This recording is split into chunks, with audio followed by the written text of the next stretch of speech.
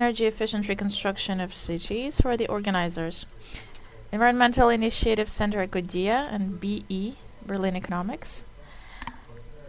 Partners of the event: Bucha Municipal Council, Energy Efficient Cities of Ukraine Association, and the Covenant of Mayors. So, first of all, I'd like to remind you that we have today two experts in simultaneous interpretation. We have Yulia and Alexei with us, helping us today. If you actually want to get Ukrainian translation when we present in English, so you pick channel A on your devices and listen to English translation. This is channel B on your headsets for simultaneous translation.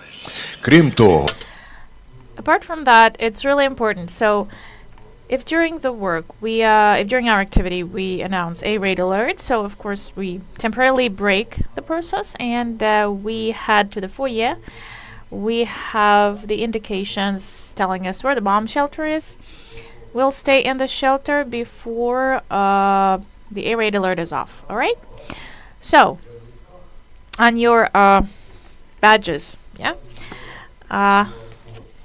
there's a QR code on the other side, so you can find an agenda of the conference and also the results of the survey. Okay, so we will introduce the survey in English, but again, organizers assure you, and I can trust them, all the participants will get the Ukrainian version later of that presentation, that this is truly important. So we have, the war is still ongoing. Even when the war is over, we have to start thinking about reconstruction and recovery now. We already are designing specific plans and specific methodology for that. As an example, we take those people who are next to us, those who are together with us, and this is really important to realize that we're all together for someone may lack some special knowledge which are required for recovery. There is an opportunity to learn. Someone has a lot of knowledge, immense knowledge, and there's an opportunity to share. So that's how we can generate the synergy. And synergy leads us to effectiveness, of course. Effective and efficient recovery. So today we will present the results of the survey, Green Reconstruction of the Housing Sector, Feasibility Study for Bucha. This survey was performed by Berlin Economics Company and Ecoaction Center. So please pay attention to the following. The title of today's conference is a little bit different. Okay, so in English, if we translate it, so energy efficient reconstruction of Ukrainian cities. Ukrainian. In Ukrainian translation, this word is missing. So we live in the real world, and we can assume that unfortunately, those methods that are designed and tested in Ukraine today, maybe we'll have to use it for the reconstruction of other cities in other countries if we don't stop the aggressor here in our territory, at our border. So the responsibility and effectiveness, your effectiveness, it's not for Ukraine only. It's not for Europe only. So this is for the whole world, actually. It has a global meaning. Okay, let's be careful. Let's respond to A-raid alerts today as that's necessary. Don't forget that each particle of your experience and knowledge, it will be used if there is a need, of course. So, this event is taking place in the framework of the project, closing the cycle of fair energy transition designed by regions and cities with the financial support of the European Union. So, I spent half of my childhood in a small town, the Mishaeva. I can see that Deputy Mayor of Bucha, Dmitro, is smiling. He actually knows that place. Bucha, before the full-scale invasion, Bucha managed to transform into a center I could never imagine when I was a kid. We had Worzel also, yeah, between the Mishaeva and Bucha, yes, on the way. Irpin, somewhere there, and many other settlements, but development of Bucha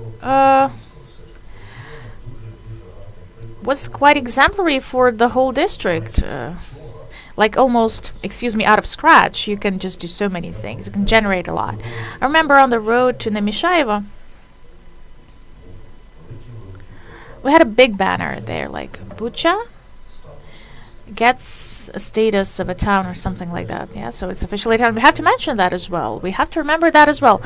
How much efforts were put to turn this, let's say even a village, turn this into a municipality where you really still want to live, even despite that tragedy that Bucha suffered from with Ukraine and Ukrainian Bucha altogether. So, colleagues, just to underline that each of us today has something personal about it. If we knew Bucha before that or not, there is something personal in the whole reconstruction concept, and my big gratitude to you for taking care of this and actually handling this. For the introductory and welcoming words, I pass the floor. Who will be the first one? Okay, Vasyl Shkurakov, First Deputy Minister of Community, Territories and Infrastructure Development of Ukraine. Please, you're so welcome. Vasyl, you have your microphone. Thank you so much. Thank you. Thank you, Andriy. How much time do you give me? Because I know that you're very controlling about that. Okay, research shows that 7 minutes is optimal, okay? But 8 minutes is a problem, all right. Okay, I'd like to start the speech. Andriy reminded us of the past, and I would love to remind us all of 2021 when we, together with Bucha Mayor,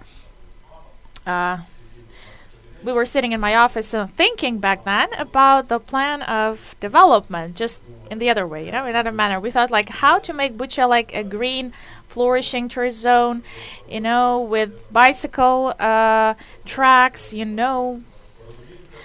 I think we all are on the same page here. We had really ambitious plans, big plans, a lot of interesting work we were planning to have. This was like a pilot, a first pilot where we, together with the State Agency of Tourism Development, we were doing it together with Bucha.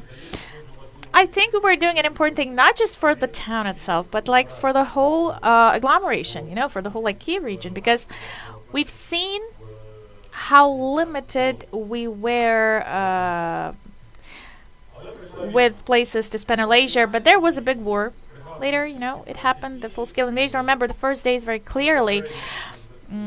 I stayed in touch with the city council and association leaders. Alexander Slobozhan lives there as well, and he stayed there in occupation.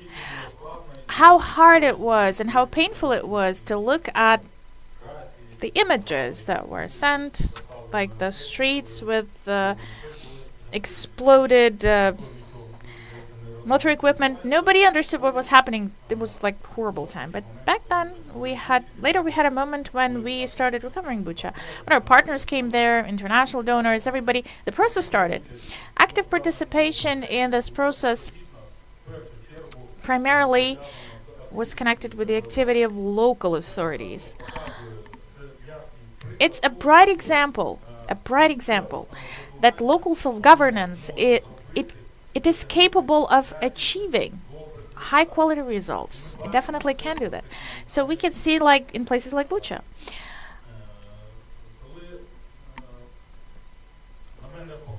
When I was delegated this function to handle the energy efficiency aspects a month ago, I started digging deep into that.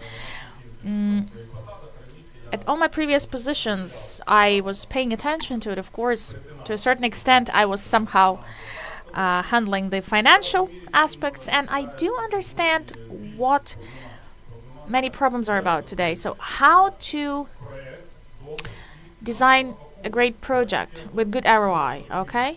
We understand that energy efficient measures, thermal insulation of buildings, re-equipping, rebuilding, industrial water supply, energy supply, industrial reconstruction.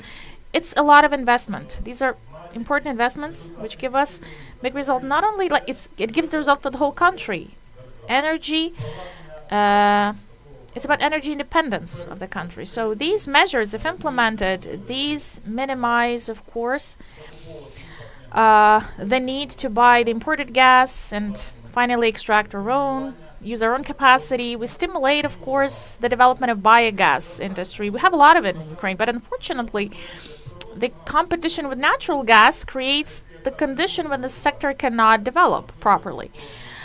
The opportunities of any settlement in agglomeration or community, they can, within their territory, they can create these spots to produce that type of gas and use it for their own needs, to cover their own needs. So it gives a big result, a huge result. And we don't just speak of minimizing the load on energy system or minimizing the load on budgets. Primarily, it's about the quality of services for people, okay? So this is the key entry point for us. So citizens must be covered with high-quality services with minimum cost, okay? Because if we talk about something related to municipal services and housing services, well, it's always about tariffs, the key thing, okay? Tariffs. What the tariff will be. The tariff will go up.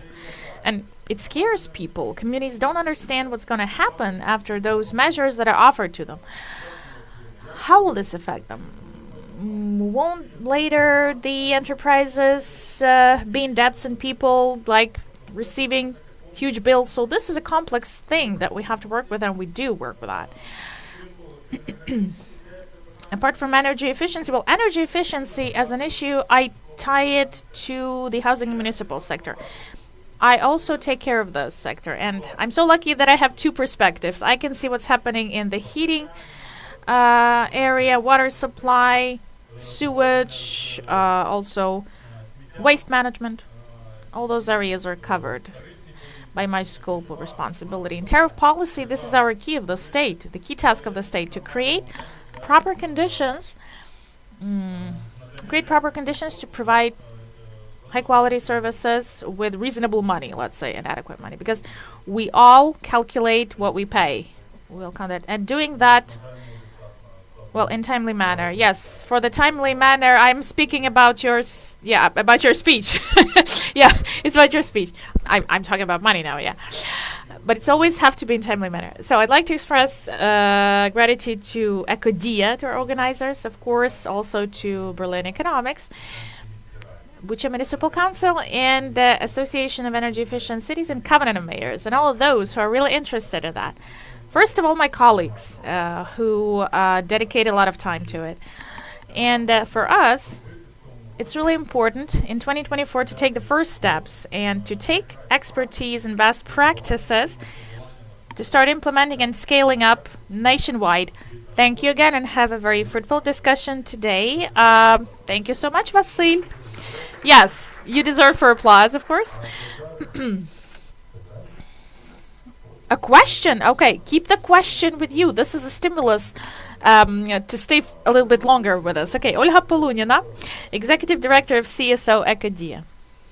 You're welcome. Thank you so much, Andrei. Dear colleagues,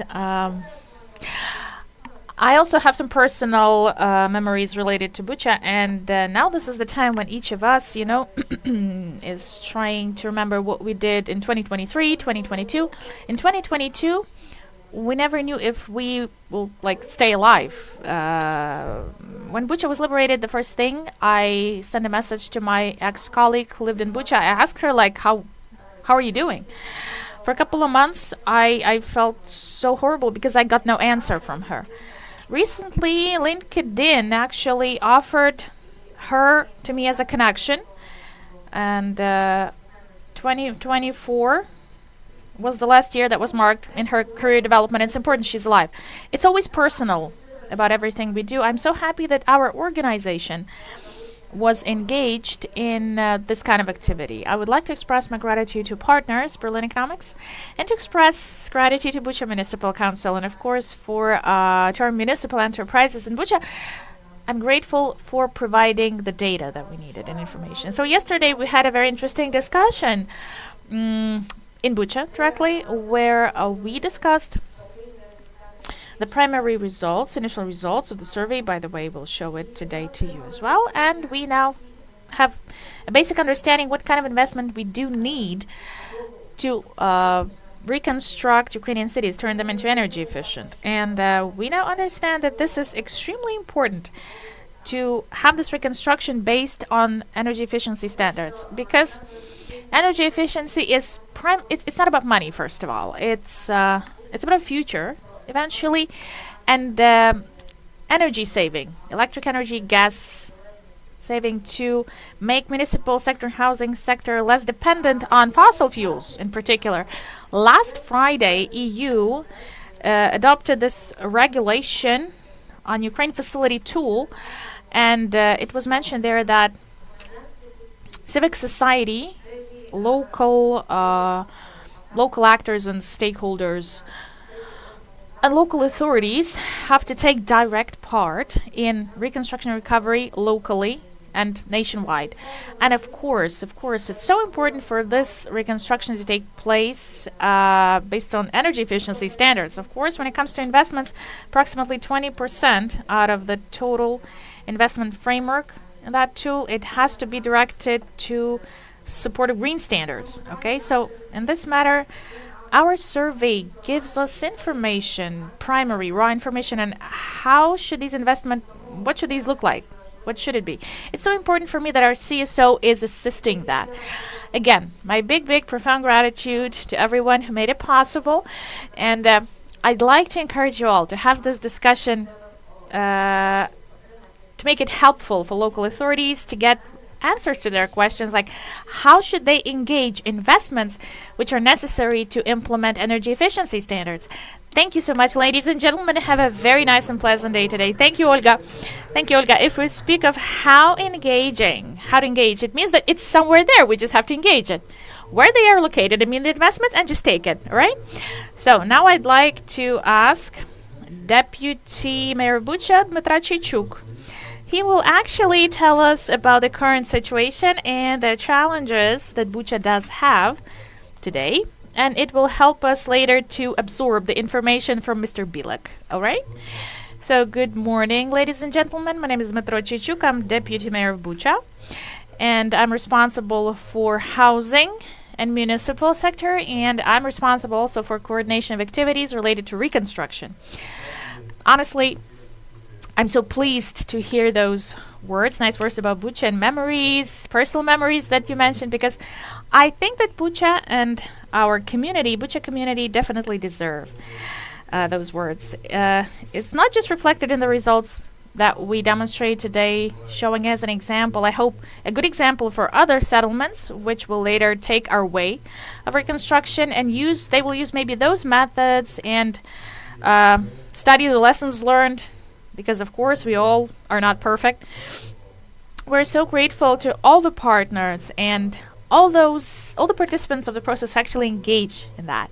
Those who gives us some advice, recommendations, those who stimulate us to take proper steps in energy efficiency and implement new technologies, how to handle emissions and how to handle new algorithms of recovery. So time goes fast, so we're moving forward. We already are reconstructing. We have certain results, and we can actually share that. So we already have experience. What was mentioned, we can share that as well. And I do hope that in Bucha community, we'll have this green tourism. It will flourish. It will be nurtured, and we'll have the cycling tracks that we planned we wanted to have these green zones and 14 lakes, all these landscapes. It will be there, but after we have the big victory eventually in the country. So I'd also like to step aside a little bit, but unfortunately many of those landscapes I mentioned and spots are potentially contaminated by EODs.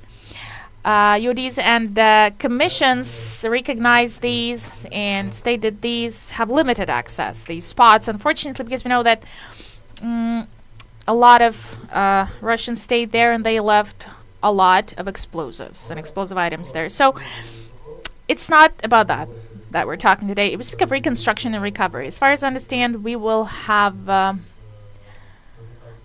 Okay, we can actually start presenting, and we have the separate blog for it. So what? How it's gonna happen? Yeah, I have my own. Okay, yeah.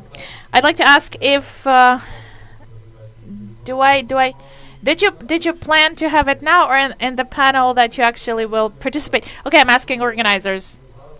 Give me the clue. We can start it now, or how long will it take? Like 6 slides? And I think maybe we should take a look now. Okay, and Mr. Bilek says yes, so why shouldn't we?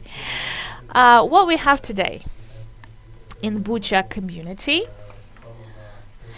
as of December 31st, 2023, more than 3,600 objects were damaged in Bucha community, but figures are dynamic. People return some objects. There was like limited access to them, so some objects we still add some objects, and in this dynamics we have fewer and fewer of these because we are reconstructing.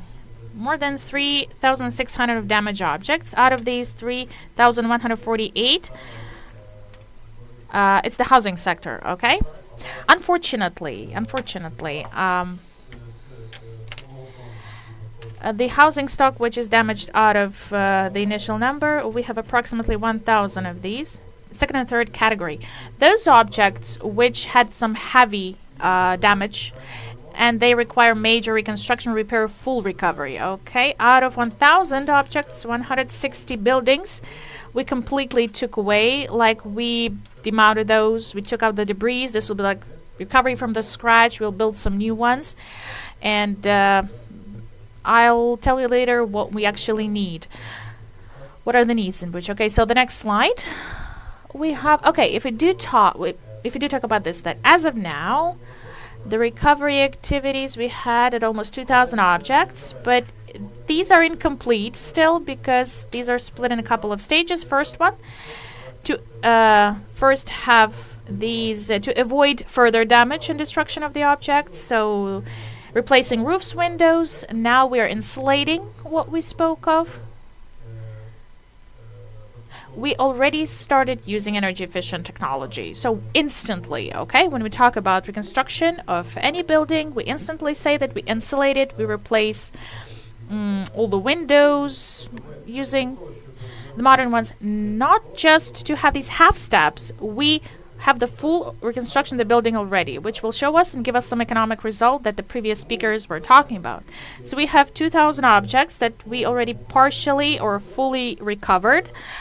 Out of these, 1.5 thousand of objects. These are mostly private households where we had roofs and windows damaged, partially recovered, but it still requires some more support.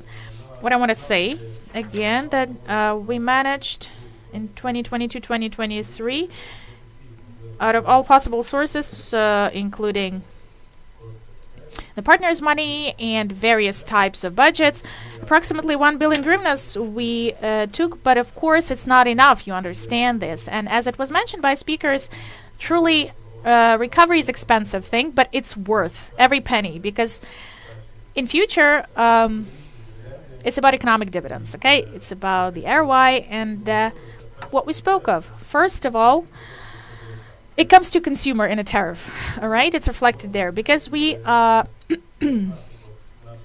really want to have the result of our actions to save resources. And after saving resources, we of course will start, we'll make it more financially beneficial for each citizen. Okay, so we do have in 2023, we engaged more than 700 million. And later I'll stop in details what the sources were, what the programs were that we had. Also, I want to tell you, okay, maybe the third slide now. Okay, slide number 3. This is our need. So today we have the need to recover more than 2,000 private households and 146 multi-storied buildings, residential buildings. Considering that we still have this, like, we're very active with this, we're doing everything we can. If you remember 2022, after the occupation, you have to understand that the first problem that was back then for all the state. The priority back then was the heating season, 2022-2023. And we mostly focused back then, I stressed a couple of times, I told to mayor and my colleagues, if someone will have the deoccupation period after liberation, the first steps, if we speak about the reconstruction, but not of our steps as municipality, security, for example, and recovering the critical infrastructure, I speak of the reconstruction. First, you have to focus on how you prepare to heating season. It's always not enough time. There's always not enough time. We were not an exception. We instantly started prioritizing this, recovering windows and roofs, of course, recovering the core structures, and recovering the heat supply systems, because we understood that winter is always coming, as Ned Stark says. We have to be ready for it. So, back then, we had this, how to say it? We had a lot of good results at the level of regional military administration and specialized ministry when it comes to gas consumption, because back then we had little stock and everyone was preparing for a hard winter. But fortunately for us, we managed to survive. We were prepared.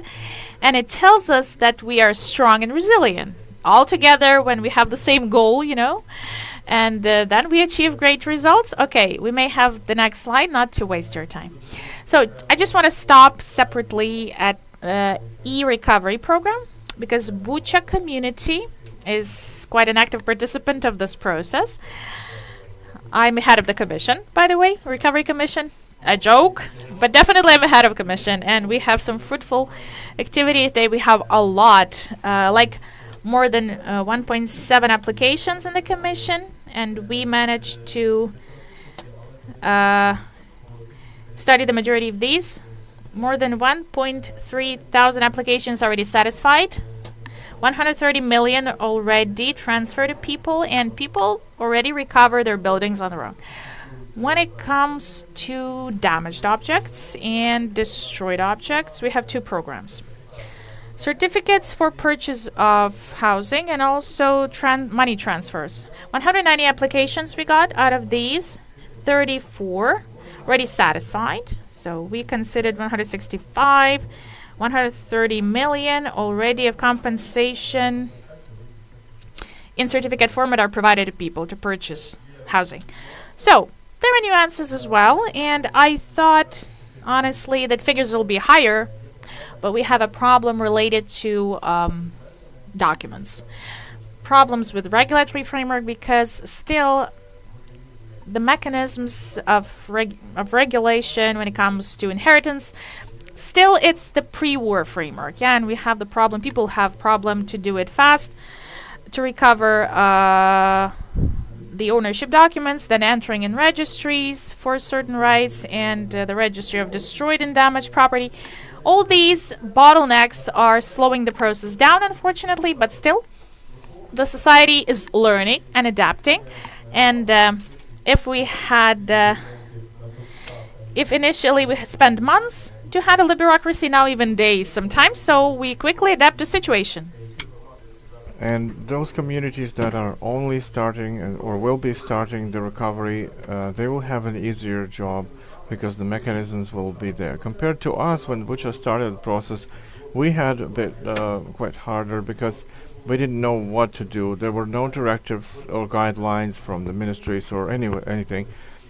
And everybody faced the situation for the first time, and nobody understood how.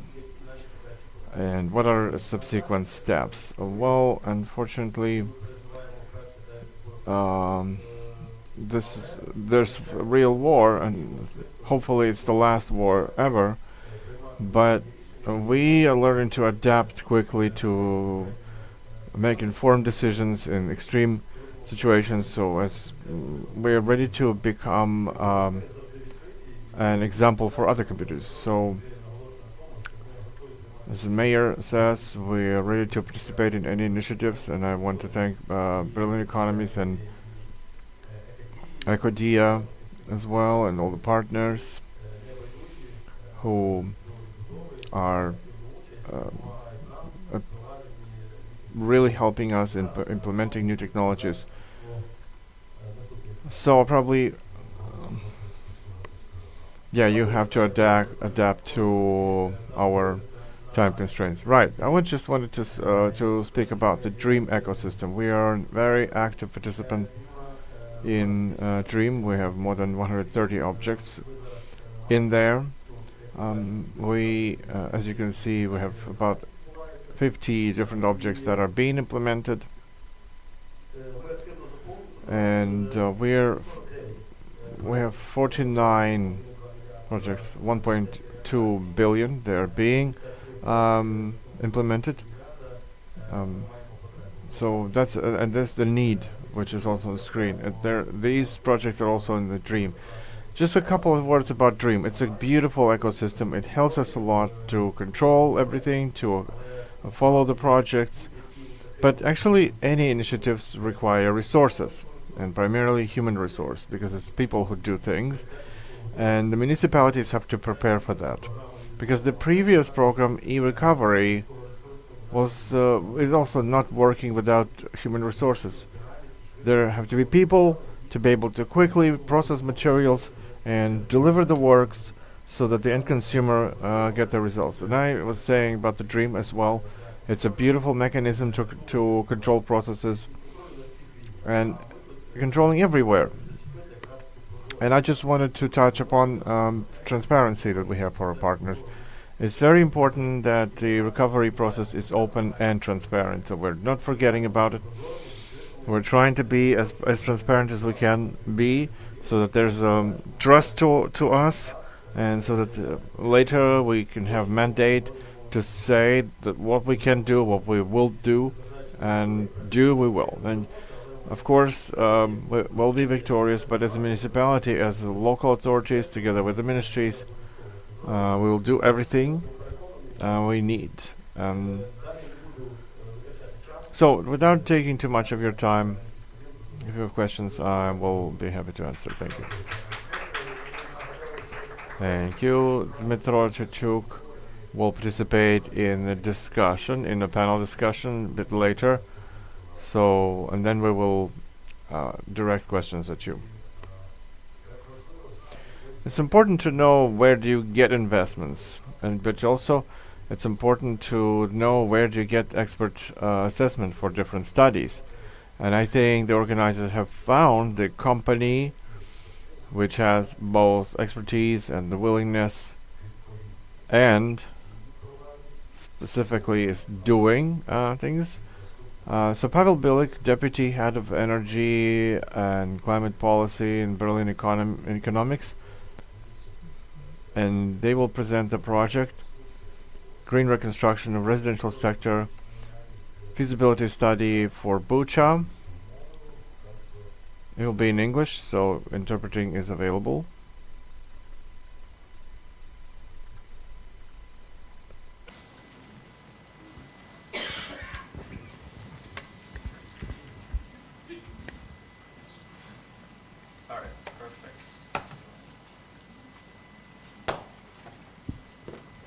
Can everyone hear me okay? Perfect. So thank you, everyone. It's a real pleasure to be here with you in Kiev today. So my name is Pavel Bilek, and I'm one of the co-authors of the new study on the green reconstruction of the residential sector in Bucha, alongside my colleague Ruven Stuba and Dinara Saparova.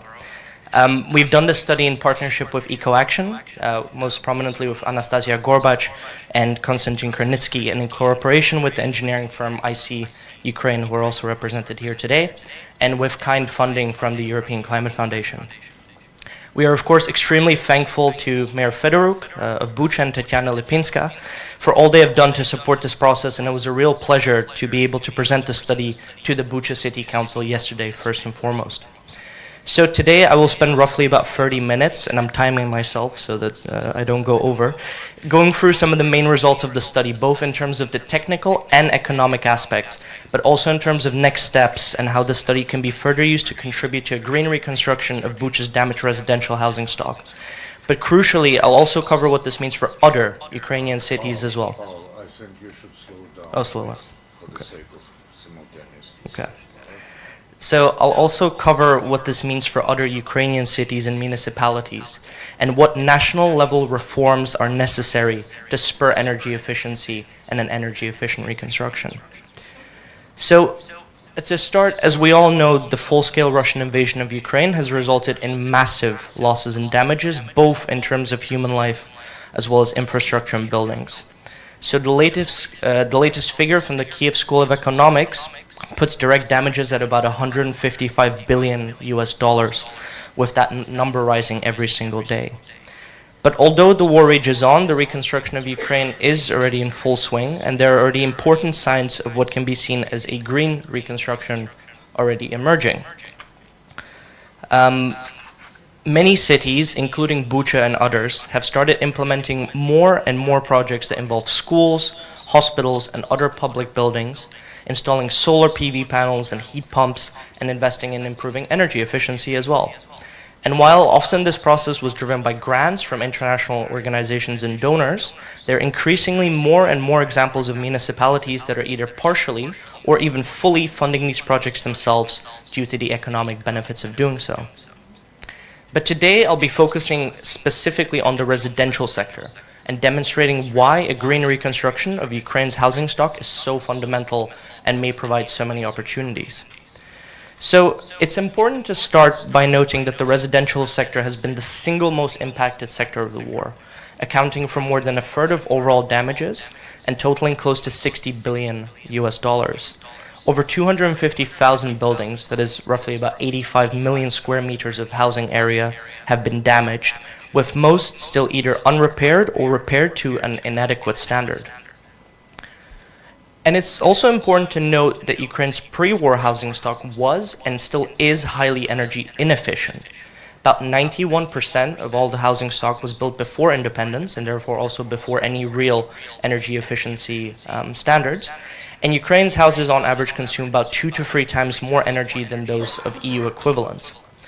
In general, the residential sector accounts for a very significant share of total energy consumption at about 28% of all the energy consumed in Ukraine. Ukraine does boast a very significant district heating network, with one of the highest concentrations of district heating in Europe, but also a lot of these district heating systems are highly outdated, often with very high heat loss rates. But it's important to note that the current energy efficiency standards do already mandate some sort of build back better or build back greener principles. New build housing and major renovations or repair must be upgraded to at least a Class C, according to Ukraine's energy efficiency legislation, and more minor improvements or less damaged buildings have a requirement of upgrading to at least a Class D.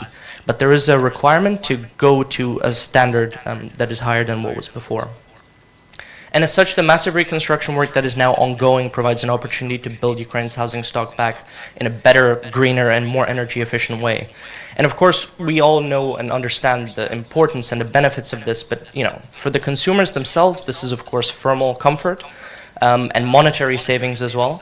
But at a higher level, we're also talking about emission savings, important for the climate and the environment, but also very crucially energy security and the reduction in the need for fossil fuel imports and combustion as well. So I'll just start with a very quick, hopefully, overview of some of the key elements of the Ukrainian and EU energy efficiency legislations.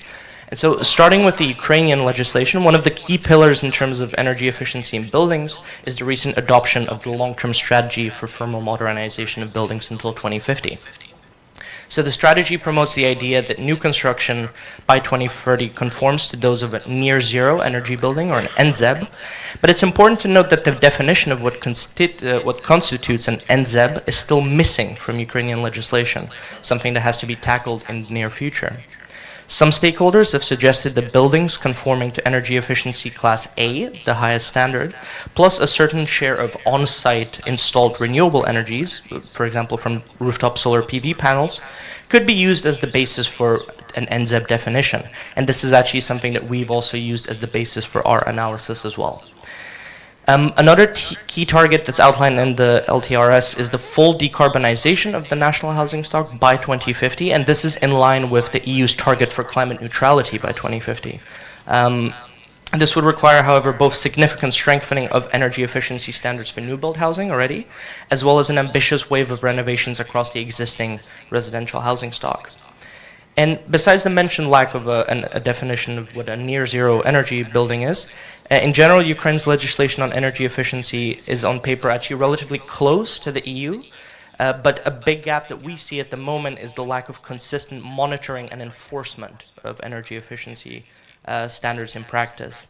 And there's insufficient guidance at the moment of the integration of renewable energy sources, such as rooftop solar, for new buildings and major renovations in particular with multi-story family buildings.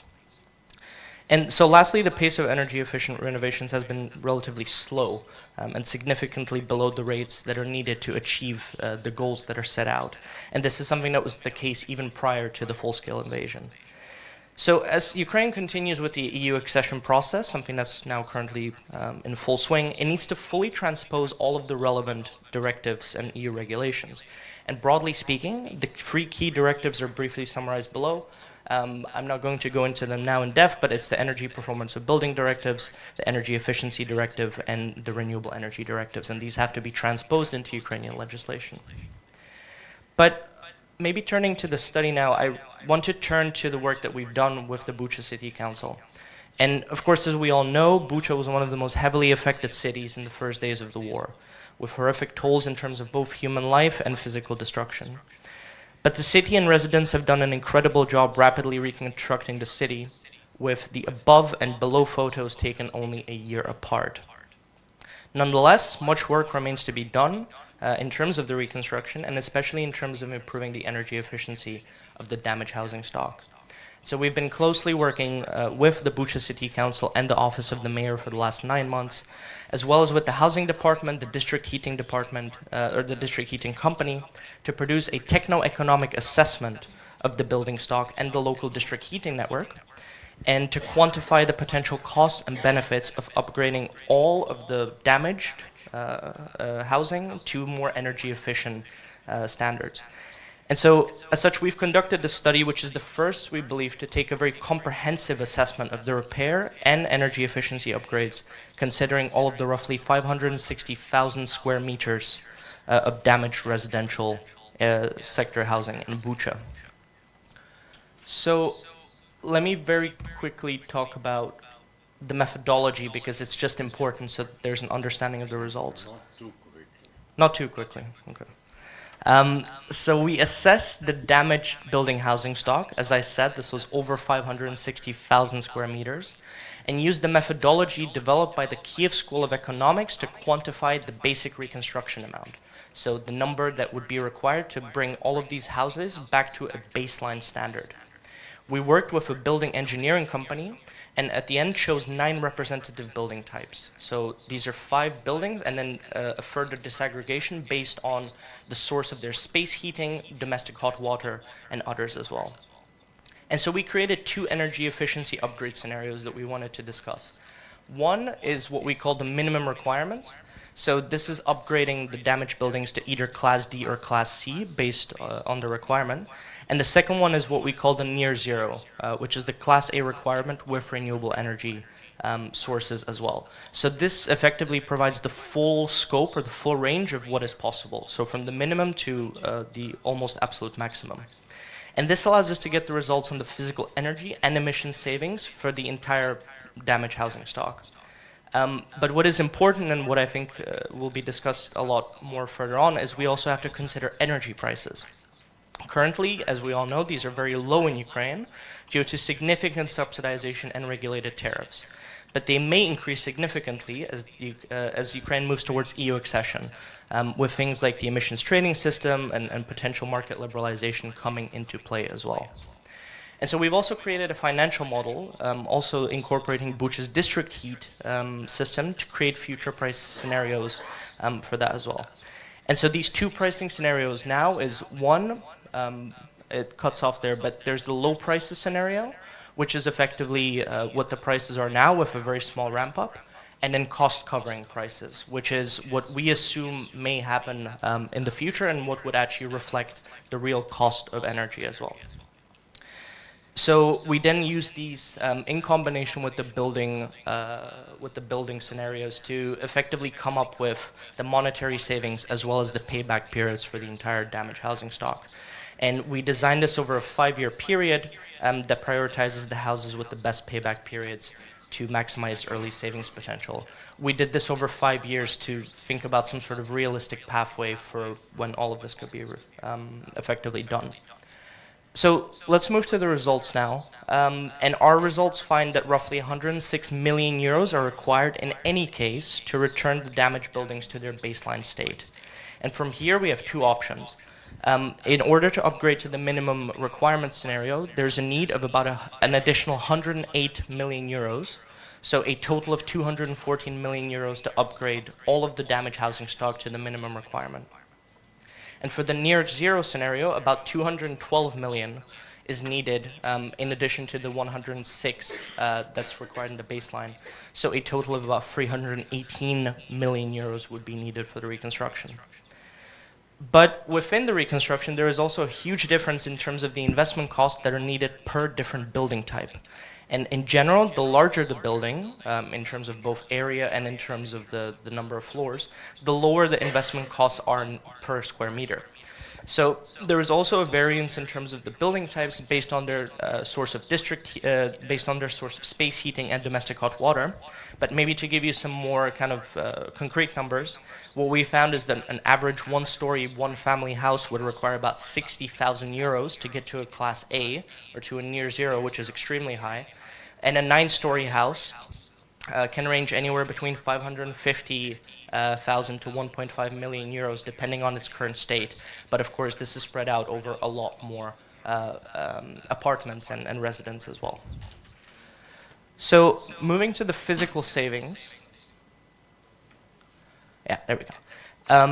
They're very high in both scenarios, and that's already a very good sign. So in the baseline scenario, i.e. when things are just reconstructed to the absolute base as they were before, the baseline would consume about 180 gigawatt hours of space heating, domestic hot water, electricity altogether. But what we're finding is that in the minimum requirement scenario, there's about 45% savings already across the entire sample. And in the near zero, we're talking about savings of about 74%. So going down from about 180 gigawatt hours to only 47. And the most significant reductions are in single family houses, and this is due to the installation of heat pumps and solar PV panels. And so let's look at where these savings actually come from. And I'll go over this quite quickly, but the fuel mix for Bucha's damaged housing would change significantly, and savings of up to 77% of district heating consumption are actually possible across the sample that we found. So these are driven primarily by the building's envelope thermal insulation, as well as the installation of individual heating substations, something that I will discuss more after that. So this has significant implications for district heating systems as well, and the actual investments have to be planned in parallel. When thinking about energy efficiency upgrades for buildings, we also have to think about the investments that are needed in the district heating sector to ensure that there are no stranded assets. And this would also have a price impact in terms of district heat, so that's also something that has to be considered as well. But the most significant reductions are what we're seeing in natural gas, and this is, I think, quite good and quite important. So in the baseline scenario, the damaged buildings consume about 105 gigawatt hours worth of gas annually, and this is mostly in the single family houses. So this drops very significantly, even once upgrading to a minimum requirements, where it's about 44 gigawatt hours, and then down to only 7 gigawatt hours in the near zero scenario across all of the damaged buildings. And in single family houses, there's actually the potential of getting this down to almost zero with electrification and the installation of heat pumps. And so overall, we're talking about savings of about up to, I think, 14.2 million cubic meters per year in both direct utilization and through the reduction of district heating demand as well. And these are very highly significant savings. So this also, of course, has an impact on emissions. And this is crucial, as showing emissions reductions is also important for a lot of donors and international organizations, and increases the likelihood of further funding. So what we find is that the average annual savings can be up to 31,000 tons of CO2. And again, we're only talking about the damaged housing, not about the entire city of Bucha. But this would mean effectively taking about 26,000 cars off the street on an annual basis. And getting to the monetary savings, again, these are significant in all of the scenarios, but they differ here then quite significantly between the kind of low prices scenario and the high prices scenario. But what we're seeing is that over a 25-year period, so between 2025 and 2050, savings for consumers could be between 83 and 139 million euros if energy prices remain low, but between about 158 to 261 million euros if prices increase as we expect them to. And so this means that there's significant physical savings, significant economic savings, but what's actually most important is looking at the payback periods and the financial viability of a lot of these projects. And here the story becomes a lot more complicated. When we're looking at, so here we have the weighted average payback periods for all of the houses in the scenario, and that means that some of these houses are repaid much quicker and some of them are repaid much longer, but this is the average value. And what we're seeing is that if energy prices remain low as they are now, then the financial viability of a lot of energy efficiency investments drops quite significantly.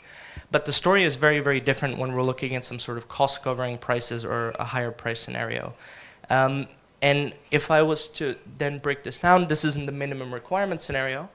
And what we're seeing here, here we have the different types of houses that we assessed, but what we're seeing is that, again, for higher buildings, and especially those that are already connected to district heat, so have some of the best payback periods. And all of the buildings connected to district heat can actually pay off under 16 years in any price scenario. And this is already an extremely important finding because there's financial viability starting today, and no matter what happens. And with higher cost-covering prices, all of the buildings in the entire sample can actually pay off in under 20 years. Again, something that might then make it lucrative for people to actually think about. Single-family houses are the worst. As I said before, the cost of upgrading to a near zero is about 60,000 per house, and this might just be too much for most consumers. And in many cases, these do not pay off, so they would require additional financial assistance. And when looking at the near zero and the payback periods for those, what we're seeing is that, again, even when upgrading to a near zero standard, almost everything that's connected to district heat pays off in under 20 years. And single-family houses are harder, so they take a lot longer and, again, may require additional support. So what this leads to is a question also about financing and grant shares. So a lot of this is still very prohibitive. And as Ecoaction's recent survey finds, very often people are not willing to invest if payback periods are really long or if there's not a significant grant component. So increasing the grant shares on projects is really fundamental to actually creating and enabling these projects. But it's not totally unrealistic. In order to get payback periods of below 12 to 13 years, what we would need to see is grant shares of, okay, 60-70% if energy prices are low, but really only 20 to 40% if they are higher or cost covering. And what we also find through the study is that some measures are no regret and should already be considered now in any scenario and any price scenario. Solar PV panels are one of the things that we found pays off in almost every scenario. The payback periods are between 7 to roughly 14 years, but with the absolute majority falling within the range of kind of 7 to 10 years. We find that there's the potential of installing up to 10.2 megawatt in Bucha and providing annual savings of about 10 gigawatt hours on electricity. And the payback periods may actually be even quicker due to some of the net billing laws that were passed, such as 3220-9, and existing feed-in tariffs as well.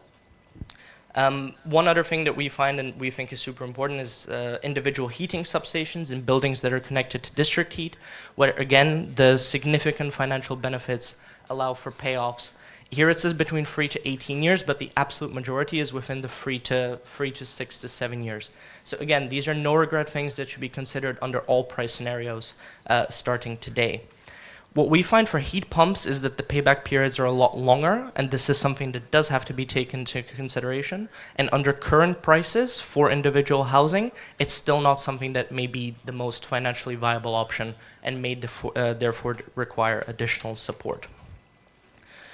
And at a bigger level, and feeding also into the national conversation, we find that energy efficiency retrofits are very good for job creation. In an IEA study published a few years ago, the findings were that for every $1 million of investment, about 15 jobs are created. So in the case of Bucha, this would mean about 350 to 690 jobs, depending on the scenario. There's also, of course, spillovers for the local economy, focusing on the services that are needed. And what's important at the national level conversation is also thinking about the further localization of energy efficiency equipment manufacturing and renewable energy manufacturing or assembly in Ukraine, something that is a big discussion even nowadays. So those were the main findings of the study, but it's now also important to turn to some of the policy implications and some of the pathways forward. So, of course, municipalities are struggling with financing, and the majority of the budgets and contributions go directly to the state level rather than the regional level. And it is therefore very crucial to actually consider or to find arrangements which reduce the upfront investment burden for municipalities and for individual investors or individual houses that are looking to install energy efficient solutions. So broadly speaking, there are three possible pathways to achieve this, which could also be combined in different ways. And we're going to hear more about the financing in the panel that follows the presentation. So firstly, international support is crucial in any scenario to scale up energy efficient reconstruction of buildings and enabling more ambitious upgrades. This could range from direct project by project grant support or the utilization of existing and upcoming energy efficiency funds like the one that already exists, as well as soft loans, so loans with very low interest rates from international financial institutions and other donors as well. On the second pillar, this would consist of increasing the borrowing capacities of municipalities. And in order to make projects more bankable and enable municipalities to again access these softer loans from international financial institutions, there is a need to provide collateral, possibly through sovereign-backed guarantees. Another idea would be to form associations of several municipalities that jointly apply for loans in case individual municipalities face borrowing or funding constraints. And the third and last pillar relates to the mobilization of private capital and certain measures that already have acceptable payback periods now, such as rooftop PV or the installation of individual heating substations, and possibly also more comprehensive energy efficiency upgrades on some of the multifamily housing could be implemented by energy service companies or ESCOs. And instead of having to provide large upfront financing, beneficiaries or the households would then pay for these services over time, enabled through the savings from the lower energy bills.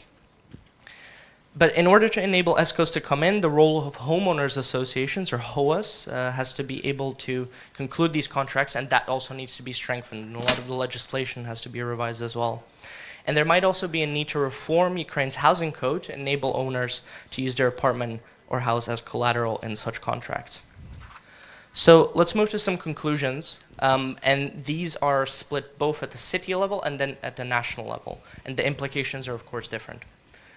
So upgrading Bucha's damaged housing stock, as I've already shown, can provide significant benefits, and this is the first study that assesses what this would look like at a citywide level. And again, the savings can be significant and highly ambitious, up to 74% physically, about over 30,000 tons annually of CO2, and with monetary savings up to 10 million euros only for the damaged housing. But the investment volumes can reach over 320 million euros, which is highly significant, with payback periods of roughly, let's say, close to or under 20 years, but only if energy prices are cost covering. And so based on this analysis, several key considerations from municipalities emerge. One is that they're under individual measures which should be considered under any scenario. Solar PV and individual heating substations for buildings with district heat are just one of the options. And from a purely economic perspective, larger multifamily buildings should be prioritized first and foremost for energy efficiency upgrades, all other things being equal. Public awareness is really fundamental, and there is work that needs to be done with individual homeowners and homeowners associations on actually spreading the message and the understanding of the benefits of energy efficiency. And securing financing is key, and larger grant shares are needed to reduce payback periods for some or a lot of these projects. And so these considerations and more holistic techno-economic planning such as this can and should be integrated into cities' sustainable energy action plans that emphasize energy, emissions, and monetary savings, but also improvements in energy security and thermal comfort more broadly. And finishing at the national level, there are two things which I'd like to discuss. One is the regulatory framework and then energy prices. So starting with the regulatory aspects, Ukrainian energy efficiency legislation needs to adopt a definition of a near zero energy building, which is in line with the EU's EPBD, to provide a set standard for building companies to create designs and standardized products, which could then, in the long term, also slightly reduce the cost of these as the products become more standardized. Monitoring and enforcement mechanisms are currently lacking and are desperately needed to help bridge the gap between the projected energy savings in buildings and the actual savings that are following the upgrading process. And there is also additional work that needs to be done on updating the housing code to fit the modern realities and market economy principles with a focus of how to improve the bankability of homeowners associations. And crucially, developing a more holistic legal framework for long-term municipal energy planning is necessary, including for the creation of longer-term energy and climate action plans to ensure that there are cost-optimal investments in place without asset stranding. So such as through the coordination between energy efficiency upgrades and housing on the one hand, and the either ramping up or scaling down of district heating networks and electricity distribution grids. And as is clear from the study, the currently highly regulated and subsidized energy efficiency tariffs are a huge impediment to the large-scale rollout of residential energy efficiency upgrading. So the current situation has led to a significant fiscal and quasi-fiscal burden at both the state level and within the balance sheets of key state-owned energy companies, and reforms are necessary to prevent further financial burdening and the accumulation of debt. But more broadly, lower energy prices remove the incentives to save energy and ultimately lead to lower monetary savings from energy efficiency upgrades, which leads to longer payback periods, which may not be workable for most consumers, or which may not make any real economic sense in general. And this is important to acknowledge as well.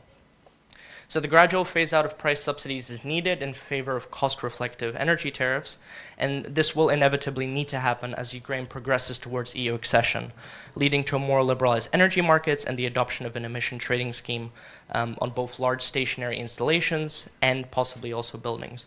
But at the same time, and I do need to stress this, consumer protection is fundamental, and the subsidies that are currently in place must be replaced with mechanisms such as more targeted consumption-independent subsidies or broad social transfers that protect vulnerable consumers. And to end, and ultimately this is also why we've conducted this study in the first place, to make a comprehensive assessment of the potential costs and benefits that energy efficiency may have for consumers, and to promote the further upgrading of thermal comfort, living standards, emissions reductions, and ultimately energy security for Ukraine and her people. I would like to thank you very much for your time, and I look forward to any follow-up questions and the discussion. Thank you. Дуже дякую, комплексно. Thank you so much. That was very deep. That was very comprehensive, and that was very fast as well. So now we have... Thank you.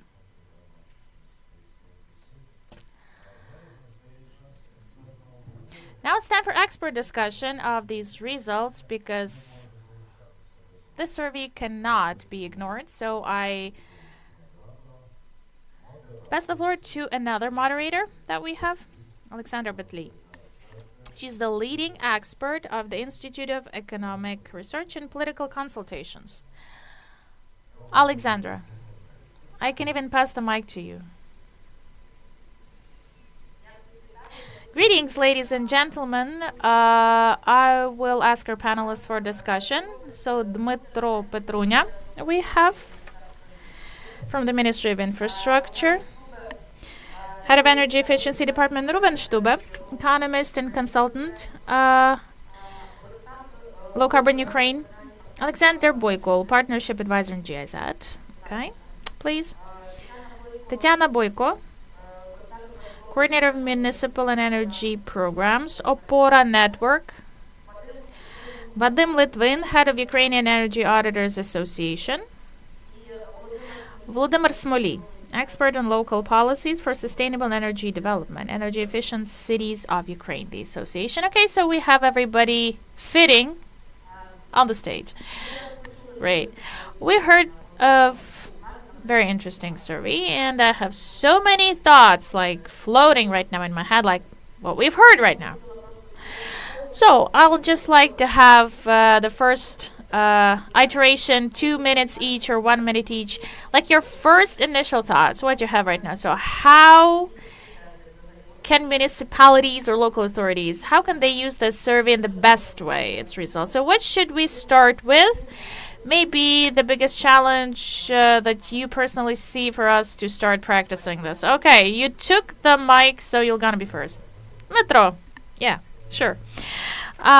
Well, I'd like to say first that we've all seen on TV and we've all seen Bucha in the first days of full-scale war, and we have the understanding, we understand what happened there actually, so we fully realize that and how it was. When it comes to the survey, I truly want to tell you that this is an interesting survey for all of us because it definitely reflects the steps of our state policy that we're shaping. And of course, it's in line with the modernization strategy we adopted last year. And it's really very interesting. And it would be so useful, I guess, for us to dig deeper in the report when we finally get it in our hands, because what I'm interested in, the component of building reconstruction.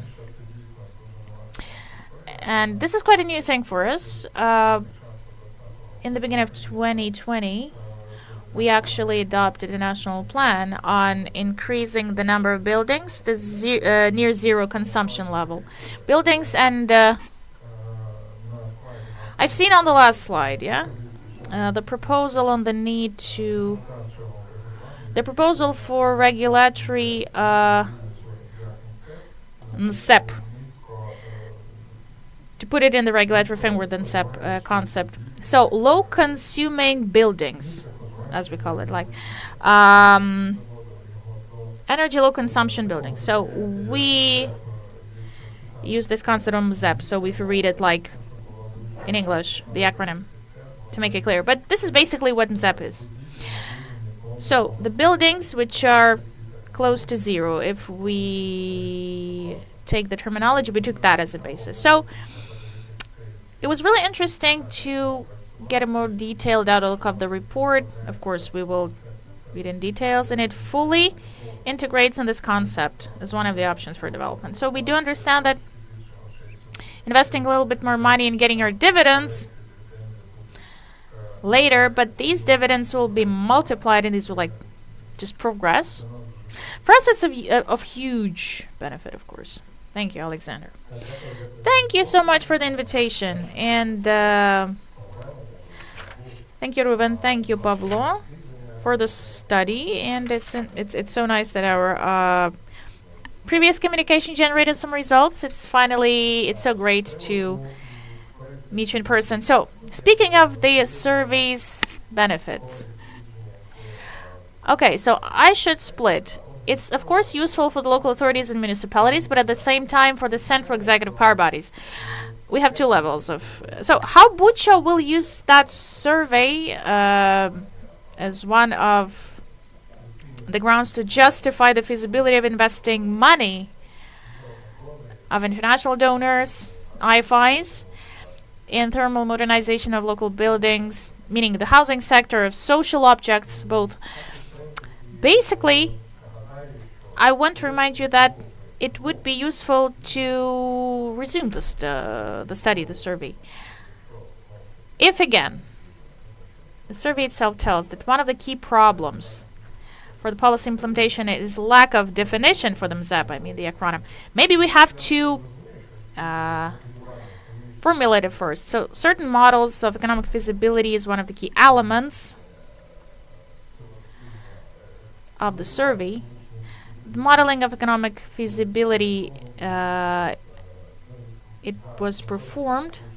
If they use methodology approximated to Ukrainian legislation, basically it's half of the step to start designing the minimum requirements to buildings with zero consumption. So I really encourage you to continue with this, please, in tight cooperation with the ministry. And we do understand that the 5-year period of current requirements is almost expired. So this may be one of the key elements for us to, it may help us to design the next package of minimum requirements to buildings and MZAP. So, yeah, like that. Ruven, I will reformulate the question because you're one of the authors. Who was the key target audience for you? What steps do you accept from your target audience and who these people are, let's say? So I'm going to speak in English. Unfortunately, I don't speak Ukrainian. I think the key audience is twofold, and I think this hopefully was already clear from the conclusion of the presentation.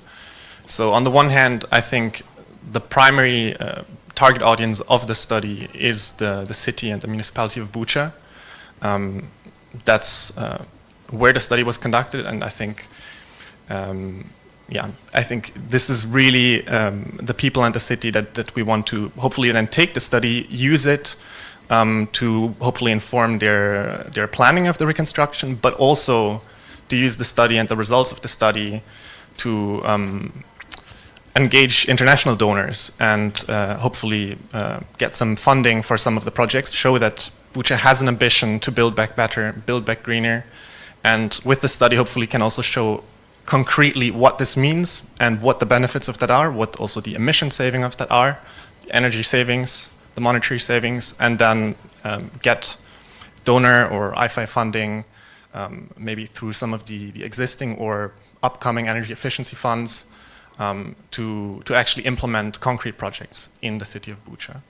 Then I think the secondary audience is the national policy level and other cities to show that building back better and building back greener in a more energy efficient way is possible, and that similar studies could be conducted in other cities to inform their reconstruction, and then also to inform national level policy making to implement the necessary changes in regulation, in energy tariff reform, etc. Thank you. Тетяно, твої думки. Okay, Tatiana, thank you so much. Your ideas, your opinions, very comprehensive survey. I think it will be really, really useful for not just for the municipality, well, for all the municipalities, for Bucha in particular, for the municipal council, just to understand where strategically we should move and where to take money from, because I would split this in 2 blocks. What can be done now already, when we still have the hostilities on the territory of Ukraine, and what shall be there after the victory? Obviously, these are 2 different strategies. What can be done now? Well, I would call that fast, effective measures.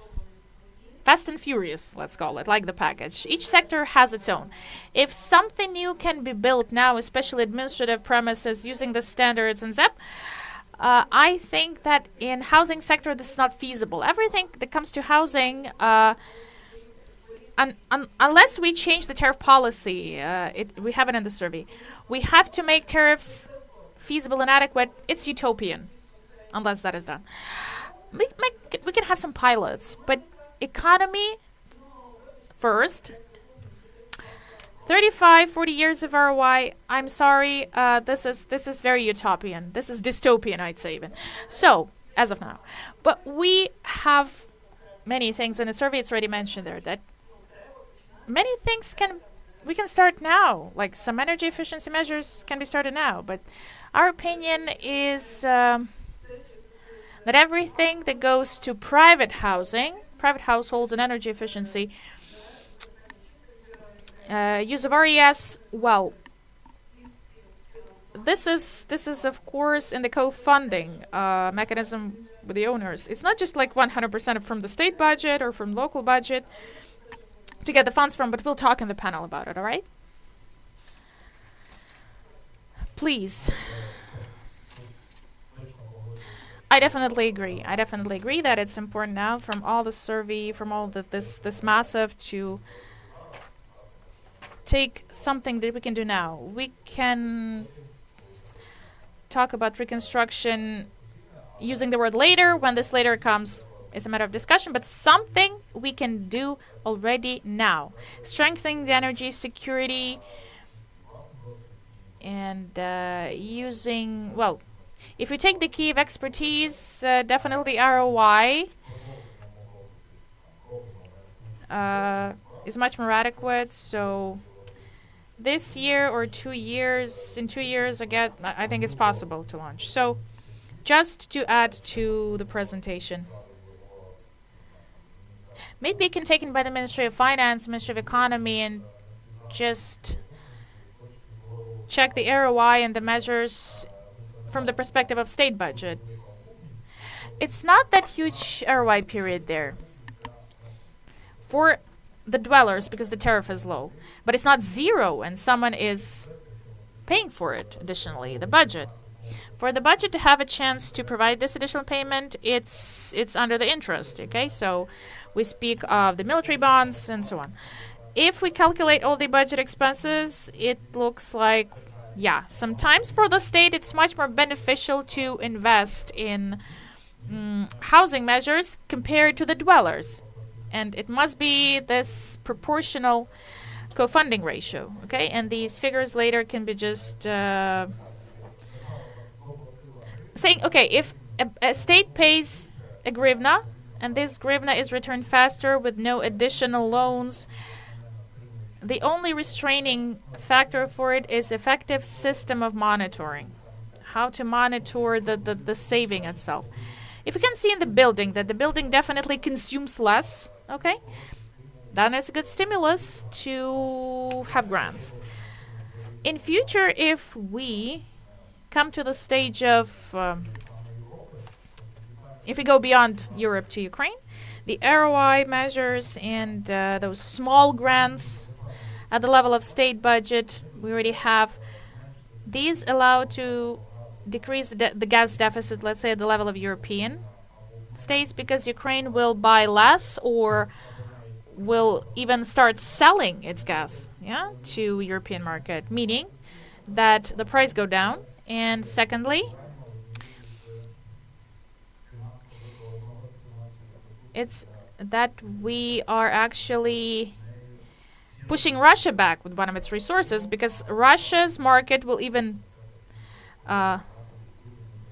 become smaller, and we can scale up these measures very fast. Small of these we can. Okay. I have a huge interest in this survey and the text, of course. I read it already, the text, but when I was coming here, I didn't prepare any statements. I decided to listen to the presentation, and always these statements push me to some philosophic conclusions. I never know why this philosophy comes to my head, but still. What came up to my mind? The statement. So it's from the Bible, by the way. When the God does not build a house, his workers waste their time. So the more ambitious goals we set for ourselves, it doesn't matter how hard the way is for us, it will still be easy to pave it. So for us as for the state, we can't complain that we can't say that we don't have any support or any luck. We still survive. We still exist as a state. We had the occupation of Bucha and other places. So energy efficiency in those studies like we had and this dialogue itself is important. It's not just about reconstruction. It's not just about closing the gaps, but we have to build something new, a better, something much better. This is the proper way to talk. I'm still quite a young person, but for 12 years, I've been there in local authorities. I've been handling the energy efficiency issues, and I've seen how the attitude evolved. In 2006, the attitude was like, what the hell is that? Like energy efficiency? Is that about low tariffs? Nobody was interested in that. Then 2015, 15, when the key statement was, this is definitely something we have to do, but it's expensive and we're to take money for it. Now we are at a new stage, and this is a new crossroads. We understand why we need that, and we are thinking how to move forward in that direction. And we analyzed the NZEP scenario here, by the way. And we have to do a lot, not only in regulatory framework, but this is a big sector that requires a push. We have to train staff, designers, construction experts. This is about new urban planning, how to produce construction materials, sustainable production of construction materials. This is something we have to work on. And as an ex-municipal official, in 2008, I came to my office. It seemed to me unreal in my small town to launch thermal modernization of 5 small kindergartens. Like, I thought I would retire and then I'll get it, but we had it done in 3 years. It looks that it's so hard right now to ensure this, but this is the very right way that we have. I have notes for 2 minutes, but I'll keep it like for dessert, okay? Yeah, of course. So you'll have a chance to present that. Okay, another iteration of questions, and I hope we'll have a little bit time for Q&A. Okay, if you have questions, raise your hands later. I have now a question because we're in this sequence we'll talk. So, Alexander, in our state budget this time for 2024, we have new fund decarbonization. We have a new part. Can you actually explain people what that is? Because we heard so much about energy efficiency fund. Maybe we'll ask the ministry. And we heard, so which formats of support will be there? Because we heard in the survey like about grants and its importance. GIZ funds a lot of projects with grant components. Is there an opportunity to expand, okay, funding of energy efficient projects that we heard of? Do you consider this opportunity, or do you talk to other donors about it? So, the need for that grant component, right? Thank you. Yeah. So, thanks for the question. I'm not sure that I should be asked about that because I'm not an official anymore for 2 months already. Not state official, but I was somehow engaged in designing of the regulation for decarbonization fund. But what's the story behind that? So first of all, this is the question to government, a comprehensive question to government. We understand that this fund is a tool that will be led by the Ministry of Infrastructure. Energy Efficiency Agency will handle this, but still it's a broader tool than just the building sector. It's, yes, the multi-storied building, they cover it. The Energy Efficiency Plan by 2030 tells that by that time, Energy Efficiency Fund must cover also the private households. We can see that some movement is there, yeah. I think the fund representative will tell us in the following panel. Decarbonization fund. Well,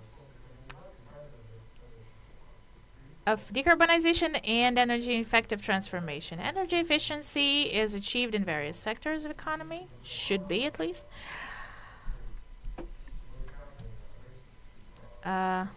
So the greenhouse gas emission minimization is planned. And we have goals defined in various sectors. So under the national contribution, which is the subject of the project's analysis. So there, respectively, maybe the government will decide that there would be decarbonization of buildings, but maybe not. In any case, whichever option the government would choose to invest in, it will have an impact on the houses itself. So to the list of conclusions of this study, I would add one other one. Yeah, granting part is important. You have to incentivize the people, the population, municipalities, the residents, where ROI is going to be lower because economically more viable tariff. But one of the other ways to decrease the return on investments, the time, is to increase the offer on the construction market as well as materials market. Because back 2 years ago, when we would talk about big thermal insulation, thermal modernization of buildings, we did some analysis to what extent big investments from the state will produce what effect. And turns out not necessarily that the prices will drop, and that will mean that thermal modernization will improve. Because we all understand big grants, big money means big offer of investments doesn't mean automatically big demand, because market has its own capacity. There is a number of licensed players in construction companies who and also companies who manufacture building materials. It was of course mentioned that cities have to develop their competences, build their capacity to produce construction materials. But in the strategy of thermal modernization, it says another task: to localize production and manufacture. 2 years ago, when the first missiles were started flowing and falling to Ukrainian houses, when there was a threat, especially last year, there was a threat of completely derailing the heat season, I researched some of the construction materials as to their availability for thermal modernization of houses. So it turns out, if you look at the biggest economic viability, individual heat substations, we don't have enough insulation, we don't have enough materials. The only vendor in Chernivtsi, they are booked 4 months ahead. So we need new production facilities, you need local production facilities, and that can be another way to go for decarbonization fund, because a fund has to have its own goals, and achieving those goals requires flexibility. So it's not only about this fund. There is a governmental earmarked funding program. It's a concept, long-term thermal modernization of residential and public houses. It was approved in November, and it also provides some steps to support private houses and also emergence of new production facilities locally. So there is a hope that after the strategy of thermal modernization will be approved, the policy will be complex. It will be comprehensive, and these studies will facilitate that. They will facilitate more sustainable policy, because we understand each programmatic document has to be updated from time to time. Even according to Directive 31, every 3 years the strategy has to be updated. New recalculations for new economically viable levels. Every 3 to 5 years minimal requirements have to be reassessed and approved. And depending on these big objectives that you set forth, sometimes it's worth looking at some things in a long-term perspective, but sometimes short-term. So each so if the study like this will not be used in a month or two, then 5 years ahead, pretty much, yes. So you mentioned that first you mentioned that we don't have the plan, and then we do. So my question about what so there's a strategy, just we've heard now. Maybe it will be reviewed and adapted because the economy is not developing the way we planned because of the war. So what legislative changes do you have in pipeline, and in particular zero or near zero scenario? Do you see some need in supporting from the project, from other experts, in order to develop these criteria if you don't have them at the moment? And again, we were hearing today that there may be a standard designed. How do you control the implementation of the standards? Do you have any solutions already at hand to be able to monitor whether the construction companies really adhere to the NZ standards, because sometimes, the standard is on paper, but nobody enforces it because there's no capacity to enforce or monitor. 5 to 6 minutes, please. Now, as for the plans, we mostly focus our attention on implementing basic directives, EU 27 and 31, energy efficiency and energy efficiency of public houses and establishments. And in the recent years, they've been reflected in Ukrainian legislation. There were laws passed, and we now focus our attention on the secondary laws and bylaws that regulate basically the implementation of these laws.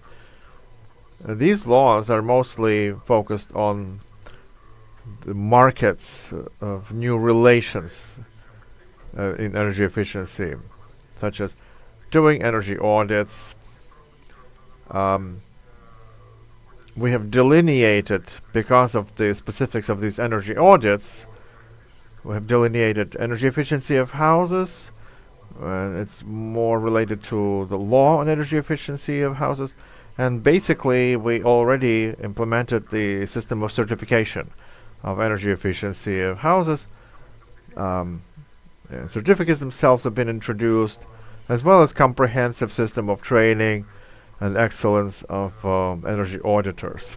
At the end of the last year, we have updated the system somewhat, and we moved it into general national system of post-diploma studies. It's no longer just certification of energy auditors, but so the new certificates, updated certificates, according to the law on higher education. The difference is that a new job has been introduced, energy auditor. A new professional standard has been introduced. We engaged a wide circle of experts to deliberation when we established the standard and this job description. Plus, we approved a qualification framework. And now already an energy auditor of houses is a legitimate separate profession. We understand that energy auditors had been working before, but it wasn't written anywhere that this is the profession and this is the job description and that's the skills that they have. Now it's been remedied. We have the job description, and energy auditor is a legitimate full-fledged job, and there are requirements and expectations, specific expectations to what they have to deliver. Earlier it was certificate of energy efficiency. Now we move towards a more comprehensive look into this topic. The conclusions of energy auditor are much more sophisticated, and monitoring is also much more sophisticated. The second thing we're working around is introducing the system of energy management. The system would entail creating in every community, in every managing body or facility that manages a building. So in that managing body, we will have units whose job is to measure energy consumption and to design plans to correct energy consumption. So we have already produced some amendments. We will submit them to Cabinet of Ministers for approval. So procedural issues where it took some time, but now we're back on track. They will be approved in the nearest time for municipalities, primarily, as a tool of energy management. Third thing that we're pursuing now quite actively at the start of this year, well, some 3 weeks ago, more clearly, we have approved an executive order about the methodology and approval of local energy plans. This is another powerful tool. If you compare, let's say, if you look at it with our today's topic in mind, which is the energy study. Study is where we collect data and produce some results, whereas a municipal energy plan means specific practical steps in which order, through which resources we can actually optimize the spending and provide certain specific steps to optimize that in the whole of the municipality. And I think this report will be of much use for us to further model the development of the system of municipal energy planning. Besides, there's another important element. We can design many interesting documents. We can normalize markets, but most important is, where do the money come from? Without the money, we won't have real economy, real savings, no matter what requirements we introduce. It doesn't work without the funding. And just as well, at the end of the last year, we designed the concept of state earmarked or targeted programs. So we have some practical products. How these targeted programs will work, we're talking about 3 programs: modernization of waste management, water-based management, energy modernization of heat distribution, and thermal modernization of houses. All 3 programs are designed up to 2030. They outline certain key objectives for both national and municipal levels. They also provide mechanisms to disclose cooperation with international partners and donors. They outline our main needs, and they also outline the amounts of funding involved. It's very interesting for our international partners, because they don't need to come to us and ask, what do you need and how much money do you need for that? It's been calculated. It's already there. So it's a very powerful tool. As for the minimal requirements, from 2018, we already have minimal requirements to houses. And if we compare with the report, the model scenarios that we've seen today, in Bucha in particular, so it's the minimal requirements where buildings do correspond to category C and category D. And also comparing it with the national plan of development of NZ plans, we also took commitment to design and approve the minimal requirements to NZEP houses. Do you need assistance from the experts or project, or do you already have it? It's hard for me to say right now. I think we will need more consultancy, more counseling after we design the first draft. Because analytical materials for this, we've already provided them last year, cooperation with the Finnish Agency on Energy Efficiency, with NEFCO. They've provided to us quite a sufficient assistance and helped us prepare a certain report.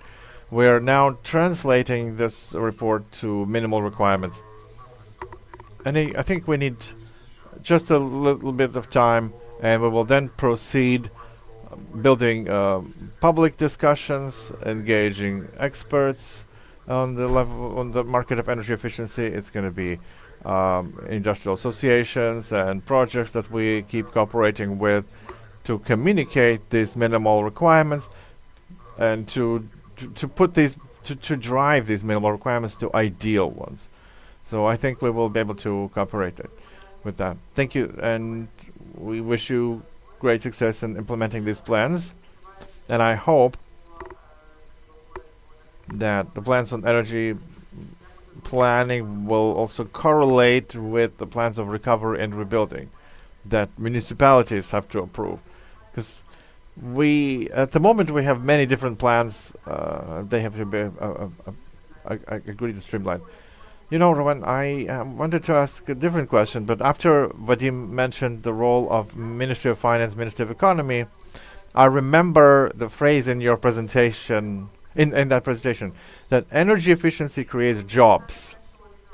And that's what we have to understand. These investments produce great results for economy. So my question, could you elaborate more how specifically energy efficiency creates jobs. How specifically? And did you talk about it, or are you planning to talk about it, Ministry of Economy, Ministry of Finance, because it's hard to do anything without funding? And secondly, second question, do you need to run such studies for other municipalities, or are results more or less the same as with Bucha? Thank you. We have not yet talked to the Ministry of Economy and Finance on this specifically. We are in regular exchange with both ministries through our other project, the German Economic Team, and also through the project Low Carbon Ukraine. But on this specific report, we have not talked with the ministries yet, but we do plan to do so as well. On the question of jobs, I think there are several levels where this plays out. One is the real physical installation of these upgrades and systems, and also the energy auditors that have been mentioned, and the planners, urban planners, architects, etc. So really on the physical build out of the infrastructure. And I think that's already a very large part of the job creation. And this is happening on the local level. So the municipalities where the reconstruction and the upgrades for thermal modernization happen, it creates really jobs in these communities. Then I think there's a second level, and this is also very, very interesting. It has already been mentioned before, and this is the manufacturing of energy efficiency equipment and potentially also renewable energy equipment. And here, actually, we already do see a few first results. We have talked to the former head of Ukraine Invest last summer, for example, and he was very happy to announce that there has been already an investment decision taken by an Irish energy efficiency company, Kingspan, in the western part of Ukraine, to build a company to manufacture actually energy efficient material for thermal insulation. This is a multi-$100 million investment, so really a very sizable investment during wartime, and it's fantastic to see that there are companies taking these investment decisions even during wartime. And I think there's a potential for much more. Alexander has mentioned, for example, the individual heat substations, where there's a bottleneck in production right now, and I think really a potential to increase investments. And I think the government and potentially also the decarbonization fund can play an important role in stimulating investments in manufacturing of this equipment. And yeah, I think there's great potential both on the local level in really building the infrastructure, but then also on the level of manufacturing. And the second part of the question, whether you should repeat the same, study for other municipalities, or it's transferable results and basically the conclusions appealing to everybody? I think a lot of the results are already transferable. Of course, I think it does make sense to repeat the study or undertake similar studies in other municipalities, because the circumstances are different in every municipality. Not every city is like the city of Bucha.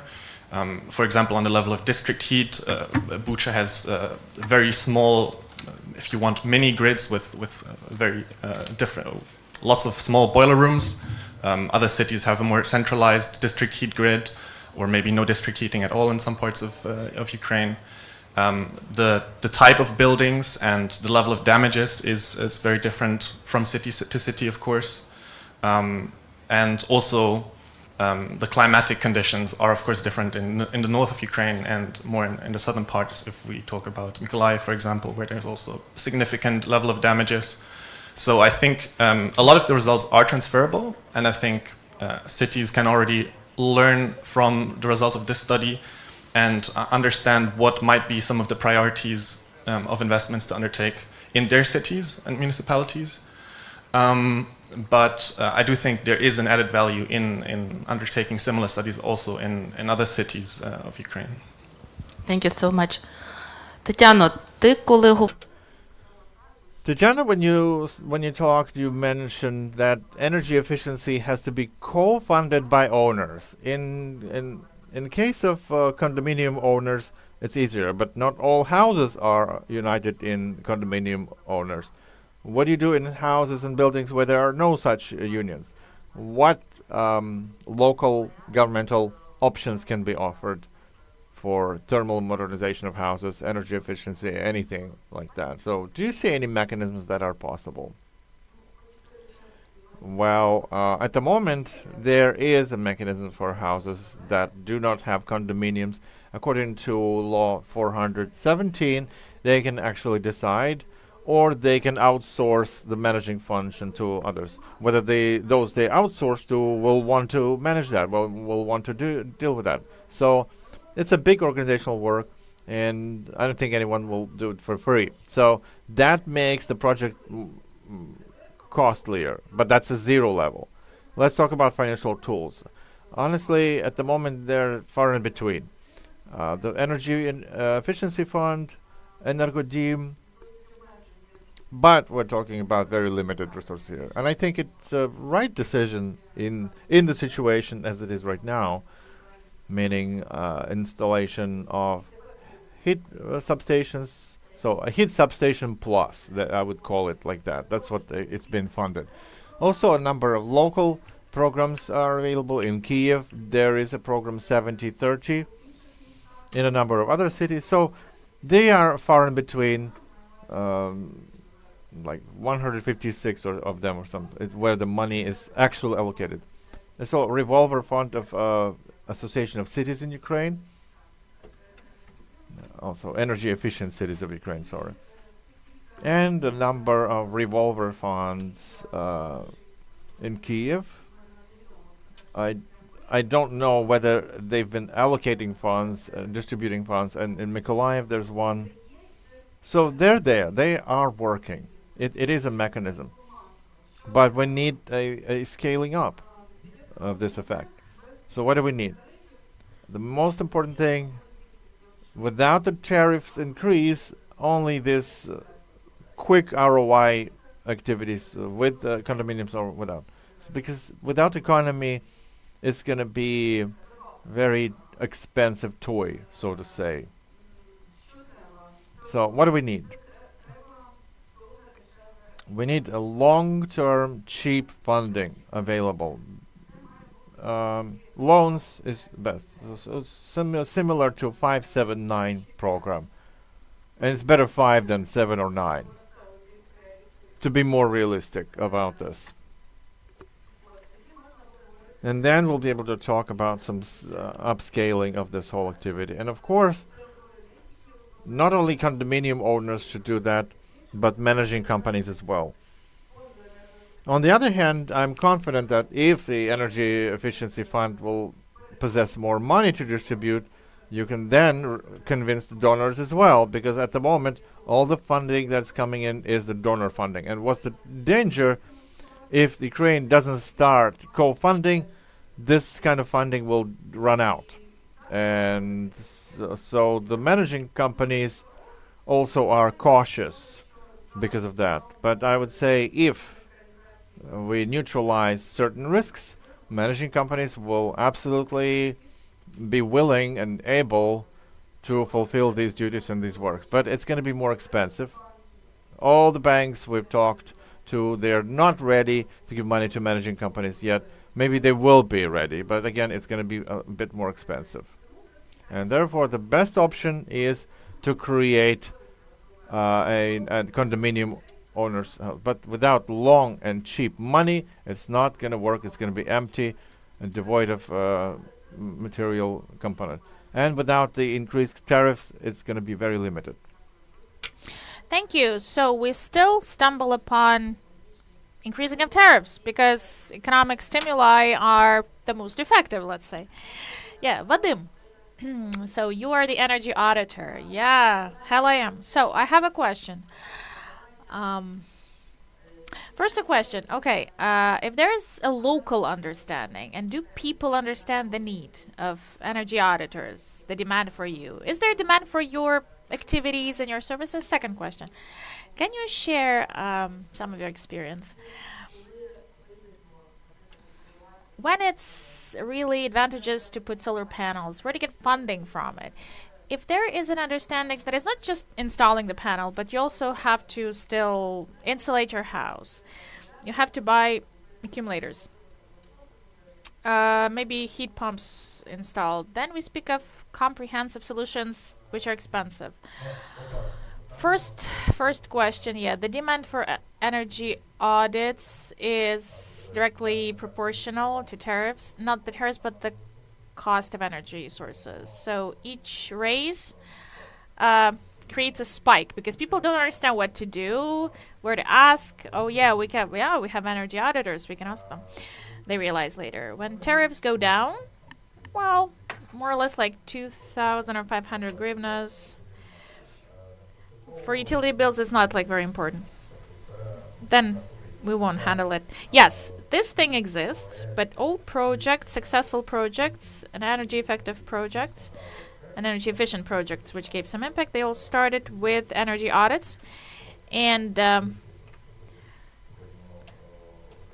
they decided to insulate something, and then it just went out. So I don't know any of these. If everything is planned, if there is a diagnosis, so we can move further. We have to make people aware of that.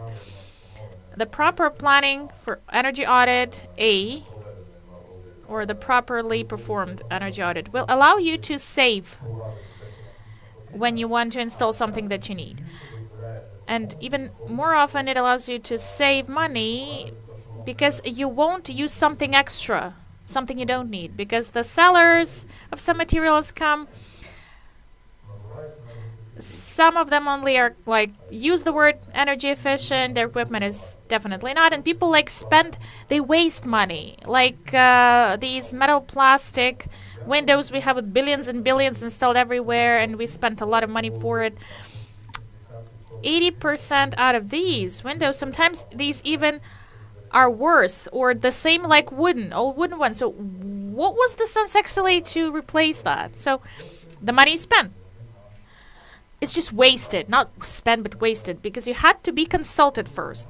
This is an important thing, and you have to take it really seriously. It's just like a doctor's consultations. We want to get a treatment, not to spend extra money on useless lab tests or something, medicines, or even surgeries, God forbid. We have to pay the right way, so this is the first question. When it comes to second on RES, like heat pumps, well, the feasibility to install it in a specific building, it's for the energy audit. Yeah, not always it's feasible. If we even take the heat pumps and if we compare the cost from heat of those pumps and gas, this will be like more or less the same with these full tariffs that we have. 7, 8 hryvnias for kilowatt hour of energy, and like 20 hryvnias for cubic meter gas, with all the transformation coefficients. And yeah, we can speak of the modernization of the system, internal heating system. Not always this is optimal, not always this is beneficial. The same with solar panels. Okay, my opinion is that if at current stage we talk about renewable energy for the buildings, just from the economic standpoint, it's not for sale, it's for internal needs. If you take the cost of electric energy in market for 24 hours compared to last year, like July, August, when there's maximum generation, you will see that in the moment of maximum generation, 2 hryvnias, even less sometimes. So it's not really feasible to sell, just to consume. Second message, even now in Ukraine we recently had when we had sunny weather and it's still like winter, but there was a deficit already, and we even had these blackouts at solar stations for the non-produced energy, or even asked support from Poland to sell the deficit to them. So yeah, we had those cases already. So again, we talk about buildings for own needs, plus we have to study to select the capacity for the internal consumption to take it. With the war challenges, I think we'll have this accumulation issue. The battery issue will be there as a priority. It's a correct thing to discuss. Without the batteries, well, it's not. It's security. It's not even about energy efficiency. By the way, those solar stations installed recently in multi-storied buildings and in cottages, what I've seen, nobody even talks of like installing and selling the green tariff. Just they install it in a way for us to be able to survive a day, 2 days, half a day when we have blackouts. And this is a good thing. After the war, this accumulation will allow us to balance the electric energy market because we'll have enough of it. And maybe just to add, I'd like to say that for the balance, the housing stock sector, it's still like, it's a brownfield still, especially with electric boilers that we have. If we could buy electric energy for hryvnia or two, just to turn these off. So I would definitely turn on the boiler within that period and put maybe a simple control system for the whole building, and this would be beneficial for everyone, for the state, because the state would just pay 5 hryvnias of green tariff, and now the state will pay 4 because 1 hryvnia will be returned from the people, and for people it's okay because they will pay not even 264 per kilowatt but hryvnia. So that's the message. We have to analyze it in a broader perspective. Let's see where we're losing, who's making money on that, and it's always beneficial for something to implement this. If we speak of the technical measures, especially for RES, solar energy, which is unstable, we can't control clouds, unfortunately, or maybe fortunately. Now, so yeah, we have to get a broader perspective. Understand what's happening around. We have grids and systems. If we can take additional energy, give what is the price of sailing, and it's all about economy. Properly planned investment is of fewer costs. It's about fewer costs and much more benefit.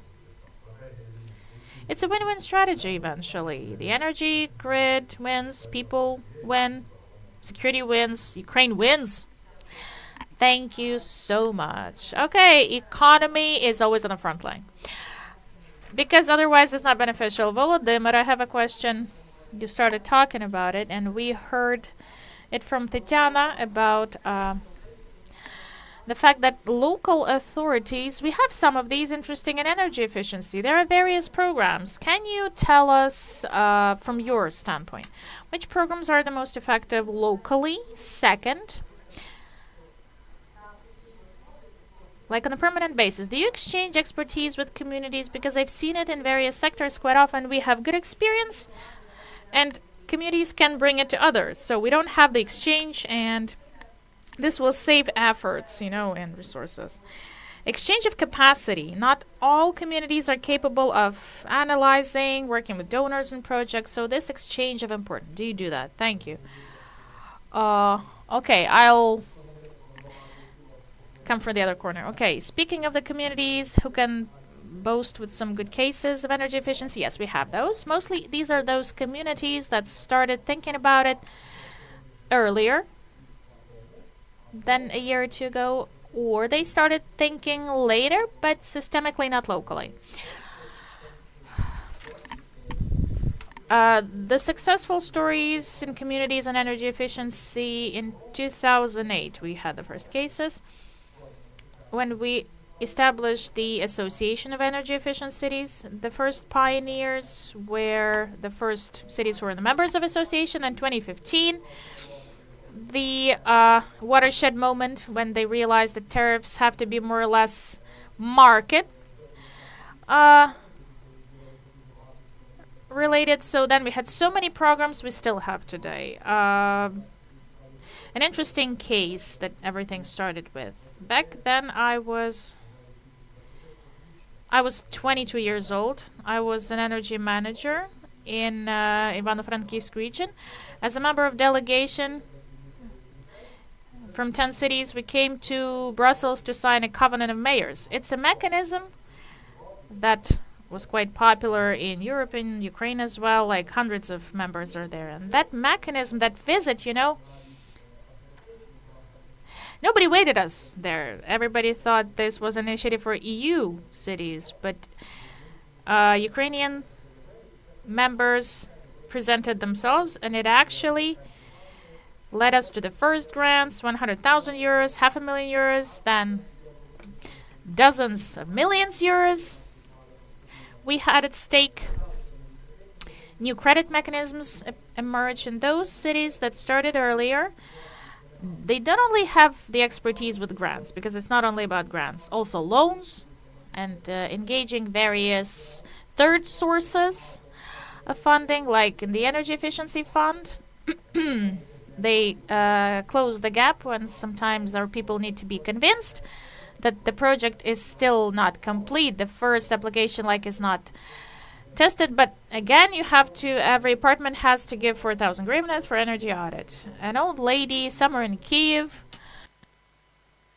Well, in Kiev we have more innovative grandmas, but in villages it's hard to convince people. And the revolving fund, associations and initiatives of local authorities, which don't even make these lists, or where we replace the roofs or windows, but they give a rod but not a fish to people. So people can apply, get the funding, and then feeling the support of municipality, they can move further. So the experience of association and communities that studied the expertise of the best cases. In the fourth panel, as far as I know, we shall have representatives of Zviahelska, Trostyanetska community. They can tell us a lot. I can tell you about my Dolina experience, but I do agree with this statement that for us to multiply the expertise, we need to have platforms for exchange of cases. None of the communities is successful if there always must be a person in each community who handles that every day. Then community becomes successful. It's not the economic department official who gets this as a burden, okay? To monitor the indicators. No, it must be an energy manager, the person who knows the area. Not every energy manager can be a project manager, but a good technical specialist who can actually offer the measure, talk to energy auditor, and give proposals to mayor how it should be done. Systemic thinking in community strategic documents, Sustainable Development Action Plan or Municipal Energy Plan, everybody's talking about today. Human capital should be there in an evolutionary way, from small projects to bigger projects, scaling up, exchanging experience and dialogues at platforms like association, various forums. It leads us to success eventually. Thank you so much. I can see Vadim takes the microphone. You wanted to add something. An energy audit. Okay, I had enough of experience in the municipality in Kyiv. We handled the project implementation. So looking at all the cities and towns, the universal recipe for energy efficiency to work there, you need two people, an energy manager, fully functional, and you need to have very motivated mayor or deputy mayor. So when this clicks, when there's a match, so any settlement with success story, they have these two people. If you don't have these two guys or ladies, then just you have to get them. It's time to look for those. Yeah, absolutely. You have to look at that. Raise those experts. Yeah, because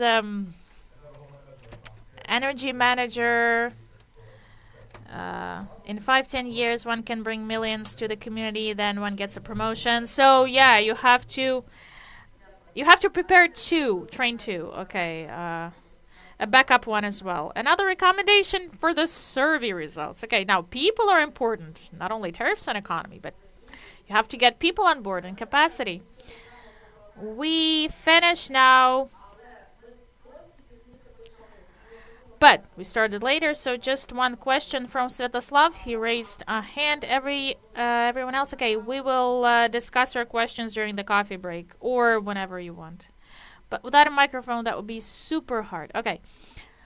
So, just a short reflection on the survey. What amazed me. I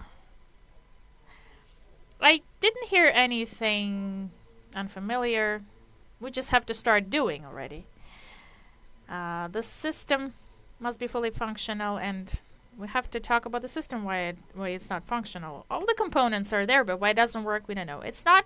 I don't blame a ministry. I don't blame an authority. It's a task for Verkhovna Rada and the cabinet. We still have attitude to energy efficiency as a right, not obligation. But we need to promote this. Promoting energy efficiency without access to opportunities is a dead end, okay? One thing I was amazed with in a report, thank you for the figures, like how much money we need for certain things. I calculated per person. 318 euros, you called or something, if we multiply... Okay, 10,000 euros per person. An average household, 3 people there. 30,000 euros must be invested by each average dwelling in Bucha to modernize the housing stock. And if we project this in the country, if a small Bucha town, even less than 30,000 inhabitants are there, if it needs the budget, so what amounts we need for the country? Thank you for that valuable conclusion. And I thank you. I'd like to add, we had really good discussions here on the ROI periods, yeah? Presented in the survey.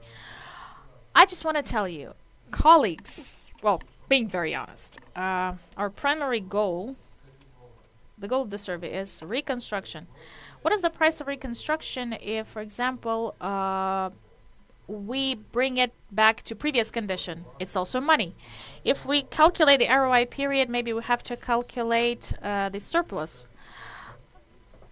It's there in the survey, yeah? 108 million, I guess, if to restore what we had, plus I compare in ZEP and minimum requirements. Okay, it's hard to translate 3 voices at once, anyway.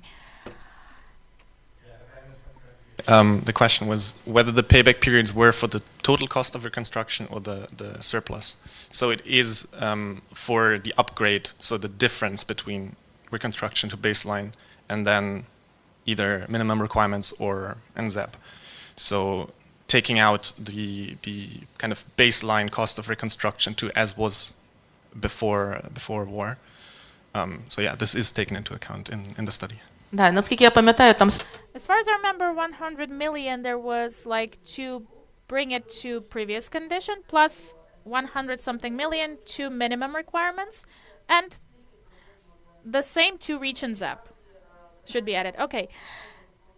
The issue of money will still be important, but what we heard now, without specialists, local specialists, without engagement of community, we won't have changes related to energy efficiency. I agree with Yaroslav, we have to talk now about energy efficiency as a requirement when we speak of reconstruction, because building, just recovering something that we had, and we again will waste. We will spend more again. Yes, we will just waste money and resources, spend more on heating, electric energy, and so we have to be energy efficient. An important step must be taken by the government. Government is still not doing this, raising the tariffs. Small reflection. What I didn't see, maybe I need to read it again, but ZEP class, what we miss, energy resilience when it comes to threats. We remember winter when people were ready for any money to buy generators, pay 10 times more for electric energy. What's the difference, like what to consume if you won't have like electricity? the energy efficient houses are resilient as well. This is something that we don't have in any other European country, the similar case. And we have to design that case from the scratch, I guess. And yeah, and teach everyone. Yeah, that's a very proper conclusion that we have. I want to wish the authors to resume the study. I would love to see calculations for the social infrastructure objects, healthcare, educational facilities, which were very energy inefficient. Maybe we can have another survey for Ukraine, especially for Build Back Better concept. Thank you for attention, ladies and gentlemen. We're about to have coffee break, and we can actually continue it, discussing it unofficially. Thank you. Yeah, and we continue at 12:30, and a round of applause to all our participants, to all our panelists. There was another question from Zoom. Artur asked about the law on net billing, but maybe in next discussion we will answer that. Thank you.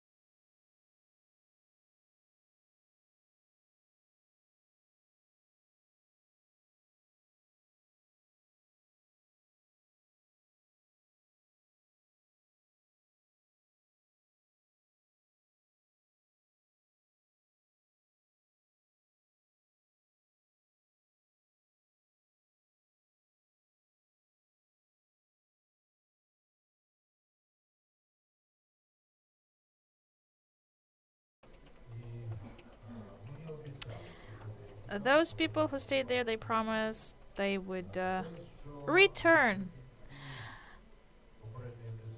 In the end of the previous discussion, we had another mini discussion that ignited. It's so good, it shows definitely that people don't just report, they think. And there's some interest. So one of the questions, we got it like during the break.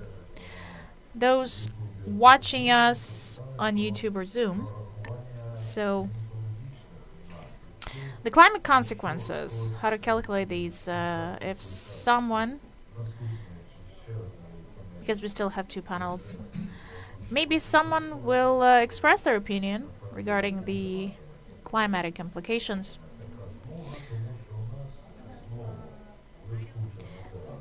We have a wonderful moderator again with us, so Yulia Perchuk.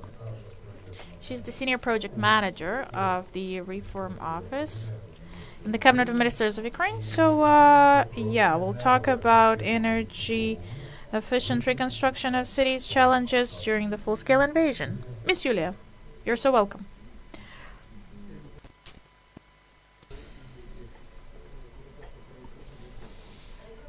Do you hear my voice? It's great if you do. Now, colleagues, we shall resume. One of our speakers a little bit late, Natalia Kozlovska, Deputy Minister of Infrastructure of Ukraine. So, but, regardless of everything, we shall start. And I will ask our speakers,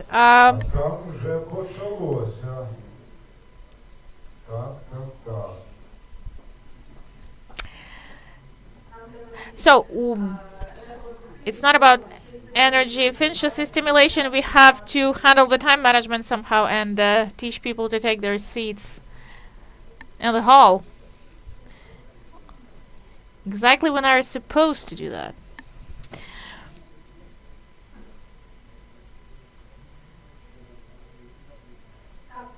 So, colleagues, we just start.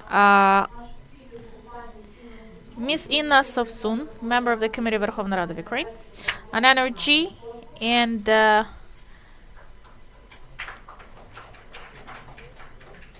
utility services. So, Dmitro Syrih, Technical Director of Energy Efficiency Fund. We have with us online Yulia Shevchuk, the Senior Advisor on Investment from NEFCO. Yeah, we have our old friend Torsten Wuller, EU Delegation to Ukraine Energy Advisor.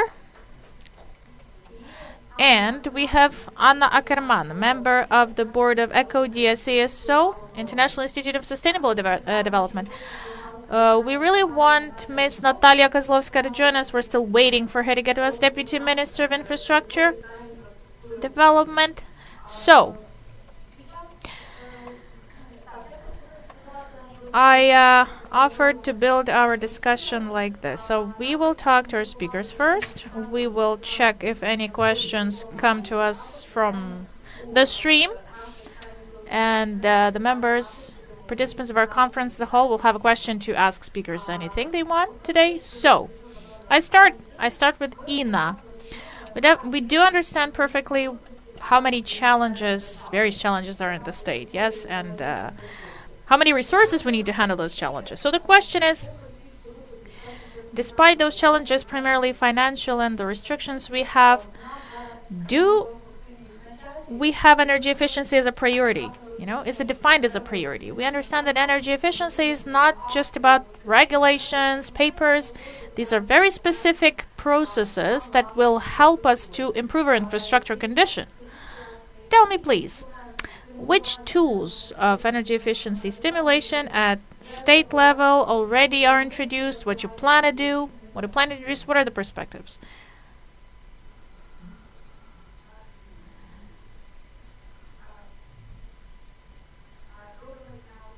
Good afternoon, everyone.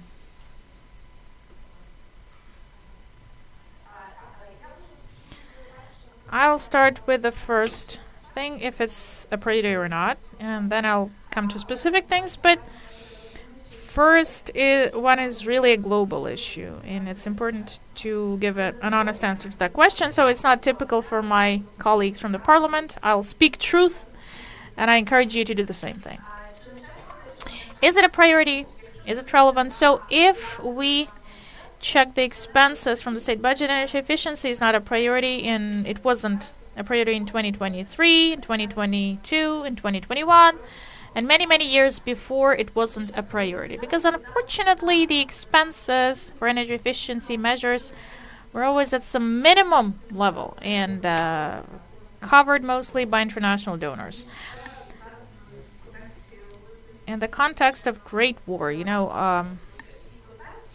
it's an important context, of course, but even before the Great War, my colleagues from Fund can confirm that and others. So every year I was presenting amendments to the budget to increase the energy efficiency expenses.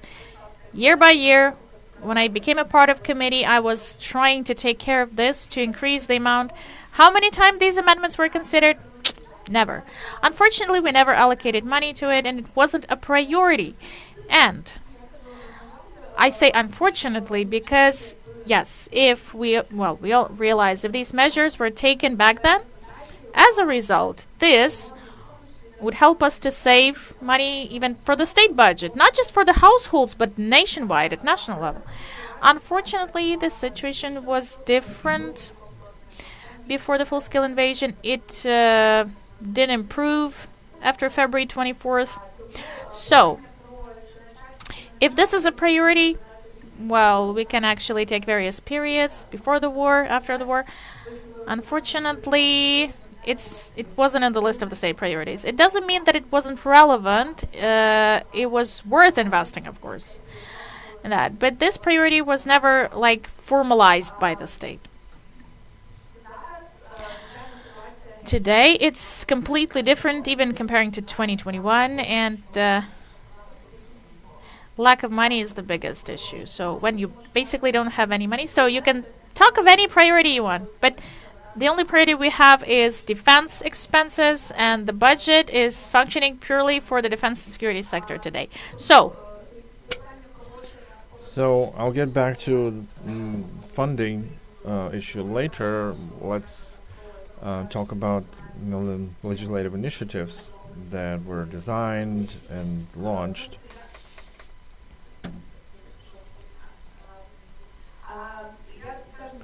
So again, I don't think I will disclose any secrets in legislation, but in fact we've had many laws on energy efficiency in this current parliament as well, and also in 2021 the big law on energy efficiency was passed, and that law in particular provides a mandatory certification of houses with more than 250 square meters of heated space in all self-governance areas when they do thermal modernization. So they are committed to use energy efficient equipment and materials in public procurement. The same law provides the norms on eco-design, on consumer goods.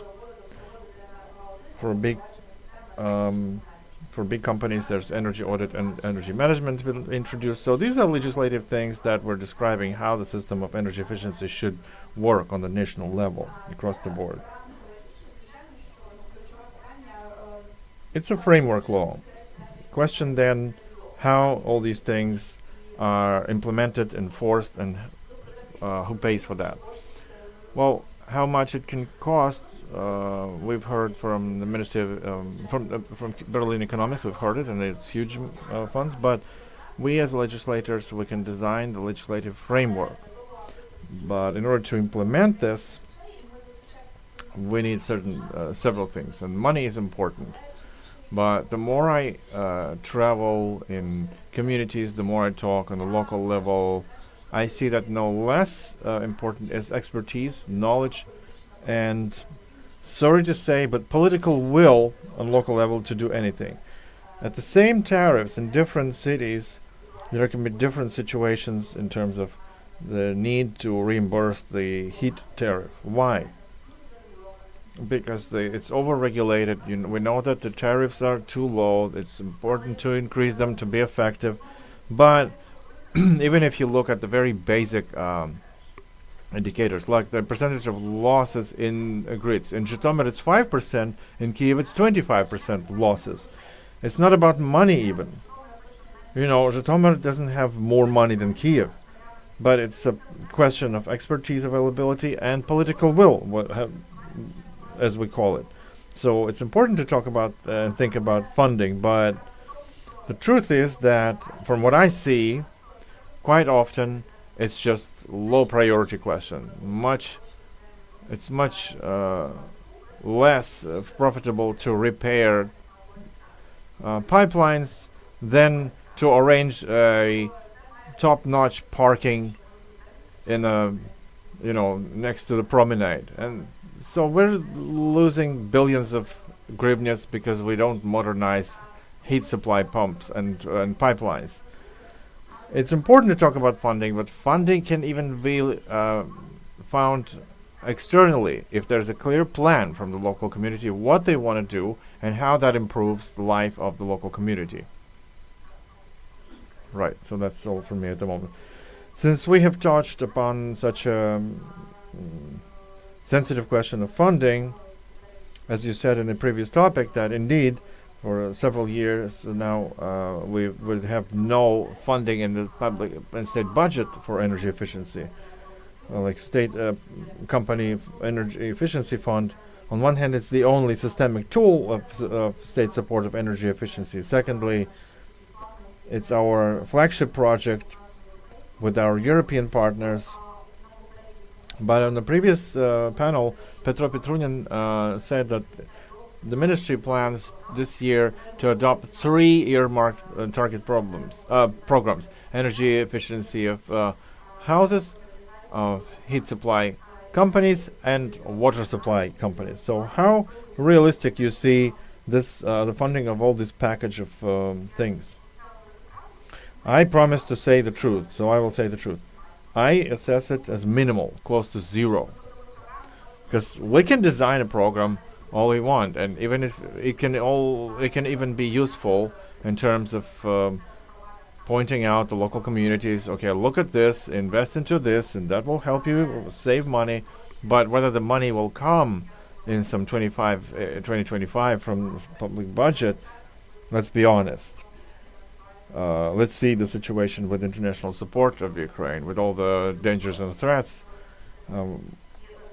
and the amounts of money that would be necessary to do all of that. It won't be enough. Of course, we will have to talk about support of alternative sources, alternative funds, private businesses, local communities, because again and again, there are communities who did it without public funding.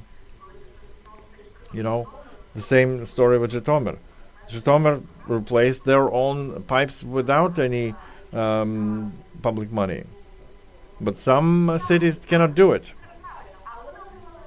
They received grants. They received grants from Switzerland because they have a clear plan and understanding how to do it. A grant from Switzerland, from Sweden, you can get it if you have a clear plan and clear understanding. So I wouldn't be hoping for a miracle, because hoping for a miracle is dubious strategy. We've all lived that. So we have to be realistic about our situation. If the money comes in, if there will be money, it's beautiful, it's great. But let's be realistic. Let's take the basic scenario that there is no money, and so what is then our base scenario of alternative funding? Well, as an MC, I should tell you that truth is good if it's delivered in portions.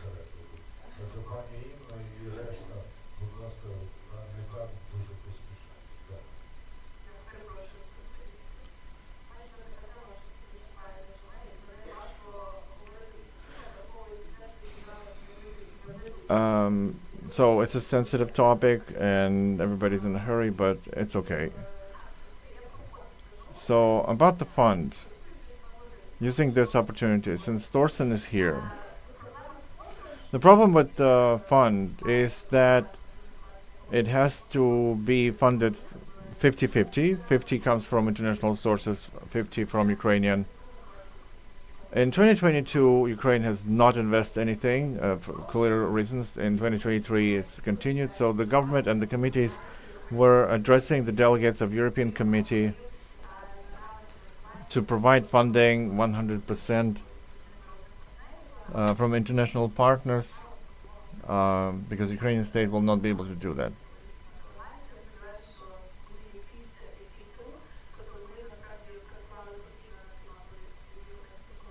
So we were trying to convince European colleagues to provide some more funding. Maybe Torsten will communicate some better news, but at the moment we haven't received any answers for them. One more question then for me. Okay, we understand that resources are limited and stringent. What are the possible legislative initiatives would help with energy efficiency? Are there any in the parliament? Are there any others that you would think need to be? I think right now in the committee, I don't see any specific initiatives, but what we will do this year specifically, a year and a half, what's an important package of legislation that the Parliament has to pass is the fourth energy package, or clean energy package, whatever it's called. And the fourth energy package provides any PSOs have to be justified for a certain period of time.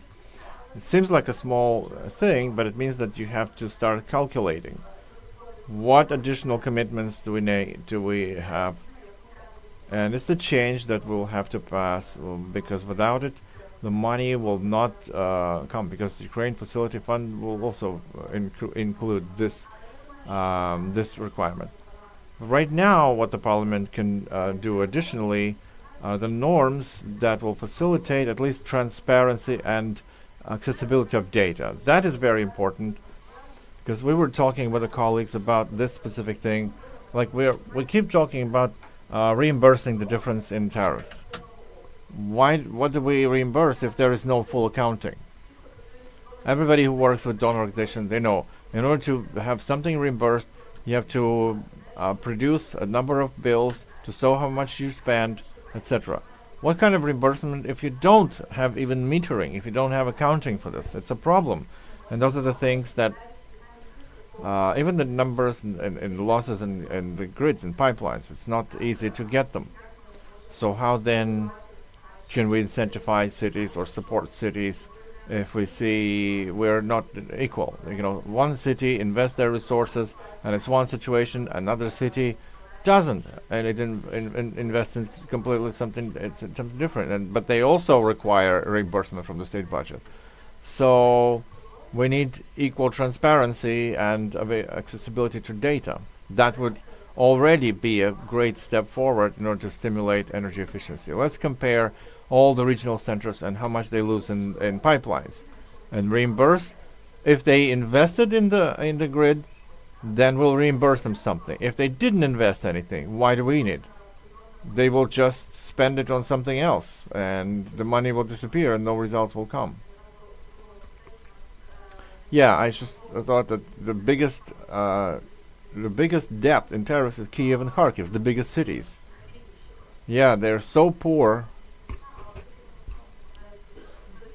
And 100% accounting also requires additional resources, because from the moment of the law on commercial accounting, 80% of those who had meters installed, they are not moving anywhere. So, super challenge remains. Ina, thank you. Next speaker, Natalia Kozlovska, Deputy Minister of Development of Communities, Territories and Infrastructure of Ukraine.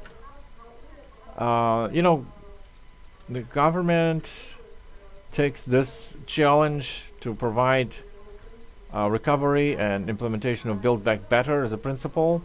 And we all understand that the rebuilding has to be comprehensive. We stressed it on the previous panel and during the Berlin Economics Study presentation. Natalia, what has already been done by the government, and what key principles of this comprehensive rebuilding has already been introduced? Thank you, Julia. Thank you, colleagues. So if we talk generally about the application of Build Back Better principle, or about the vision of rebuilding, let's call it like that, we started doing it a year before, understanding that we have deoccupied territories, Kiev, Chernihiv, and we have some residential areas that were very damaged. And in some cities it's 2 or 3 houses and the kindergarten, but in Bucha you've seen how they changed completely the landscape. I'm not even talking about the amount of buildings, etc. You know what I'm talking about. The scale of the destruction. So at the time we realized that we had resources, and we started forming the list of things. What do self-governance see as, what do they understand as rebuilding? And then realized that nobody is looking at this in a systemic manner. They just see it, okay, so one destroyed house, one rebuilt house, that's it. Nobody understands that it's a chance to change our approaches in all the areas, in education, in medical, in administrative, in residential, and of course in the same aspect, it's about energy efficiency. So we've seen that people in residential areas and cities and towns, they don't see it like that. So the parliament implements changes to create the recovery programs or rebuilding programs, that the cities have to provide this program. We are being criticized often for this document, but let me explain what's the ideology, what's the logic of this document. We attempted to incentivize the local self-governance to raise up a little bit from small scale recovery or rebuilding, but use these this opportunity. Use this opportunity of rebuilding and look at it in a different format. Reformat something that can be reformatted regarding the destruction that they have in their city. And it's also about energy efficiency. Heat supply of a specific residential area. If you look at Chernihiv and heat stations in Chernihiv, do they need to do it for this kind of city? Is it worth to spend so much to rebuild this thing and the efficacy that it will later bring? Why do you spend money rebuilding it if it's old? And so the local self-governance have to understand it, and we have to somehow incentivize their understanding. So the cabinet of ministers introduces the executive order, how they should do it, what specifically we put in that document, what do they have to analyze. So we try to do it so they are aware of this chance to reformat their ways of doing things. So they should create programs like that in territorial community, in oblast.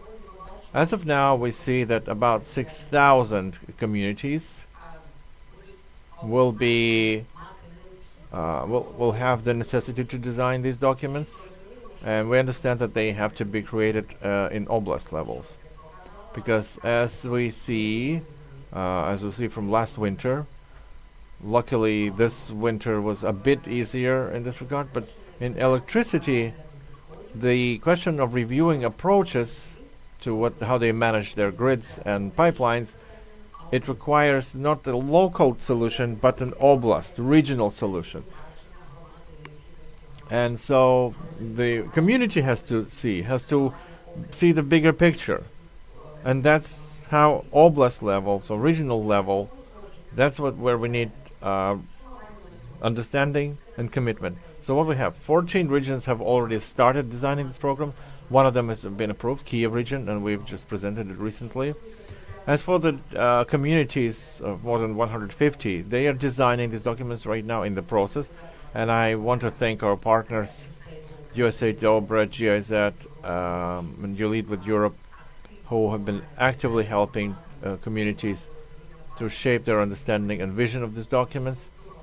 Because another problem we faced, well, first of course, we decided we wanted to somehow motivate the local self-governance to take a different look at this, to have a fresh look. And secondly, institutional capacity of communities to do that. And we face the problem with having experts locally that who would enable them to do it. So partners are joined in very actively and helping this work. USAID has approved this work on 18 territorial communities. They've gone from A to Z, just recently presented it. There were some problems that we were discussing with all the communities in order to share experience. What are the problems that they have in development, designing, what communities have, what we as a government have to do. We all want better options. And we need to teach the communities to design this kind of document so that they learn how this vision is built, to maintain this principle that you mentioned. Now, if we talk about what next, the document doesn't exist for the sake of being a document. It has to work for the benefit of people. So this document is the founding thing to move in two directions. First direction is something that we finalize now, is the city building cadastre on the state level. We're completing this work with our partner, the TAPAS project. I hope next month we will present it. And it says that the law 711 in 2011, which is spatial design for territorial communities. It's a new type of city building documentation, and it's something that replaced the so-called general city plans. You know how we loved it, which is brings together the zoning and city building documentation. So it increases the quality by almost 100%. And almost makes totally impossible any manipulation with it. So this kind of city building documentation as part of the program tells us that the planning documents for cities will be informed what the community wants, and for external partners and for donors will have an understanding of what are the high quality rules of the game. So that's first thing. Secondly, what these programs are used for is designing strategic documents locally. Any planning which will happen, and we want to remove the redundant strategic documents that were earlier provided by some laws or executive order. We will try to concentrate it all so that there's a clear sequence. City building documentation, then strategic document, and then the budget. Because earlier, all these three parts existed, but they were disparate. They were disconnected from each other. And as Ina said, yes, there can be a program, but it's still not clear what's going to happen with funding. So we will try to make these constituent parts really realistic, not just declaration. So when we talk about the vision of communities, that's the way we're following. And I want to thank again all the partners who are helping communities do this. And we see benefit from that. We see positive experience. And we see that the communities start shaping this positive vision. Because by designing this document, they learn how to think big. And they learn from the partners' experience how to apply those principles that exist in the EU, and it's great. So we learn from them, we teach them, we learn from them, and in some ways we give the understanding to the partners what they can learn from us. So it's a symbiotic process, and I think it will positively impact the further life of our towns and cities. Thank you. So you outlined a number of challenges that are on the way to complex recovery and rebuilding, because there's this big disconnection between 600 communities that require comprehensive rebuilding, but only 150 are doing that. 600 communities are those that we believe 100% need to design recovery programs. But the spatial design program is what all of them have to do it, and we want all the communities after the occupation will design these documents. Thank you. So we already faced the problem. We have understaffed. We are understaffed. Who will be, so to say, the hands-on? Who will be implementing all that? So, what are the ways to brave these challenges? What can the government do? Not only local rebuilding, but across the board. We've talked about NZEP buildings, zero losses, consumption, or zero losses. It's expensive at the moment, and our EU partners also talk about zero emission buildings. We're still at the previous stage. Unfortunately, Ukraine does not boast many of such houses. So what are the ways to bridge that gap? What are the nearest perspectives that we have at least have zero consumption houses, and so that we have enough potential staff to do this? Right, so if we remember 2021, then talking about zero consumption houses was there was the decision. We're moving that way. So we adopted all strategic documents at the time, and we would be gradually moving that way. The war changed a lot of negative things. We have more than 26,000 damaged big multi-story houses, and I'm not even saying how many destroyed or ruined private houses. It's a bit more than 100,000. So it's a crazy number. And if we talk about construction, then we stress the recovery. We understand that it's not, the number of IDPs who live in Ukraine is insane, and the number of refugees in EU and other countries is also a crazy number. So we understand that we have to provide those people opportunity to come back home and have a roof over their head. People have to understand that they understand that there's something in tomorrow. And Ukrainians' mindset is roof over their head is only 50% understanding that you have a sustainable future. But it's the most important. So everything related to rebuilding projects, it has to happen with the application of all the energy efficiency principles that are in our strategic plans and our programmatic documents. I want to thank the UNDP projects pro-UN that for working with multi-story houses, because it provides us understanding that this issue is under control externally and internally, because just changing the principles, here's the damaged house, here's the resource, and there's rebuilding. That's only one part of it. You have to change the mindset. You have to change the whole philosophy. What kind of rebuilding, what kind of recovery you're talking about? If we're talking about multi-story condominiums, then it's either oblast administrations or local self-governance who do the recovery.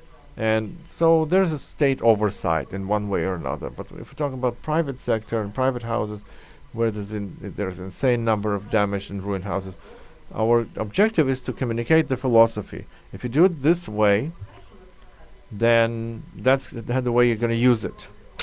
If you do it this way, in future, it's going to be different. So, it works. And, for example, if we speak about compensations for damaged buildings in e-recovery that we provide, supported by the World Bank. So, the issue of energy efficient approach is to be used. This is one of the key things in this specific area. So we clearly understand that Reconstruction in this aspect should consider the principles that will allow people in future to have an understanding, like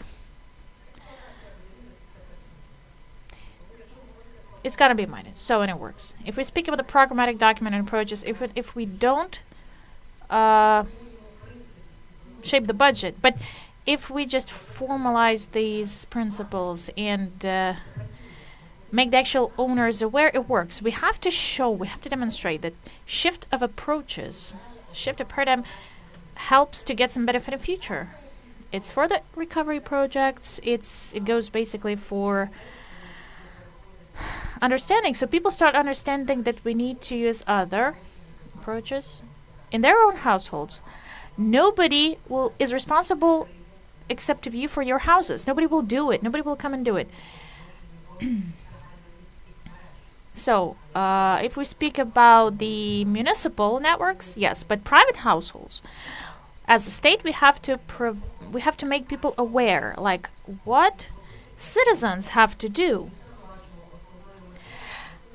That's what we see as a key goal: shaping the vision, people's vision, like the vision that will help to minimize expenses if they use certain methods and processes in their households, because the majority of housing stock in Ukraine, and this is something that it's our biggest concern, private households, citizens have to be aware that this is their own property and they are responsible.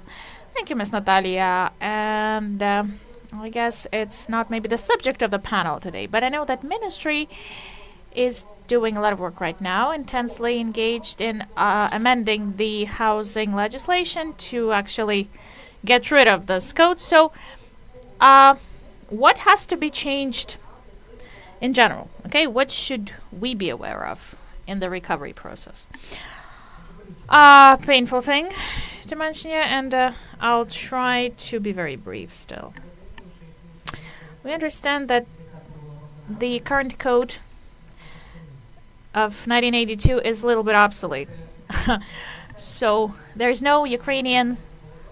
For Ukrainian Soviet Republic that was okay, but now it's like impossible. So we have so many international partners backing us up. We never had such a project that would engage this broad circle of partners. European Economic Commission, UN, Council of Europe Office in Ukraine, European Economic Commission. Thank you. European Investment Bank, World Bank is with us, Norwegian Refugees Council, IOM. I hope I didn't forget any name. So, jointly, by the way, cohesively, they actually are helping us to amend the legislation.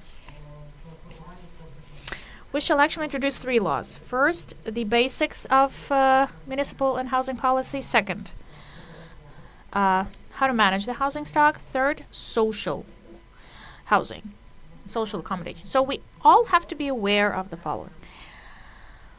The concept of property and how to manage the property. Yes, these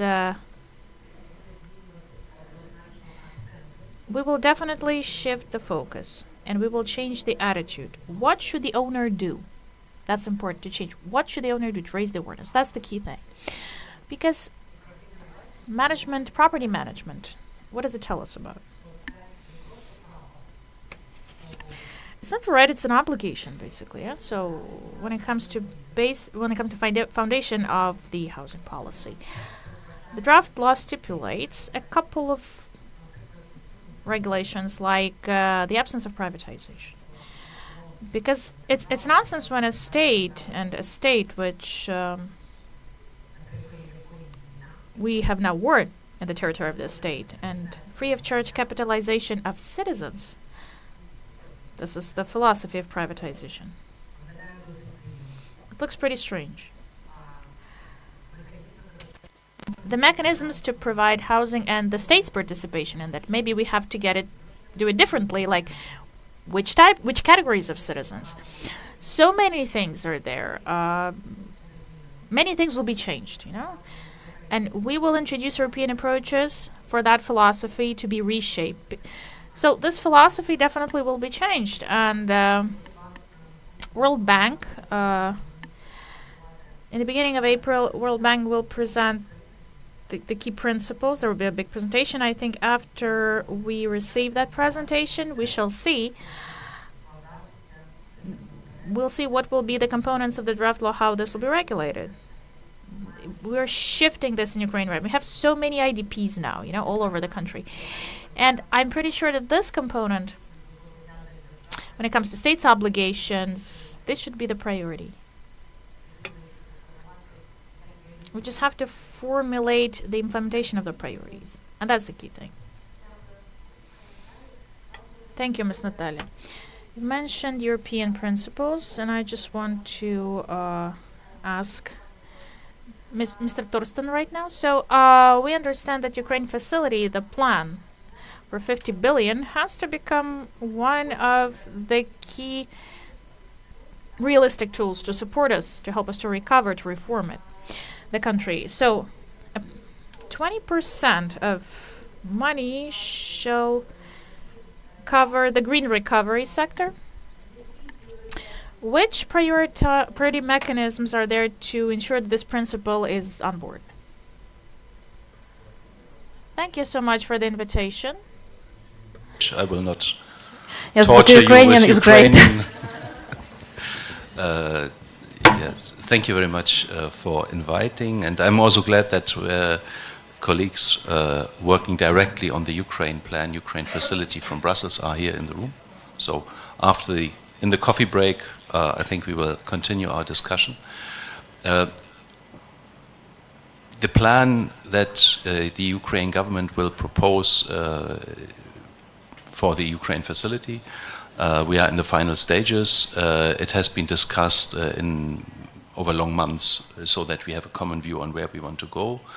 And for us, of course, this is a plan for the growth, the economic growth of Ukraine.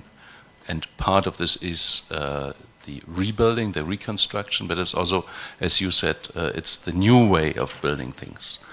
And of course, cities, towns are at the core of growth everywhere in the world. And for us, it is, we have now a framework. We have 15 billion, we have a plan, but of course a plan is not a sort of Sovietska petiliyetka.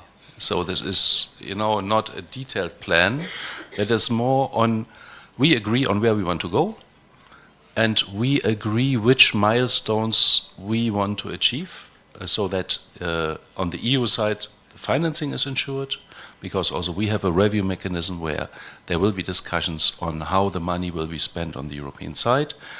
And for Ukraine as a society, it is important to also understand where do we go as a country, and which steps do we agree to do, and also which investments can we stimulate with these steps. So I really, this is not yet agreed, but I assume it will be agreed very soon. So I'd really like everyone to look at this plan as a growth program and to see, it will be very long and there's lots of stuff you're not interested in, but to find some pieces for you, this kind of, this izumachka, you say, look, this is in the plan and this is what we want to do, and we want to do it ourselves. We will not wait until we have a Cilevae Programa or we have, a new law, because what we understand that in many cases, legislation actually is already quite advanced. So you don't have to wait until you have the perfect new laws, and it is really for the next 4 years, including with financing. And what we have seen, and I'm very glad also that we have a colleague from Energy Efficiency Fund, because we have started to work on stimulating, saving energy, engaging locally, and the first result is the Energy Efficiency Fund. And I'm very glad and proud that after 2 years of war, the fund continues to function, and we are flexible on we have not yet sent a reply, I understand, but we of course understand that this agreed 50-50 co-financing is not feasible during a war. Colleagues are discussing exactly how we will manage, but we have a clear interest to have the fund functioning, to do the right thing for the people, because the motivation of the people, this is what counts. And this is also what counts, we talk about cities. How can we find the tools, as we have for the Energy Efficiency Fund, to have local ownership? And also in the Ukraine plan, there will be a component for communities. So it will not be that all the money just goes to the central government, but there will be a direct share. It still needs to be discussed how, etc. But there is the clear intention to have a direct share of supporting communities and activities on the ground. And I was always fascinated that, as you said, I mean, for Ukrainians having, you know, the Dach is super important. And the ownership structure of housing is majority private. But the management structure is majority not private. And we have tried to help also moving this ahead with the Energy Efficiency Fund, that you have OSBB, they can conclude contracts, and we hope that this logic will continue, because we see, of course, now the tendency to say, we have to renovate very quickly, we have a, you know, super top-down program, etc. And we have the Fachhilfe, you know, doing everything and nobody else has to do anything, and that will not work. And what we have not yet really identified is to find the right form, like we have with the OSBB, for the private people living in a home. They define their interests together, and then they can conclude contracts and get support within fund, etc. And when we are now looking at cities, we have very good examples like Zhytomyr, where you have expertise and they have a strategy and it's fantastic, and others, they don't have it. And it is very individual, and what we would like is, of course, to come to a situation where the structure matches the interest. That it's not, you know, only in one place it works because everything comes together, but that it can be easily repeated in other places. And for instance, when you now look at a normal Ukrainian city, you have a water canal, which is one thing. You have a Teplokомmunenерго, it's another thing. Then you have, you know, somebody in charge of waste management and so on. And there is no logic of ownership. There is no logic to say, look, this is our city, we do this. These are communal services, and we need to develop this, and we bring it to the 21st century. And any structure that can be created in this regard will be the most effective. And this is, of course, where we would like to engage, you know, with you, with everyone, and where we would like to support, a bit like we did with the Energy Efficiency Fund. And I'm pretty sure that a lot of colleagues in the room are more or less thinking about the same thing. Because what would be the worst is that a lot of money is now being made available for the, you know, what is it? Budova of the cities, and there will be no lasting positive effect. Yeah, let's keep it like this. Okay, and one more question. You mentioned Energy Efficiency Fund as a successful example of an instrument for reconstruction of houses.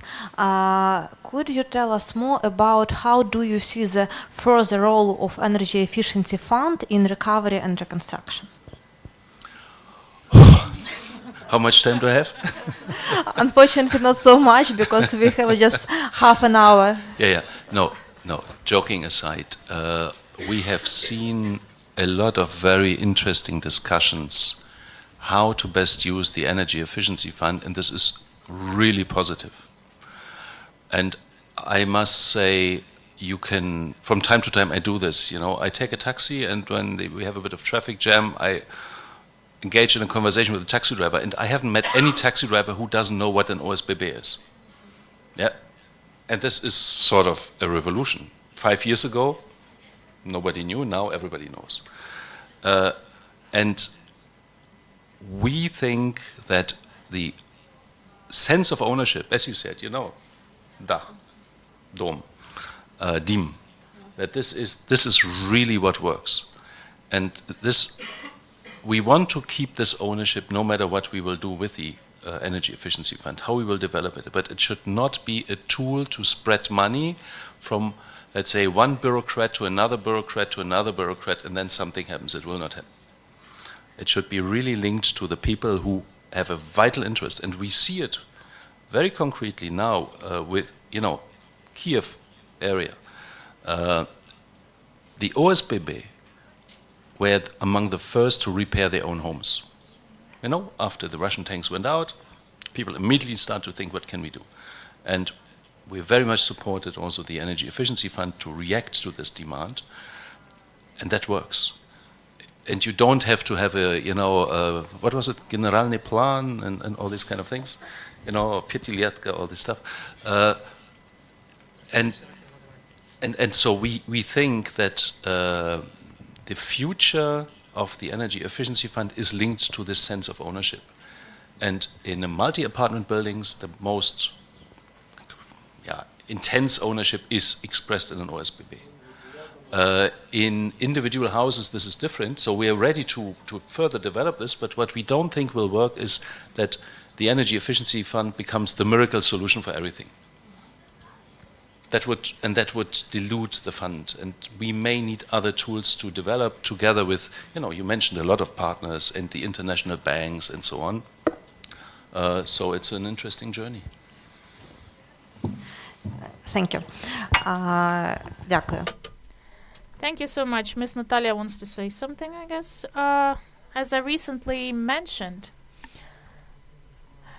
so we're about to amend the housing legislation. We also design a draft law which stipulates housing stock management and will regulate the housing stock management. The opinion that once we will wake up and all will be in OSBB, in these condominium owners union, well, this dream should definitely this should be there, Germany, in Belgium, if you buy an apartment, you are part of an OSBB. Питання трошки ширше. It's a broader question. It's not just the management format, it's the attitude to ownership itself. So gradually we have to teach our people that this is their property.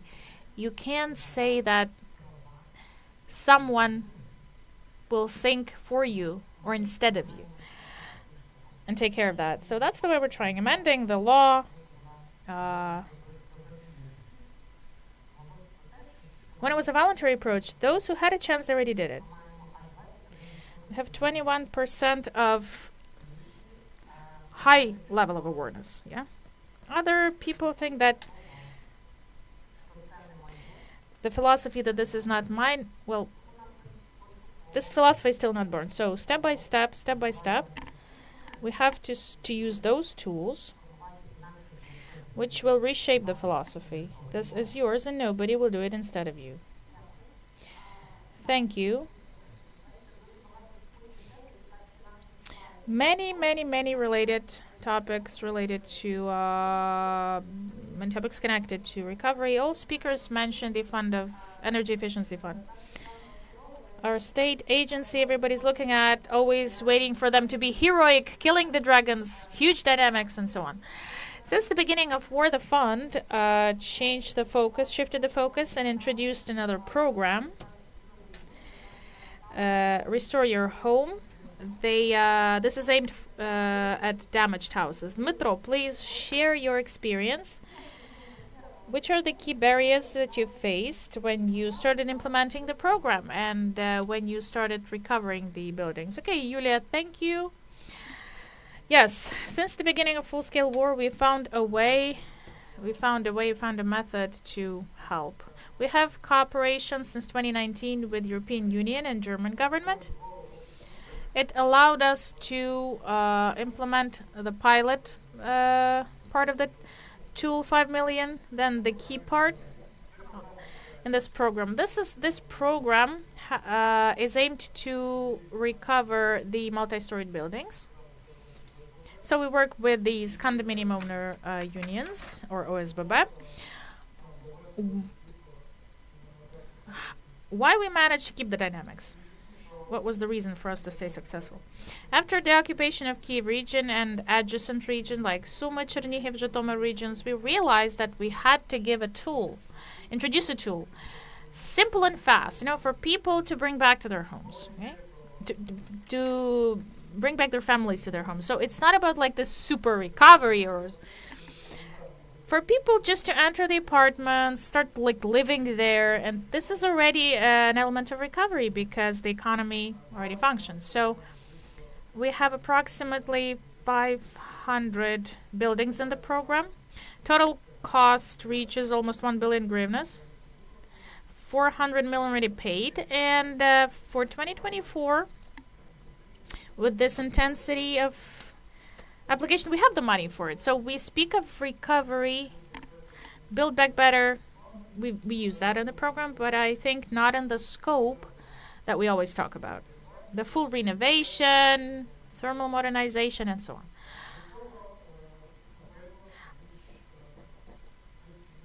It would be more feasible to use our core program, aimed to stimulate energy efficiency measures to be taken Energodim.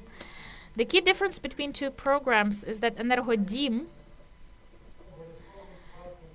there is an obligatory contribution from the co-owners, yeah? Two programs are built on the principle of inclusiveness. When we first have the demand, it's formulated, then the need and the scope that should be performed not by the fund, not by some officials, but the dwellers. So we have the procedure of approval and so on. So this is the specificity. This is inclusive. But if you talk about something more than just bringing it to previous condition, yeah, just something beyond the basic, what is the philosophy? We have to get this contribution from co-owners. This should be their decision and their money. We have to understand that even the minimum achievement, even if it's class D, yes, considering the number of buildings we have in Ukraine and not even, well, hundreds of billions of dollars, donors will never give the money. Citizens as well. So we all have to do it just together. This will require maybe dozens of years even, because these resources, we still don't have, especially professional resources, let's say. We don't have it. Briefly, that's it. You mentioned already that the key obstacle, if I understand it, for us to build back better, yeah? Not just giving the roof, the windows on the floor, but the full renovation. Resources and involving the co-owners. Vidnovy Dim program gives fast and simple tools just to start living, okay? To have some basic conditions in your homes. Apart from resources, what else do we need? And the Fund of Energy Efficiency, what can be the next tools that fund may get? Maybe you stipulate the opportunity to combine the programs of recovery with renovation, the key product of the fund. Yulia, we can't say that even the undamaged buildings don't require that. Many of the undamaged ones, they still require some support. If you take the roofs, yes, they require certain type of repair, major repairs are there, a lot of expenses again, and it's hard to say what is primary. Funding, the growth of demand for the measures, just having the money, it's still not enough. You have to get a driver for the process, and it should be this driver should emerge in the bottom, okay? Inclusive, equal access to resources, with certain conditions met, then we can scale it up. Okay, we still conclude that it's important for dwellers, for the citizens to be initiative, for them to engage, because they have to be the people who actively are engaged in the process, yes. And I do hope that we have Ms. Yulia Shevchuk with us. Online NAFCO project is one of our partners and projects that started actively engaging in 2022. They started implementing the projects back then. Yulia, please share your experience, okay? So what were the key barriers?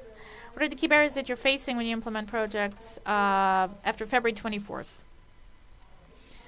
Thank you so much. Dear colleagues, I do hope you get my sound very well today. Yeah, that is definitely a good sound. So, I'd like to tell you that since the beginning of full-scale war, we've launched this green reconstruction program for Ukraine. Approximately 300 million euros are there in the basket of the program, and we are grateful for this cooperation with EU, with the funds of EU and the Northern Europe states. We tightly cooperate with municipalities, communities, and we even have small villages in Kyiv region in critical infrastructure program. And there are so many of them, like 50, and the number is growing. But we are so happy that we can help Ukraine in such a difficult time. I would love to draw your attention to the following. Okay, let's imagine that we don't have a deficit of money. Okay, we have all financial resources available. And we can use this example and try to forecast what's going to happen. Previous speakers mentioned mentioned certain institutional challenges. I'd like to continue with that. First thing is about local capacity. These are quite limited when it comes to procurement, supporting the projects, and even designing the projects. NAFCO in its projects is using the technical assistance of donors. We procure services of professional consultants, and they do it. They do all the work, like reports, assessments, tenders, everything, and it works. But when the project is over, consultants leave, and there is no capacity locally that's there, So one of the proposals, like how to tackle this, like somehow to integrate it maybe in legislation at national level, that any project, Ukrainian international, can be approved only if financial and human resources are available for its follow-up and support. It's important because it's hard to imagine that we can process that amount of money that is about to enter Ukraine. Another problem is with local subcontractors. In our projects, we have mostly Ukrainian contractors. Projects like reconstruction of buildings, social infrastructure, critical infrastructure like water and heat. What do we see? 70 procurement sessions we had since February 24th. Fewer and fewer companies take part in tender procedure. So we have criteria, including financial. We're simplifying those, to meet the market needs, but still not enough contractors, to put it simply. Okay, we have the deficit of them. A question. Maybe the state should create like tax privileges, launch some tax privileges, engage foreign markets, because many foreign companies want to enter Ukraine. But unfortunately, it doesn't happen en masse, There's no wave hitting us, wave of contractors. So when it comes to state procedures, various administrative procedures like registering in the cabinet or construction permits, whatever, from our experience, 70 procurement sessions, no accelerated regime was there, no accelerations before the war and compared to the current period. We know that we need reforms, what Natalia mentioned. It's important. But projects are very long-lasting, just like before the war. We try to accelerate it, but it gets stuck at some point. But we still can continue functioning in the current conditions. What else would I wanted to mention? Intervention of controlling agencies. We have a program related to housing for IDPs. 6 cities, when they register their projects, Instantly, they received those letters from Bureau of Economic Security. And there was like almost an accusation that prices are too extreme. But Bureau does not consider that we design projects with the best European standards, fully inclusive and everything else. So honestly, it takes a lot of time to respond to those letters, and municipalities are limited. Municipalities are just afraid to do something for the project because of that.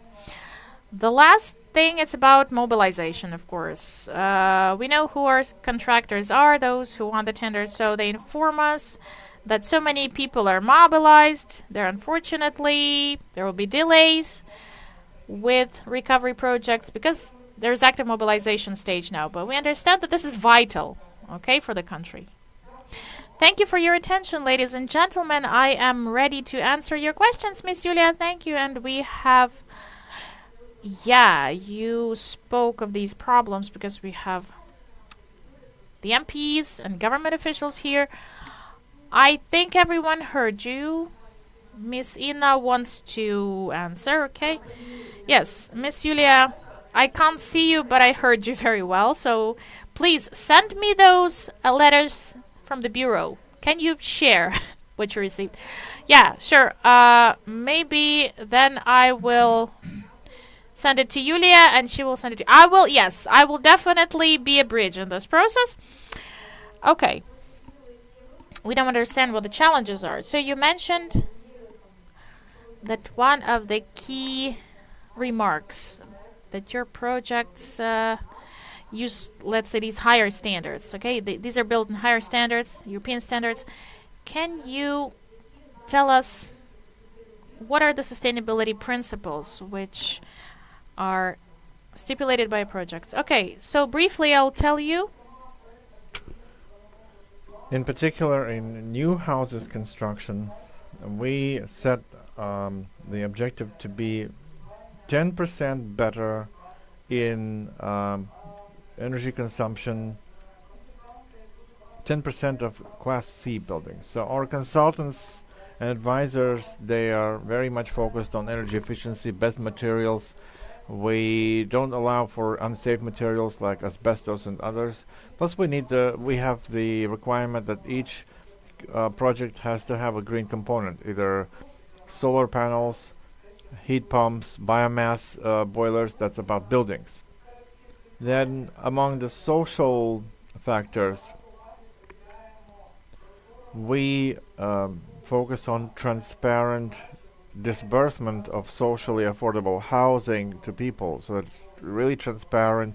There is no corruption here. We focus a lot on inclusion. There are houses that are completely inclusive for people with disabilities, in particular in Lviv, next to the big hospital, and many other things like capacity building, which we do for our projects. Thank you, Julia.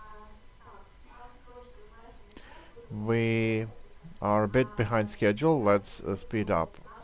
So let's proceed to our last but not least speaker, Anna Ackerman. Anna, could you tell us, please, what is the role of civil society in rebuilding and recovery? What is it now and in the future? I maybe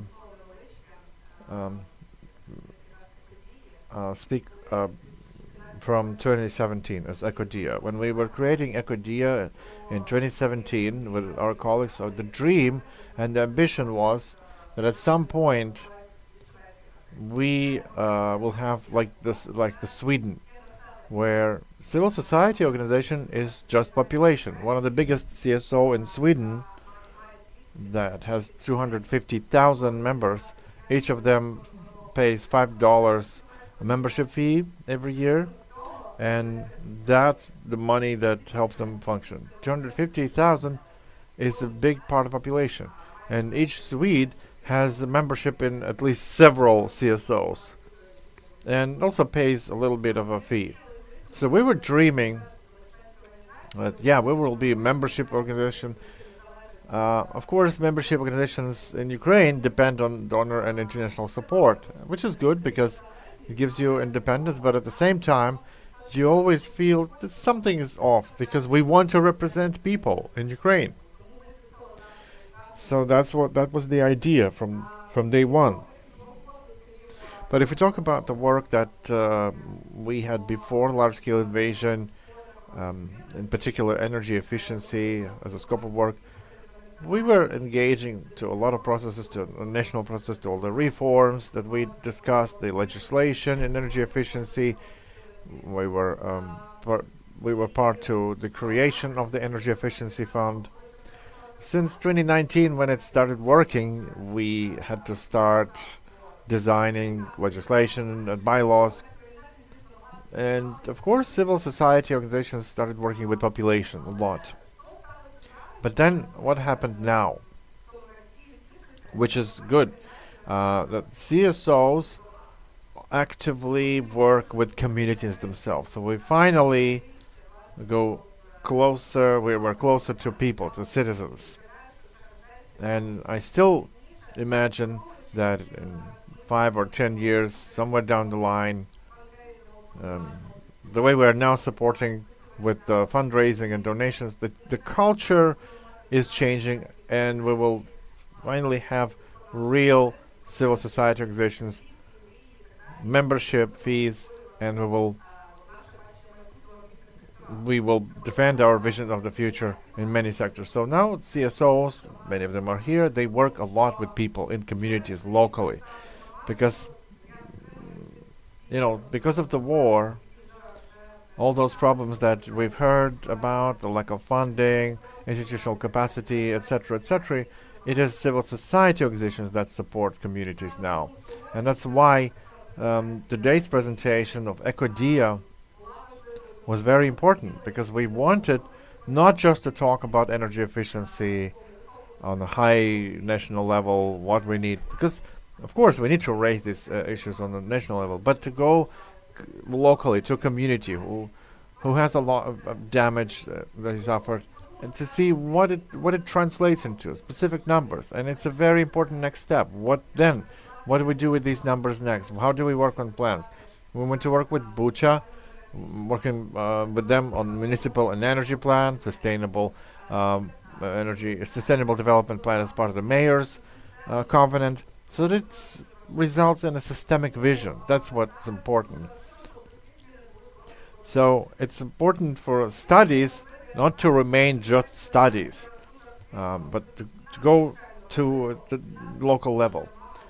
What's also very important, still we need to work more in other countries, advocacy.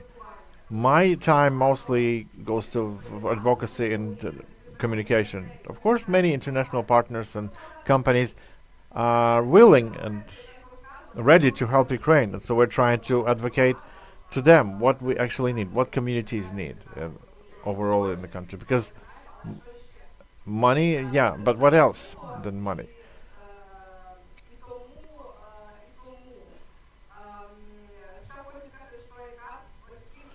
That's why, since there is this willingness to help, there are think tanks that want to help, they make studies, but they have no connection with Ukrainians. So, and they start recommending, okay, we recommend donors, all the new buildings in Ukraine have to be to higher energy standards. Well, dreaming is okay, but we have to be realistic. We have to bring those people over here, telling them what's the problem. It is not that easy at the moment. Right, thank you. To be realistic, I want to touch upon other part of your experts area. As Julia mentioned, some of the principles of sustainability, they're already being implemented in their projects. What do you think can be done right here and right now? What has to be in the focus of our attention, considering all those challenges that we've heard? We understand that the question of green recovery and green rebuilding seems to us now sometimes too far off, too far out, that is somewhere down the line. Right now, we're busy surviving. But at the same time, even in these current discussions today, we've heard that it's a unique thing that Ukraine is actually fighting for survival, but at the same time implementing reforms, trying again and again to change the Soviet heritage, Soviet legislation, and all of that kind of boils in one kettle, and that inspires a lot. And our communities, let's say Trostianets is a small town. It's a community which is 25 kilometers from Russian border, telling us that this city that was occupied, but all of the almost all people returned there because municipality provided the roof over their head for those people. They quickly did that, and that's what's important. That's what I'm talking about, because sustainability, it's about three main aspects. It's about social, economic, and environmental. We often think about economic and social, but forget about environmental. We have to explain how it translates into our Ukrainian context, in any case. And it's great that I'm talking after Julia from NEFCO. She listed specific criteria that NEFCO uses in their recovery projects. And it's even better than Class C. They don't rebuild passive houses. They want to build the most economically viable. And it's great, it's important. Each project has to have a green component, either a heat pump or a photovoltaic panel. And that resonates quite a lot with EU taxonomy, that projects have to have environmental sustainability. That means that each project has to commit to at least one of 6 sustainability criteria. For example, to have a positive impact on environment or climate, or to decrease the emissions, or have an adaptation to climate, or have something in the circular economy. And that's the approach of NEFCO. So we have to have these approaches. And so together with Sustainable Development Institute, together with the team of Dream A office, that Deputy Mayor of Bucha, it's great that Bucha has so many projects in Dream system. How, through these digital platforms that we already have, can we integrate the sustainability issues so that communities start thinking ahead of time? And so we have to bring those communities to thinking what sustainability means for them, how they can improve planning, how they can plan the projects better. So that wraps my intervention so far. I think we will work together on that. There can be several levels. Of course, each recovery project has to be in line with the law, the energy efficiency, Class C, etc., etc. Even that doesn't get implemented because many communities still use asbestos. So it's important to control this. So at least to be in line with the existing laws. But there's next level. If a community wants to submit for NEFCO funding, how? And the community has to know what does community know about NEFCO standards. That's the next level. That's the next jump. It can be even better, and that's for next. That's NZEP, etc., etc. So we need some first pilot projects to showcase it, so that there's understanding how can it actually work in Ukraine. We can travel to Denmark and see those beautiful passive houses, but we still don't have it here. We have to see it firsthand. What does it mean here? What kind of savings does it generate for people right here? So these are the things that we keep thinking how to integrate in cooperation with other organizations, the ministries, etc., with DREAM also. Thank you. Torsten, you wanted to mention something, right? A bit to the Ukraine plan, but also what Anna just said. When we think about what is feasible in Ukraine, we have to think about the future. not about the past and not even about the present, because the present is war. Not all information is available, energy prices are fixed, etc., which is completely understandable in a war. But what we have agreed in the Ukraine growth plan is that this will change. And one aspect is that energy poverty will be addressed differently than today. So today we have what they call public service obligations, which allows to freeze the prices. We have debt, a lot of debt in the energy system. I mean, almost all companies have some sort of debt. Over the next 4 years, the plan of the government is to resolve all this. And at the end of this process, to have energy poverty tackled by social protection measures and not by raising debt in the energy system. Which means that for the people which are not protected, which are not poor, the energy prices will rise. And this also then changes the realities on the ground and the motivation of the people to invest in energy efficiency.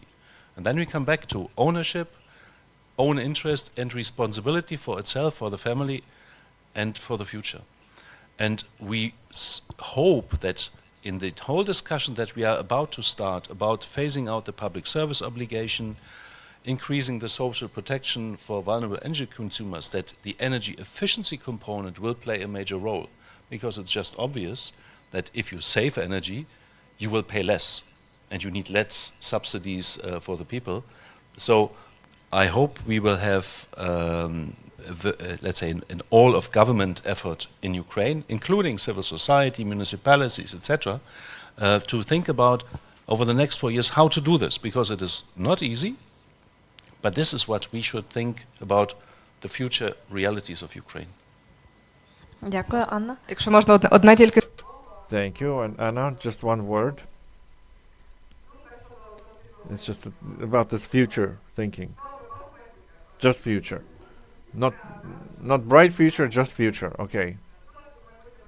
It's important to think about the future, of course. But I want to say, by the way, Andriy mentioned at the very beginning of this conference that other countries will also learn from us. Because when we started looking in 2022, what are examples of post-war recovery, of green recovery? There's no such example. They were recovering any way they could, any way they wanted. So like Croatia, they rebuilt after huge earthquakes, billions of damage, and they were rebuilding more energy efficient houses, logically. Indonesia were rebuilding new standards, more earthquake protected. Ukraine has to be even more ambitious, and of course we will be the lesson for other countries. Hopefully without war, but it's the way we tackle this way is going to be important for many other countries. How to rebuild after, if not war, then natural disaster. Right, thank you, Anna. Exactly, our experience is unique in many ways. Right, so we are exceeded our agenda a little bit. Andrei, you also monitored online questions. There are no questions on the line other than those that already were there. But there are questions from the audience. Svetoslav, please.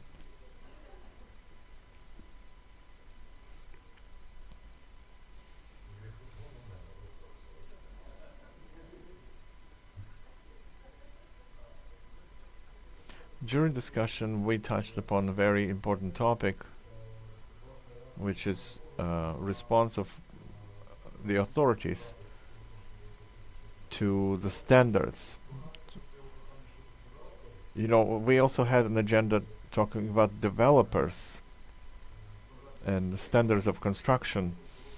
I wanted to expand that because we have cabinet ministers, parliament, the ministry represented here for discussion, where most of the scandals that arise through controlling agencies regarding potential corruption during construction is that they use the wrong number of materials, that they procured sand or metal with a different price, and so they start again. You could have bought but this price, and you bought but this price.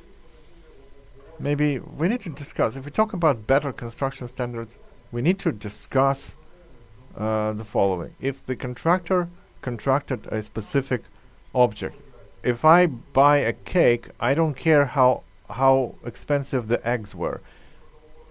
If I build a bridge, I don't care what the price of a metal was. I need good metal. And so most of the scandals in construction, because somebody buys materials for different price. Why do we have to control this at all? Why are we discussing this? I, as a contractor, want to have the end product. Okay, thank you. Right, I will try and answer this. So it's a question about the power and authority of several agencies. The Bureau of Economic Security, they have their function. We have many other agencies who have their functions. Our main objective is to make it such a way that, you know, executing the functions locally is possible, and there are no, you know, questions raised. If we talk about pricing in construction, I'll go a little bit in that industry. So what are we planning to do there? You probably know about our area of work in design and projects. So we need to create a register of construction materials. That's the idea. Why is it important? Because we all are in the final stage of integration of European Regulation 305.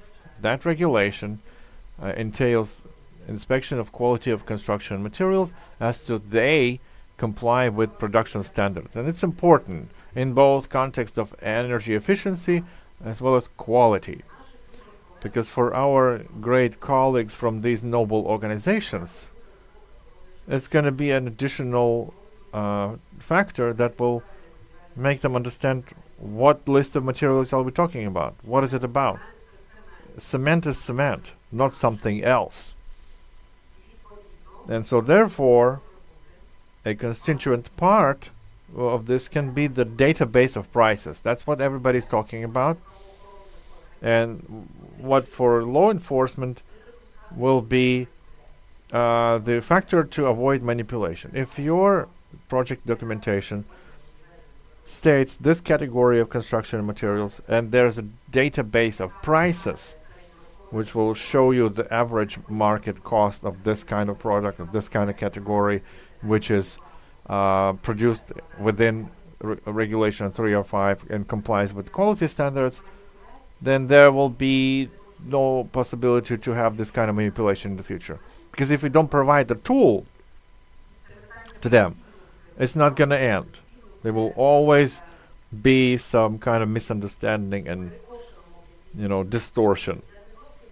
Because I don't agree that you don't care how expensive the cake is. Oh, there.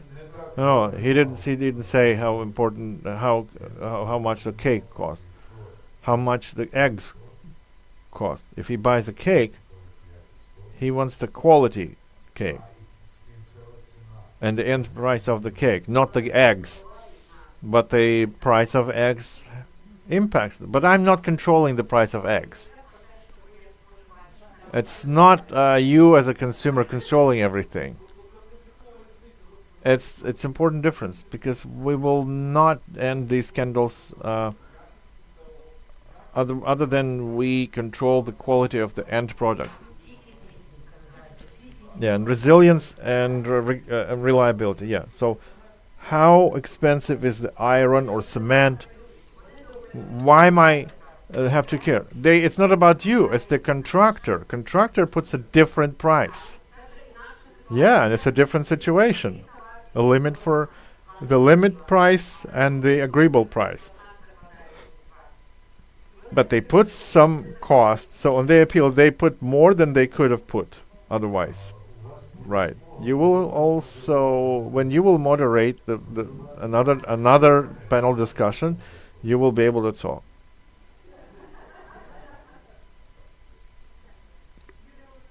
I'm Yulia Lusenko, Sustainable Development Investments. We are CSO, we work with communities, and so there's this trend that we observe. We've heard today great news that the programs are being designed and they will cover communities and oblasts and regions. It's great because I've heard from you the word real programs.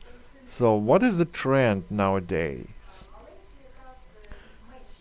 Smaller towns like Zhytomyr, it's great that we hear success stories, but unfortunately only Zhytomyr, no other cities. And it's comparably big city. So smaller towns, smaller cities have a problem of attracting funds, and they mostly use grants. And this is what the trend is. As soon as there is some competition, whether they need it or they don't need it, whether if there's money there, let's go there. We don't know if we need the solar panels or not. Let's go there. Maybe we'll win, maybe install the panels.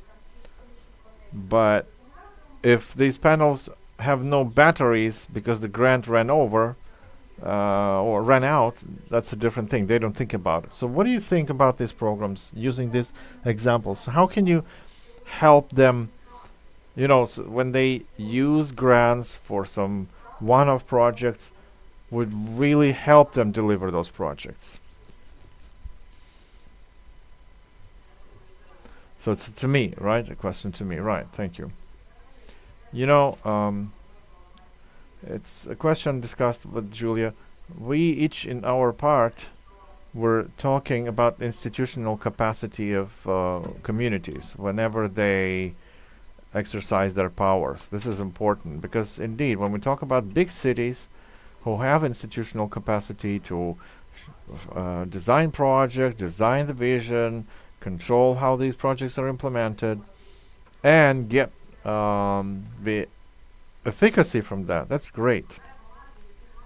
But communities who don't have that institutional capacity to shape the demand, to have the high quality result, it's a problem. We know about it. And many donors work specifically to shape in the communities this kind of institutional capacity.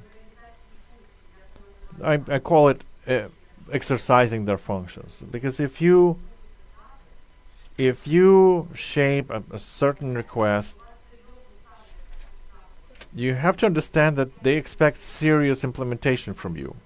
Because if you submit a request, but you have no process around it, it's not only bad for your community, it's bad rep for the entire country, because it's going to be hard then to speak with the same partner who knows you had no plan. So they will not take you seriously. So we work with the communities for them to have this institutional capacity when they have a realistic understanding what they demand, what they request. Because if your community is in the land which produces differently energy, they have more sun or more something else, you do what you do best, not what the competition offers. So we need to raise awareness of communities, how they should build their request. So, decentralization reform cannot dictate communities, do this and no other way. Our objective is to help them to do the best of what they can. And if they request something, they should request something that is really good for them. We, as an entire country, we have a nationwide project. Thank you. Messina, thank you, please. We had Vitaly first. Ina wants to add. Thank you for the question. Maybe that would be a brief remark. So I would not exaggerate. So not all big cities have the capacity, because I've seen the applications for grants from Kharkiv, for example, and I have questions and doubts whether there is capacity to handle the project. So it's not purely for small towns, okay, versus big cities. Various factors can affect the institutional capacity level in a city or its absence, you know. So I'll go back to the question Yulia presented to Anna. Civic organizations and civic sector. It seems to me that in all statements I heard that institutional capacity at the level of community. This is a big problem. It's a problem for the national level as well. But it seems to me that now it's so important to invest in this at full extent. CSOs can be super useful there. Not telling about big abstract goals or something else, but coming to communities and consult them. Okay, you want to save 10% with your energy sources? We have like top 3 best solutions, which will work well for you. A universal package of services, and you can later maybe adapt it. It seems to me that we have this lack of expertise locally. So civic sector could be engaged actively here and help communities to formulate this. And of course, enter the communities later and enter the municipal councils. This is my pain. But we will not last long if everyone with expertise will be only in the civic sector and those without expertise will be the state officials. Okay, this will not work at all. So we have to be ready for it. But I think this is the gap that civic sector can respond to. Thank you. You know, I can just add that the CSOs like Ecodia we cooperate with so tightly, I think they are the pioneers doing a lot to shape this institutional capacity and provide technical consultations to communities. Coming back to Ms. Natalia. Then we have another question which is generated by your answer. What if these programs are okay. If it's obligatory to perform these programs? Any programmatic document is mandatory and obligatory. There is no program for the sake of program. It's not about money. Program is about shaping a vision, analyzing situation, for specific settlement, how did the structure change? If this is a Zakarpattia region and a town in this region, so we may have even recovery program back there, but 20,000 people were relocated there, adding to the local dwellers, and the structure changed. What to do with the kindergarten? What to do with school? What to do with healthcare? Administrative services, roads, housing, everything changes. And they have to understand what to change. And the most important thing, we insist on how can the local authority shape the vision of a job? Because IDPs, as we understand it, IDPs and jobs, the key thing. Then people understand what the future will be, and the settlement will have the capacity to handle all that thing. For those settlements, we have to formulate a program that will present a vision and philosophy. So we designed the strategic document on the basis of it, what should be done, what functions should be there, what functions should be changed. If this is a Kharkiv region settlement, Sirkuny, where we have all fields contaminated, and the settlement cannot use agricultural component at full extent, and we need jobs. So please then take a look, like what should we change in the nearest future for those people returning home, for them to be able to provide for themselves. Like Trostianets, mentioned by my colleague. Because we have some enterprises gave the majority of jobs. And Trostianets, these are destroyed now. No jobs. Trostianets mayor has to think, like, how shall he ensure this? This is not classical document. It's not just a classical programmatic document. Like, this is the resource for this specific program. It's different. It's about changing the philosophy of existence. If a local authority wants to change it, they will. If it's a program for the sake of a program, Okay, 2 more questions. Hello, my name is Vitaly. 2 questions from 1 person. I represent Youth Center in Zdvizhivka village in Bucha community. I have 2 very simple short questions to you. First, 1 question then, 1 big. We are young people who are recovering houses. We help young people to improve their potential. So, yeah, my question to you. Is there resource base and is it feasible now to procure materials for reconstruction, eco-friendly materials? Because in the market we have cheaper ones, which are not eco-friendly but cheaper. With those grants that we are given, the price is much lower compared to eco-friendly materials. So we have we have to buy some share of non-eco-friendly materials. Yes, the question is there, I think. Yeah, Miss Natalia knows what may happen. Yeah, you'll get your answer now. If we speak of certain organization that formulates a grant, like shapes a grant, okay? Shelter cluster organization, where you can be a contractor. I'm pretty sure they have requirements on quality of construction materials you can use. And if we speak about use of energy efficient approaches, you can't do it otherwise. If we talk about windows, okay? And we use it as an item but not construction material. Energy efficiency aspect is it's mandatory to think of this. You as a contractor, volunteers, okay. Of course, you get a grant for procurement. They don't pay you for the work, okay? Then I don't understand the question itself. Buying cheaper for what? To recover more houses. Those potential dwellers.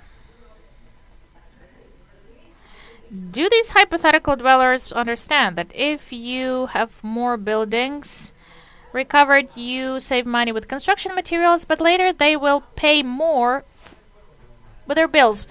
They have nowhere to live. There's always a choice. You come to a house and say, okay, you tell people, we have this amount of resource to recover a certain number of houses. We can buy cheaper, but you will pay more later. Or we can now recover this number of houses, but you will pay less. Those houses falling under a project, they will definitely say yes for using eco-friendly materials. Those dwellers who are beyond the project, they will stand for something else. So you have to understand which goal would you like to achieve. If we speak about energy efficient approach and a dweller of a house, an old woman, 70 years old, for her to pay less in future for the maintenance, maybe this should be the priority. Thank you. We are from the same region. My name is Mikhailina, and I represent the CSO of Institute of Community Sustainable Development. We are registered in Bucha. We cover Hostomel, Borodyanka, Bucha, Irpin. This is our small agglomeration. Okay, question. For the private sector recovery, we have Moshun village heavily destroyed, which is not in the governmental program. We have private sector in Irpin heavily damaged. What is happening? It's not about build back better. It's not about energy efficient technologies. It's what we have. The e-recovery amount barely covers to put the frame, to put the structure. We have to get additional funding. If you have an old apartment, a small one, an old house, you can't buy a new one in e-recovery. And we even have people refuse from certificates. We now have the situation when this great model programmed by the government doesn't work locally. Okay, it's dysfunctional. How to combine energy efficient reconstruction with the reality and with people's needs? For 2 years they can't find a place to live. They thought it would be solved quickly, but now they realize it won't. Maybe there's something you can offer. Okay, a couple of components. We have to split into a couple of components. Compensation for damaged property. Well, there are two parts. Minor damage up to 200,000 and medium level damage if it's a private household up to 500,000. If it's an apartment in the multi-storied building up to 350,000. The amount contains first construction materials procurement and then the works, construction works. Why it's not enough for people? People agree to get compensation up to 500,000, private households. They understand that there's more damage than the amount. People want to get at least something to at least start the recovery because they realize it may be not enough. If we talk about compensation for destroyed property in multi-storied building, the philosophy of calculating the amount was the following. We considered the type of property the person had, okay? We analyzed the cost. Visicom project helped us with that. They analyzed the number of sale agreement as of 2021 all around the country.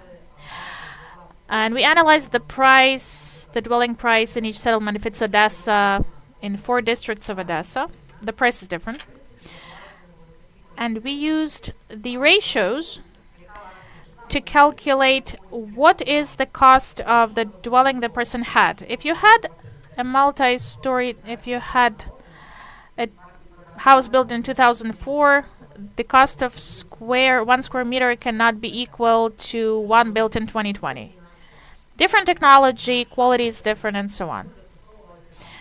So we use the principle of calculating like what the person had back then. And the agreements that were concluded when the person bought the apartment or house. People refuse because we introduced the ratio. We introduced the project for rebuilding the house within the plot. People refuse from certificates to get money to rebuild it within the plot, not buying the house. Saying that people have a lack of money to buy it, now together with Yeoselia, we launched this joint project that will allow people to get a loan if they don't have enough, buying the property of that quality and that type they want, to have a chance to do it. But what we used as a baseline, average cost of dwelling before the war. Secondly, what person actually had, what one owned. The cost may be less than, for example, at the moment of procurement. So we have these quarterly calculations. The cost of construction of the house on the territory. If this amount is less than the average multiplied by the area, so we use a special formula for the person actually to buy the dwelling. What manipulations do we see as a ministry in the territories? Well, we don't usually say that, but I'll tell you anyway. In one of those settlements that you mentioned, I will not give the name of it. Mayor has some really good relations to the subcontractor who is building a lot of houses there. Thinks that using a certificate to buy a dwelling, you can only use that construction company. Not elsewhere, but you can only buy this specific apartment, not in any other settlement. And they conclude agreements only with their own lawyers and notaries. And they insist on doing this, okay? So there's like manipulation. I love local authorities a lot. And representative of the local authority.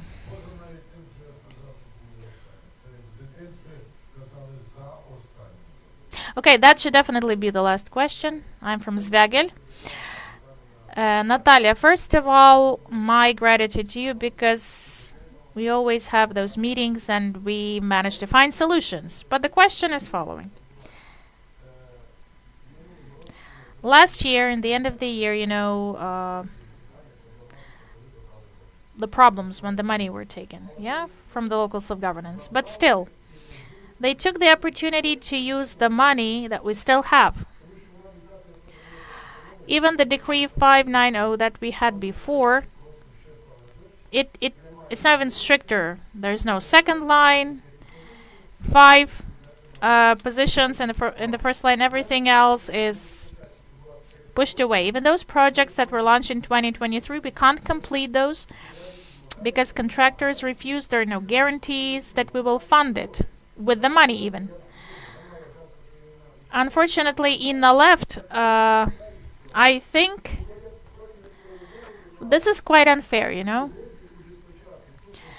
to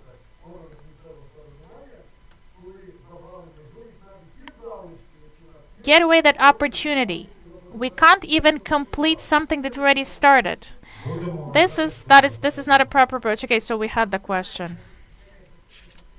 As a deputy responsible for construction, I always want the capital expenses to be there, always, because this is about development, not just the jobs and everything else. I would advise you to formulate the opinion, executive opinion, let's say, and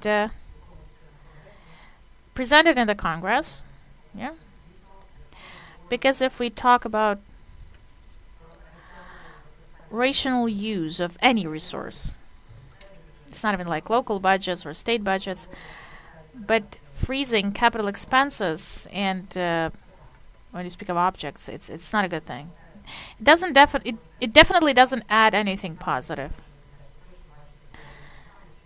We understand. We are assisting you. Freezing any assets or freezing any activities at the objects, this will never give us a positive outcome. Okay, colleagues, when we have an official staying till the end, this official usually is bombarded with questions and remarks. Of course, we're grateful to Miss Natalia, but we have to remember that this was a panel where we had also other people participating.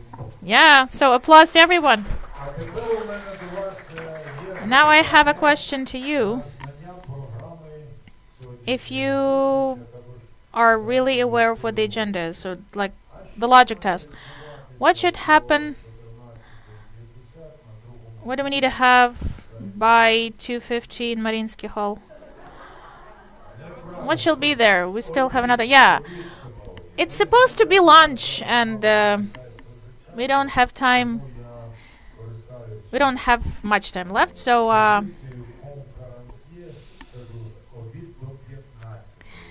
by 3 p.m. we have the lunch, but not later. Please enjoy.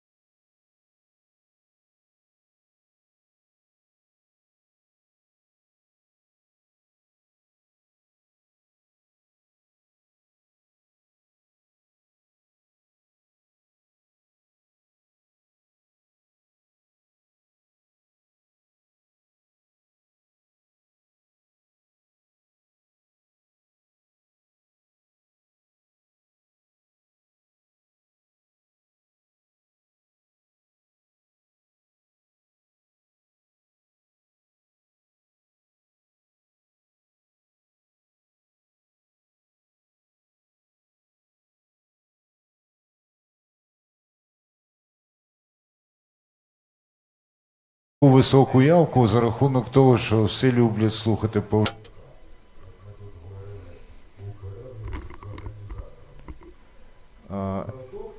We are trying to reconvene. Lunch break is a paradox. It serves the purpose of reinvigorating and getting people more energized, but achieves a contrary purpose. So let's do first psychological practice. First part of it already passed. When I asked you what was going to happen upstairs, and you had wrong answer, but it encouraged everyone to participate in panel discussion. Now the question is like that: who on the on conferences like this speaks the most but has the least applause? Is that MC? No, not an MC. It's a typical typical answer. What do you know? Those who say the word of greetings, the conclusion and the start? Oh, interpreters. Yeah, interpreters, they speak like they have no tongue. We don't see them. And when we meet those people during coffee break, we don't know who they are. So we have Julia and Alexei with us, but let's give them a round of applause. And thank you so much. And that is the exercise. There's another exercise going on in that part of the room. All right, so now it's a very interesting and important panel discussion moderated by Sviatoslav Pavlyuk, Executive Director of Association of Energy Effective Cities of Ukraine. And even I cannot remove the microphone from him because all this hour and a half he will wield the microphone. So Sviatoslav, the floor is all yours. Thank you so much for this opportunity and invitation. I also wanted to say, a pleasant part of the work is when you have a microphone, especially when Kulikov doesn't deny you the microphone, and it's basically a joyful experience. So let's proceed to our third and last panel discussion, planning of energy recovery in cities. I would like to invite here several presenters. Taras Byk, head of the management, head of the board of CSO Agency Recovery and Development. Dmitro Chechuk, deputy mayor of Bucha City Council. He had to depart quickly because if somebody wants instead of him speak on behalf of Bucha, we will be happy. Yuri Boa will be represented by Deputy Maxim, who is here. Maxim Sinyavin. So thank you for joining us. And Mykola Borovets from Zvagil. We have Oksana Kisil, who may join us, but she is in Paris today. There's a global forum, Buildings and Climate, and there are interesting discussions going on there.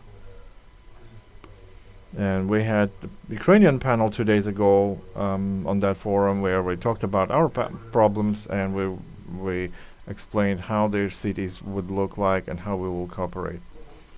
So let's start then from Taras. Taras, I see you and the colleagues and Alexander, you travel in regions, you talk to cities, you help them write their recovery plans. So how does that work, and what's your experience? What are they ready for? What are they not ready for? Thank you. I would like to ask you to run the presentation. Let me tell you. So we are a CSO Development and Growth. We help communities to write their recovery plan. I'm not going to stop on the concept of the architecture of recovery-related documents. They are being updated again, but we as a law-abiding citizens, there's the Executive Order 7301, and we are now engaged in implementing it. Well, there are about 10 communities with whom we work in assisting them to write a recovery plan. It's a complex document, and I was at some point invited.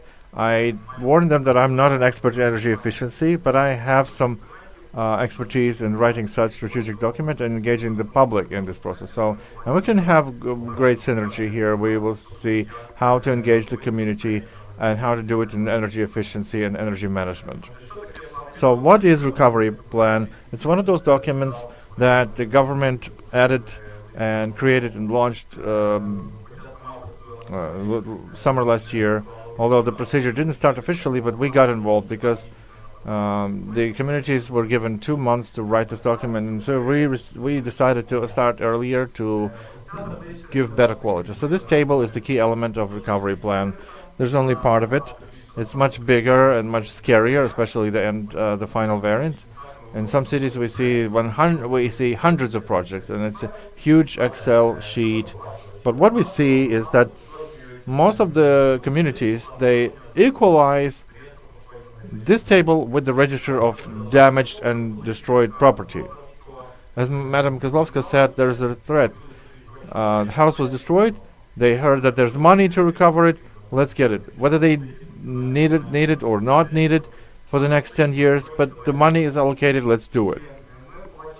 And so we saw this danger that in short-term recovery projects can go not hand in hand with strategic vision of the community. And so when we proceed to writing these recovery plans, first of all, we analyze all the documents, strategies, and plans of social economy, etc.,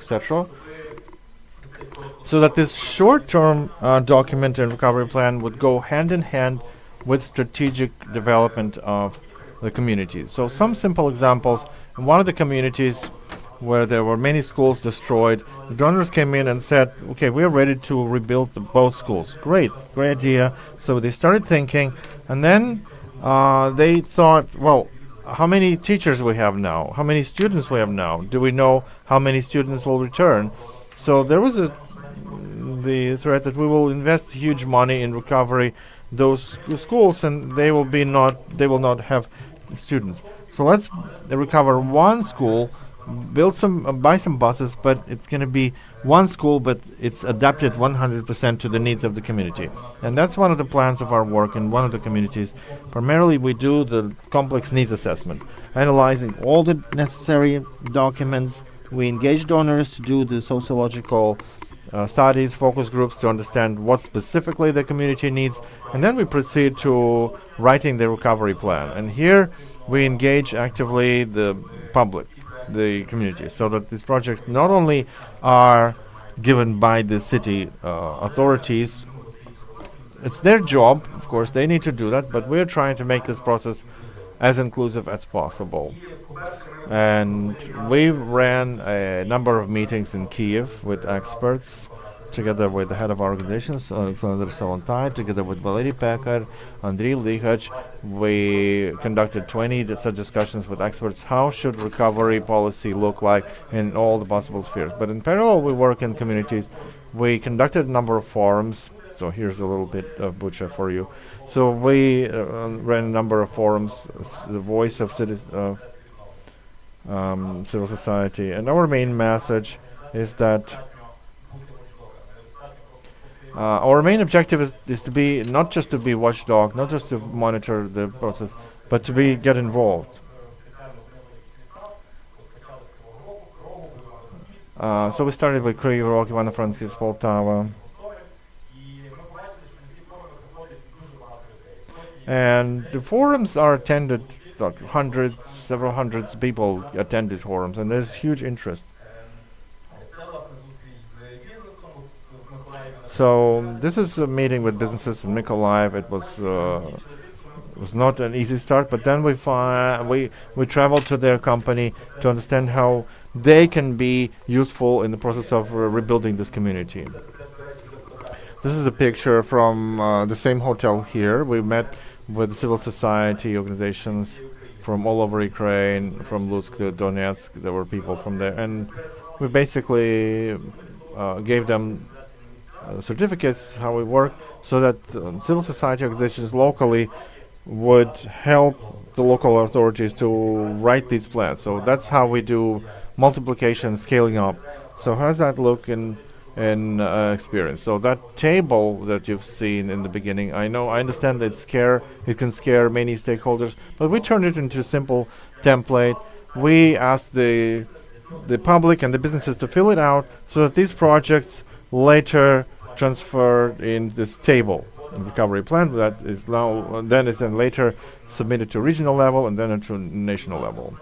And the main objective of our work, so that these short-term recovery projects would comply with strategic development of communities. So they go hand in hand.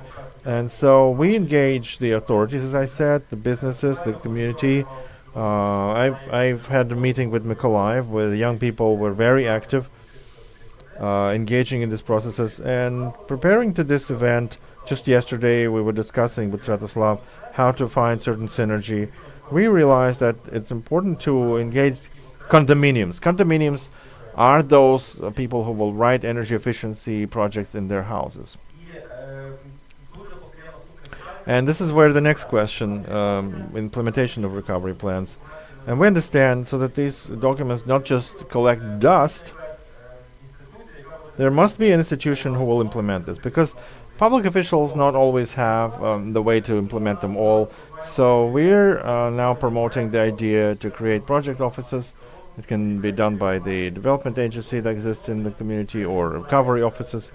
Mykolaiv with the UNDP has a recovery office. They have a great team who will be dealing with implementing this project. So to sum it up, the effective development of community is based on three things: effective leadership, proper governance, engagement of citizens, and third element is creating the project offices who will be represented implementing these and these further documents. We'll be happy to answer your questions. Thank you, Taras. We have one more presentation from Maxim. Or no presentation. Okay, Mykola.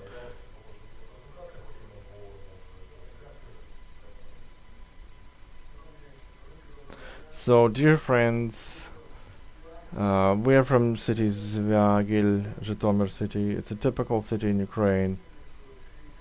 62,000 population. And today, when we are on this meeting,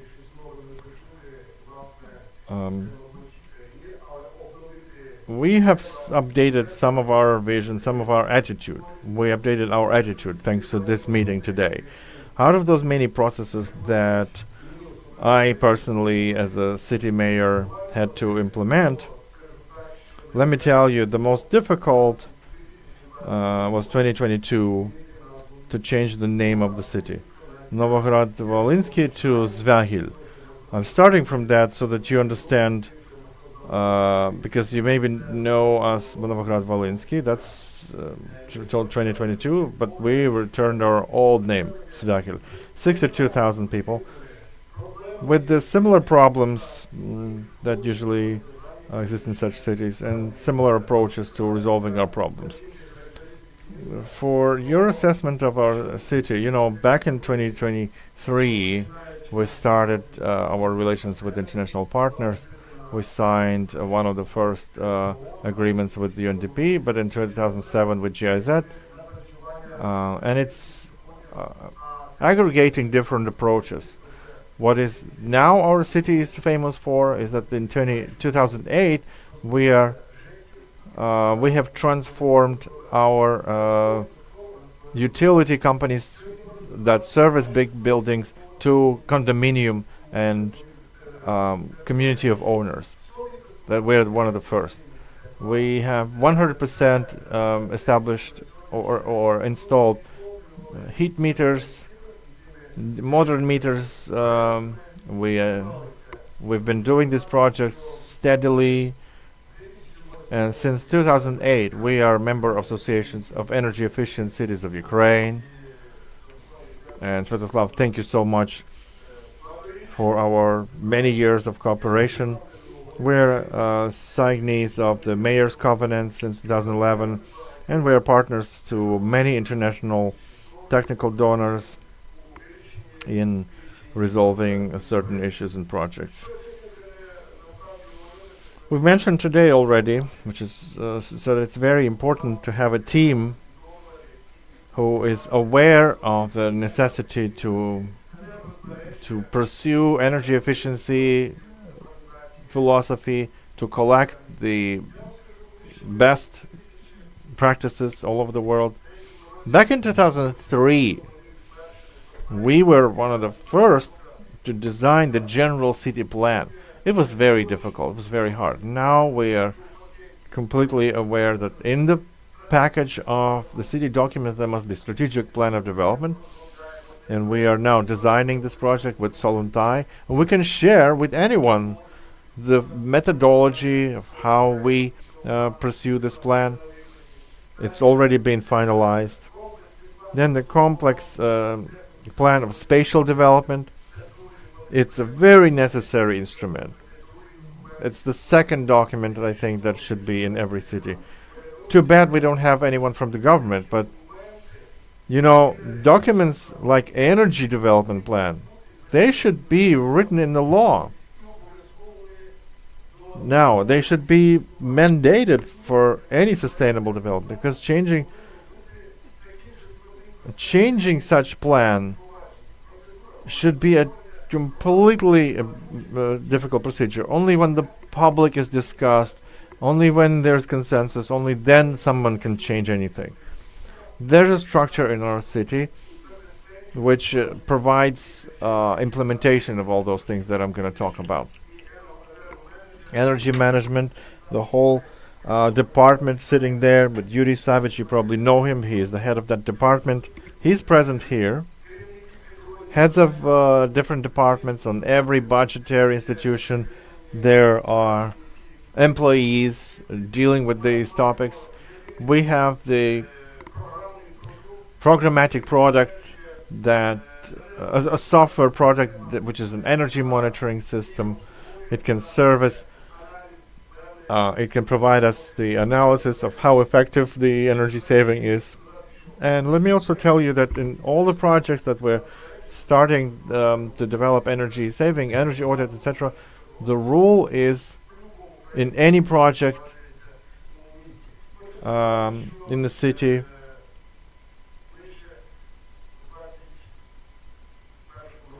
in municipal energy plan was adopted since 2022. Now there's a concept and new approaches. We are now revisioning this plan as energy plan. It's a new stage. We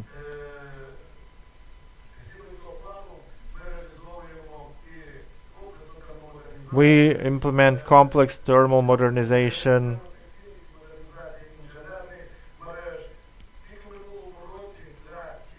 Engineering networks. Just last year alone, we've used about 300 million hryvnia for refurbishments.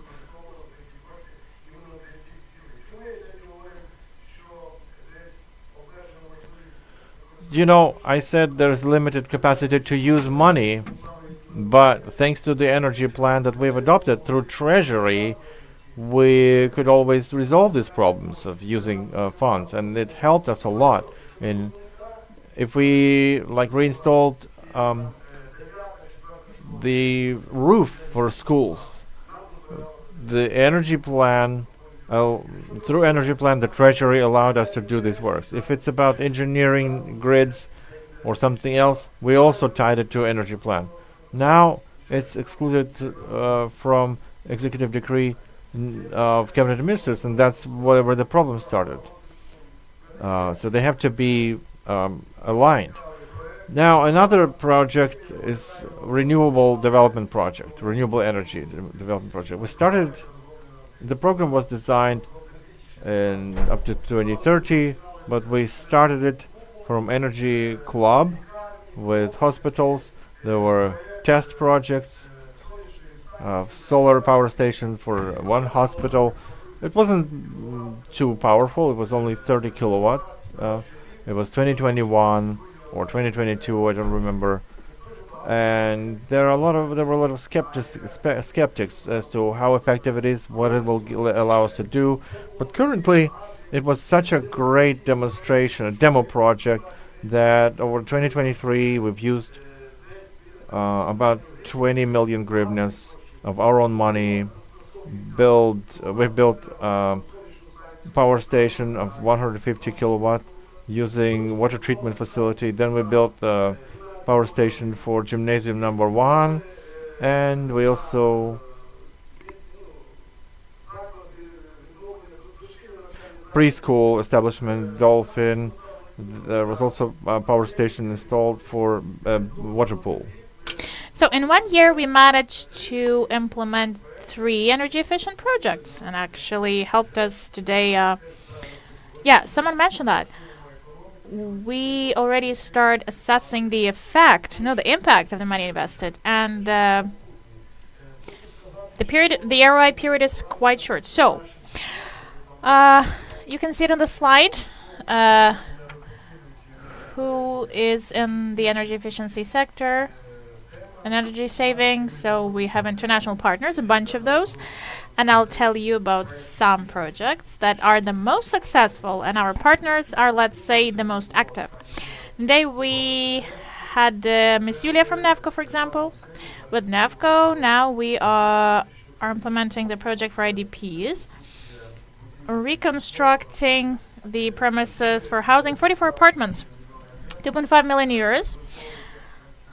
For that purpose, one of the elements, 47 families we have, so comprehensive insulation, building the housing, and the solar station is there for 30 kilowatts. It's like the whole package of activities. In May, we are about to complete successfully. So second project, this is how we modernize the premise for 7 families.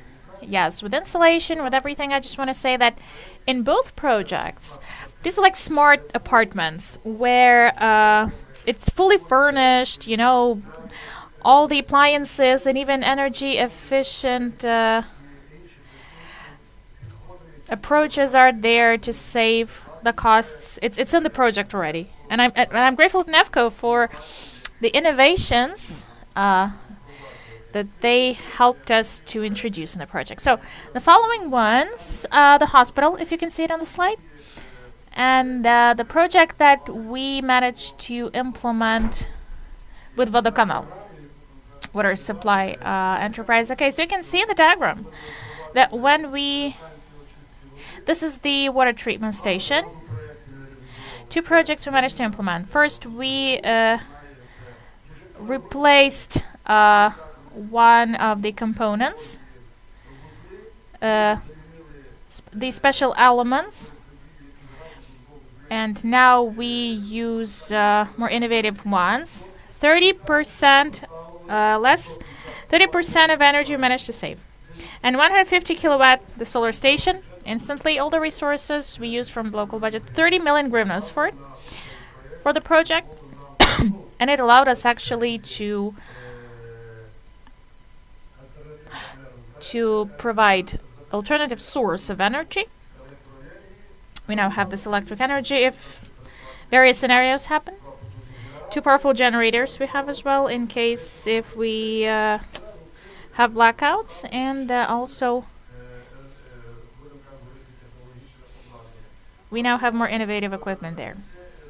The Lyceum number 4 and Gymnasium number 9, we replaced the roofs, insulation as well, and last year we completed the project fully in the social area, culture, education, and healthcare. We replaced all the windows, like all the windows. But I just want to share one interesting case.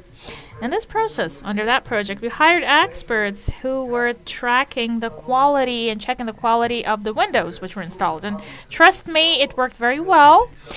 A couple of contractors were sent back with their windows, trust me, it's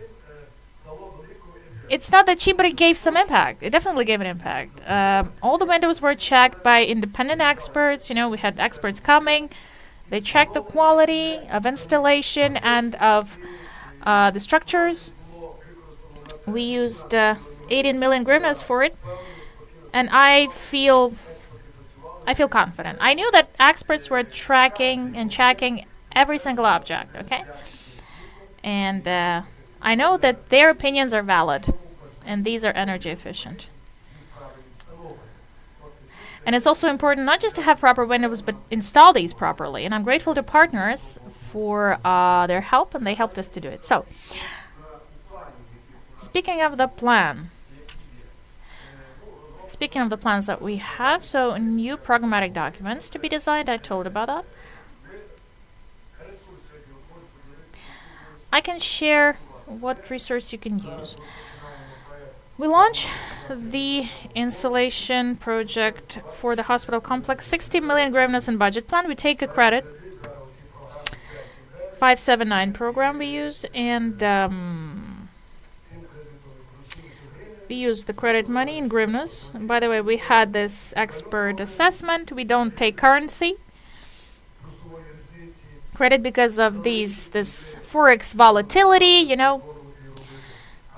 the exchange rate may change, so we didn't do it. In hryvnia, we took the loan, and it will allow us to ensure that we have insulation for the gymnasium, 15 million hryvnias, also the heating system to be modernized in Lyceum number 4. So this is about completion of the third line, okay. In general, I want to express my gratitude to international partners, GIZ. Last year, you helped us to complete the project.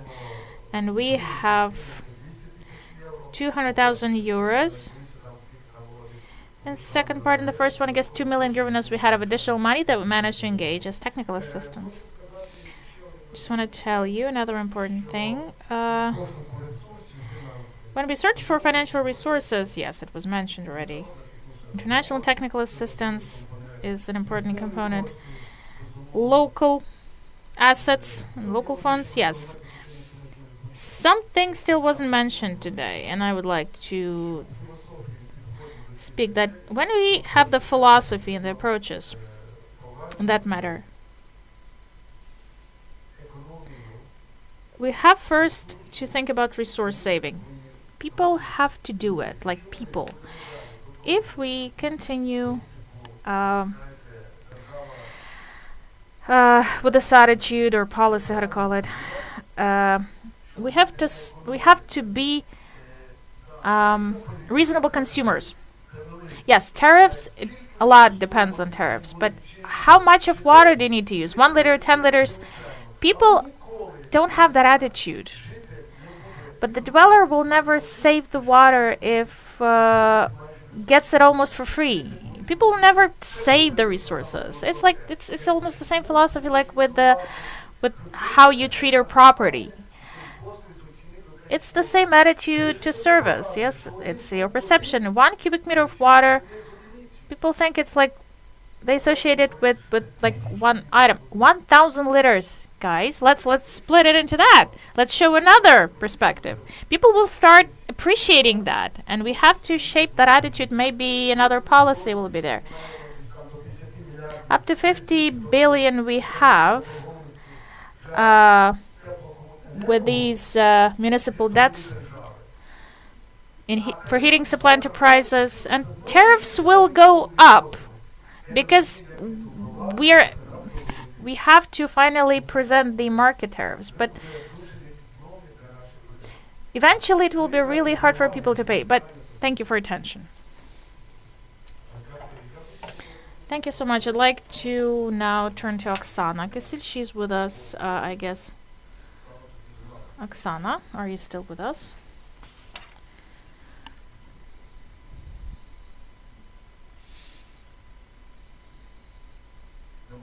No, unfortunately, we don't have Oksana. The connection broke. Somehow I just wanted to... Yeah, she had a chance, but now she's not with us in the stream, but I guess... Okay, so,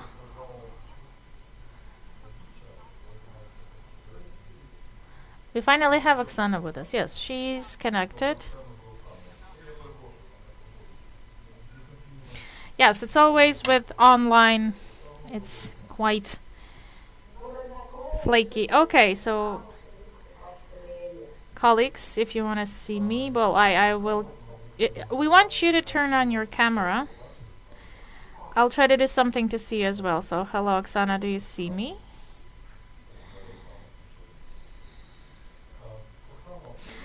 Oksana, I understand that right now you are at this International Global Forum of Construction and Climate.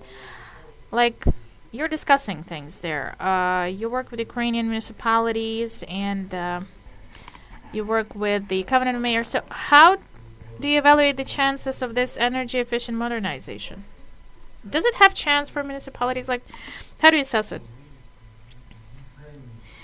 Is it plausible for us to put those plans in practice in all those documents, those goals that they set? Are these realistic? Thank you for asking. I will be quite pessimistic, I guess,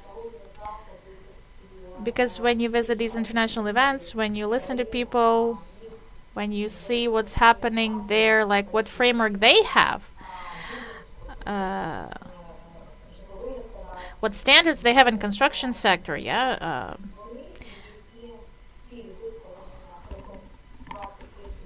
So the goals 2030, 2050. So when you see those long-term goals, you just see how far we are from that. In Paris, we have this big event today that relates only to construction sector. We speak about energy efficiency here and resilience. RES, adaptation to climate change, that's what we talk about today.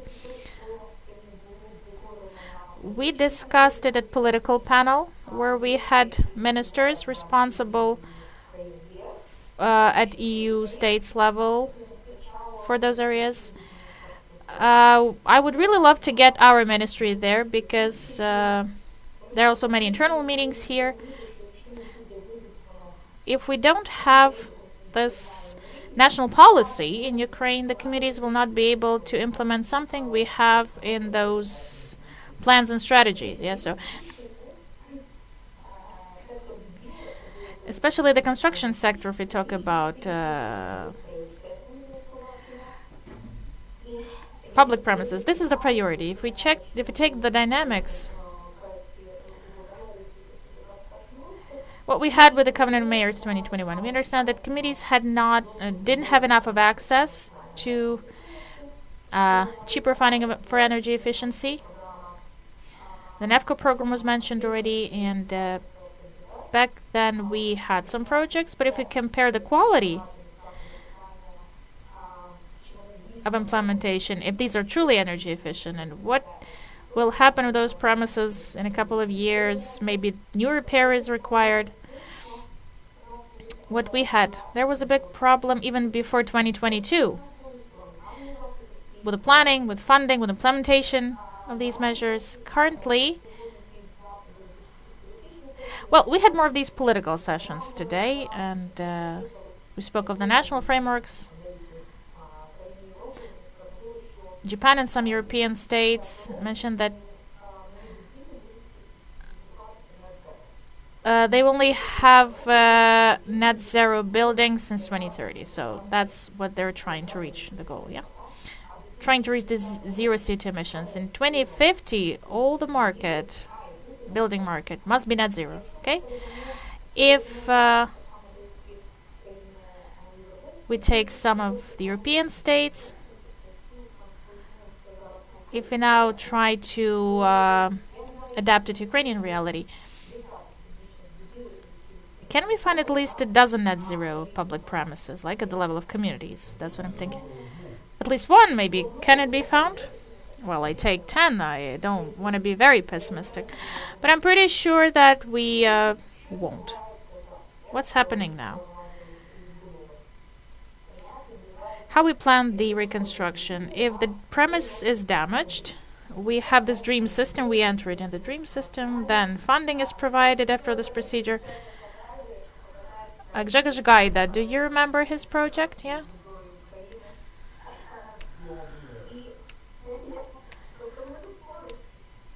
Yeah, so I have him next to me. So if we take a closer look at the dream system, it's about Ukrainian standards.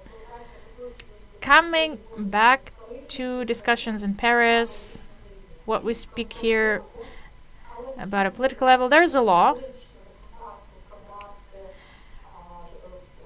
Legislation standards, these codes,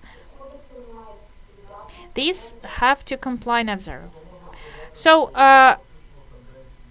the trend is we are shifting to net zero, and we have to formulate clear plans for municipalities regarding buildings, yes.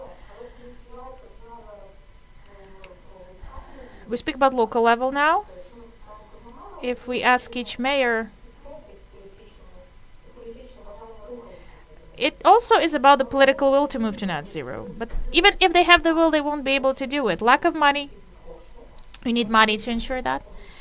And budgets are different in different settlements. So we don't have a clear criterion now that Ukrainian recovery should take place, that we have to recover the low consumption. I'm not even mentioning the net zero. So the Ukraine establishes the goals that we want to reach net zero. What we recover right now, it complies with our standards. In 2030, again, there will be a need to repair those, so double funding. National level must give the framework. And we must reach these goals, because local level, how it's done in European Union and in Japan, local level, it will be hard to set these goals in local policies, because many will say, why do we need to invest more if we speak about local standards? Yes, we had this conversation that we already have criminal proceedings initiated because someone has higher standards in their plans. Yes, it's not just about criminal liability. There will be resistance from the dwellers, from the residents. If you can rebuild 10 residential houses, okay, and with low consumption criteria, just 6. So the residents will say no. And they would really love to have more of these houses recovered, of course, but they will ignore the standards. That's what we speak about in the couloirs. The state must give the goals, formulate roadmap for the goals, updated roadmap. We have to amend the housing code, and of course, we need to amend the energy legislation. Environmental Ministry and Ministry of Infrastructure should be engaged actively. In Japan, they have the state program, what I liked, on increasing the capacity to reach net zero. So, the state designed this capacity building program with 4 components: popularizing the idea of net zero at the level of construction, financial support, staff potential to be increased, and also cooperation with business. This is a state program in Japan, yes. So before we get this, I still stay pessimistic. I'm not sure that everything's going to be fine in construction sector. And if we speak about the energy sector development, okay, Oksana, please collect the tools of state support and stimulation. Collect those papers for energy efficiency. And let's try maybe to promote that in Ukraine. There's no other way. Thank you so much. If you can stay, we'll be happy. Okay, we'll come back to panelists. Maxim. Coming back to my statement that you introduce the only settlement which was occupied, and you definitely, you're the only one who you know what is the massive destruction, yeah? You are in the state of recovery now. So how do you assess the process? What is your experience? How do you manage that? Or you fail to manage? Is there an element of energy efficiency? Can you even start thinking about it now? Okay? I represent Trostianets in Sumy region. It was already mentioned twice in the previous panel. It's we're located 35 kilometers from the Russian border. The farthest village of our community, 15 kilometers from the Russian border. Okay, so pretty close. Since the very first days of full-scale war, on February 24th, when the Russian military came, they occupied the town. They've stayed for 31 days in our town, and in March, when the liberation process took place in northern regions, our town was liberated from occupiers. So as a result, well, we had that junk staying in our town for a month. What was the result of that? They destroyed or almost destroyed almost 1,500 of objects. So mostly the municipal ones, but also in 3 villages. Less destruction is there, mostly in the town. So the damage was inflicted. $104 million approximately the total cost. We had the independent assessment by our build company. They used artificial intelligence, and they used the copter actually to for their assessment, so they calculated the total damage cost for the objects. Private households, multi-storied buildings, schools, hospital, municipality, the municipal council building, also private business property, shops, you know, all business objects like restaurants, Horeca sector, everything was either destroyed or looted, and 99% of business, those closer to the center of the town, like they had almost nothing left. So it was really hard after the occupation. It was hard to actually initiate the recovery. No enterprises, no functional enterprises. The budget was empty. No taxes from business people, and even now, not all the businessmen managed to recover. Still, many have their property unrecovered. Someone may be someone relocated to other places and are trying to function there. So, with the number of people in community, we have 28,000 people in total. We had 4 green corridors. They allowed the residents to leave, some of them, and almost more than half of people left. Yeah, they have this chance to leave, so they used this opportunity. They left the town. As of the end of 2023, only 1,200 people did not return to the town, but we have 1,600 of IDPs. Someone just came to their relatives. 5 IDP centers we have established on the basis of our objects which were not used. Some dorms were used for it, also in hotel and other premises. And the 6th one is for 100 people. We are completing it now. Before the war, we had some money. We won the competition organized by the Ministry of Youth and Sports to build a swimming pool, a sports complex with a swimming pool. 300 million was the cost, and we wanted to build it like even in 2006. It took a long time to initiate the concept, you know, and to launch the whole process. We had this plan for sports development, but it happened so that we had a chance just to partially use the money. We didn't even complete the structure installation, and the leftovers of that subvention, we had a permission actually to use it for other objects.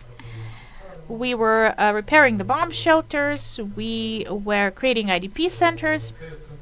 So this IDP center that we are building now, the new one, 90 million is its price. There's a big residential part, the canteen, administrative part, fully energy efficient.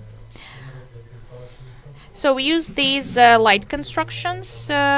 We want to establish put solar panels on the roof. There will be no gas. There will be no gas supply. Just the electricity, external, internal. We will produce it. This electricity with the help of those solar stations.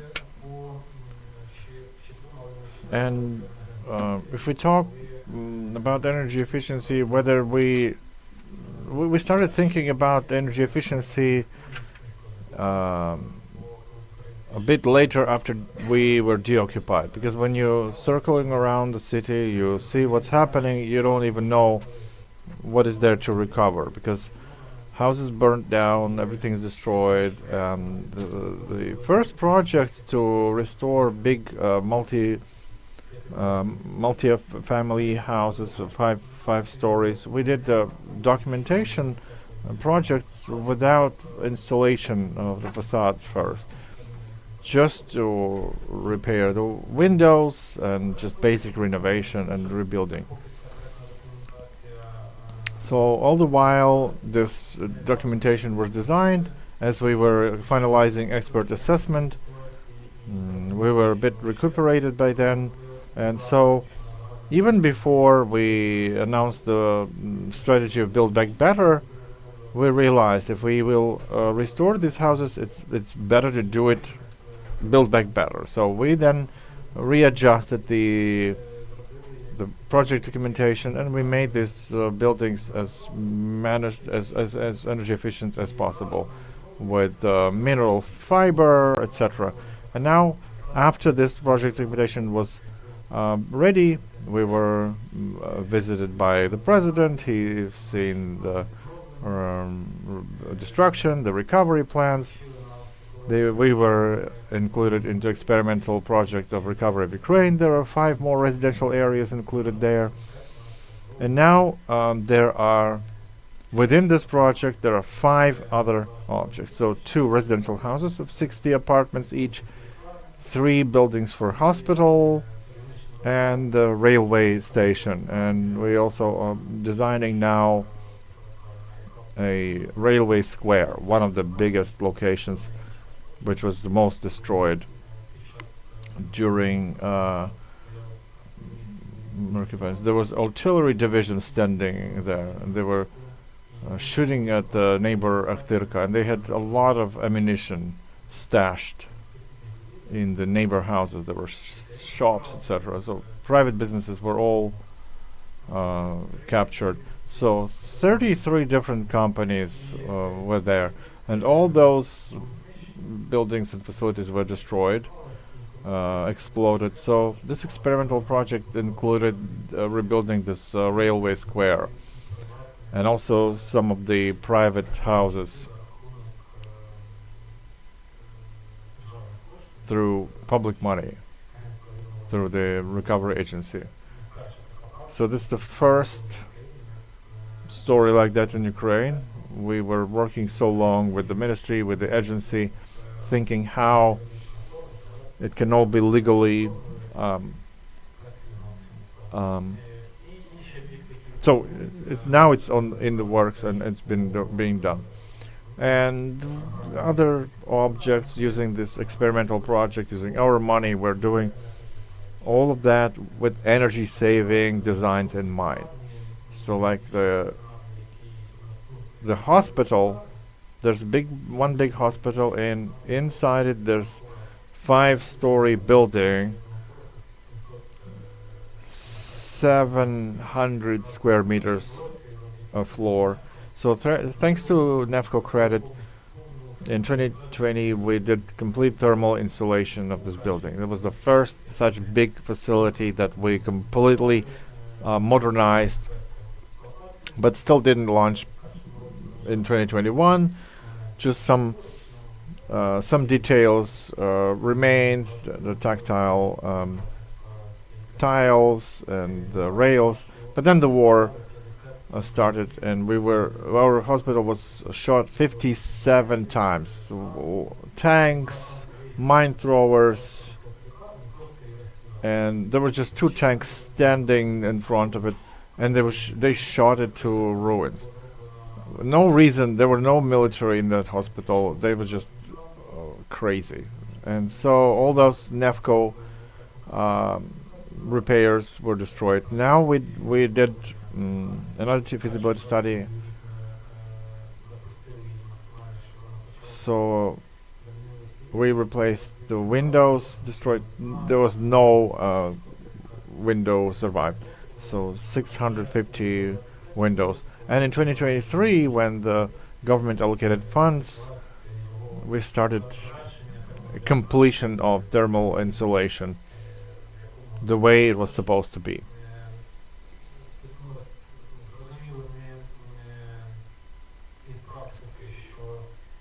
Also, from our experience, we realized that using alternative sources of energy, it's not even about savings, it's about survival. Because in that hospital, when they had just one generator of 30 kilowatts power, and it provided electricity for all wards in that hospital. And there was a COVID time, they had artificial lung to be powered there, and the water supply and wastewater treatment. So it's all was juiced from that same generator. So that was a challenge. And now we want all the critical infrastructure facilities, all the facilities that are vital to the city and the people, to be powered, to be energy independent. Not just energy saving, but energy independent. They're not relying to the grid. And Sviatoslav Pavluk has helped us a lot. The first PV power station on that hospital, he helped us install that. 45 kilowatts only. Now it's working, and it's quite good. The second power station was within the GIZ funded project. It was recovery of the hospital. While the main hospital doesn't work, it helped us install the temporary module hospital and additional PV station, 60 kilowatts. So basically, for the entire hospital, a preliminary calculation for it to work efficiently in the winter, we need some 300 kilowatts of panel. We're now trying to calculate other facilities, the water treatment, water supply, so that we supply them alternative sources of energy and heat. So that's how we work. Of course, everybody's underfunded, but we're looking for funds wherever we can. Thank you so much. Well, I think cities where mayors are active and proactive, that's the city that works. So it's just like Yuri Bova, all the time on the road, all the time looking for partners, all the time initiating projects. The same in Svyagil, the same in Bucha. Unfortunately, not all cities have such active mayors. That's not everywhere the processes are so active as you described. So from your experience, if we now we're proceeding to discussion. So from your experience, how is it easier for you to work? Is it governmental projects or foreign donors or loans or NEFCO, EBRD, etc., etc.? So who is it that you find easier to work with? Well, in Svyagil, as I told you, we worked with both governmental and international partners. It's hard to say with whom. It's the same, basically. So international partners, as we're now doing the project with NEFCO, then the UNDP funds the youth center, €1 million worth of project. You know, there are differences in terms of applying standards, but understanding that the standards are more progressive, then it's nicer to do, it's better to do. You know, NAFCO doesn't have their own consulting company that monitors, and they help us in being our contractors, and so they do the job of monitoring. They have the company. With national governmental project, there's a problem, because even if there's public money allocated, like we're doing now on the roofs and the canteens, and like 5 million euro that we are now taking from the government to rebuild a surgical ward.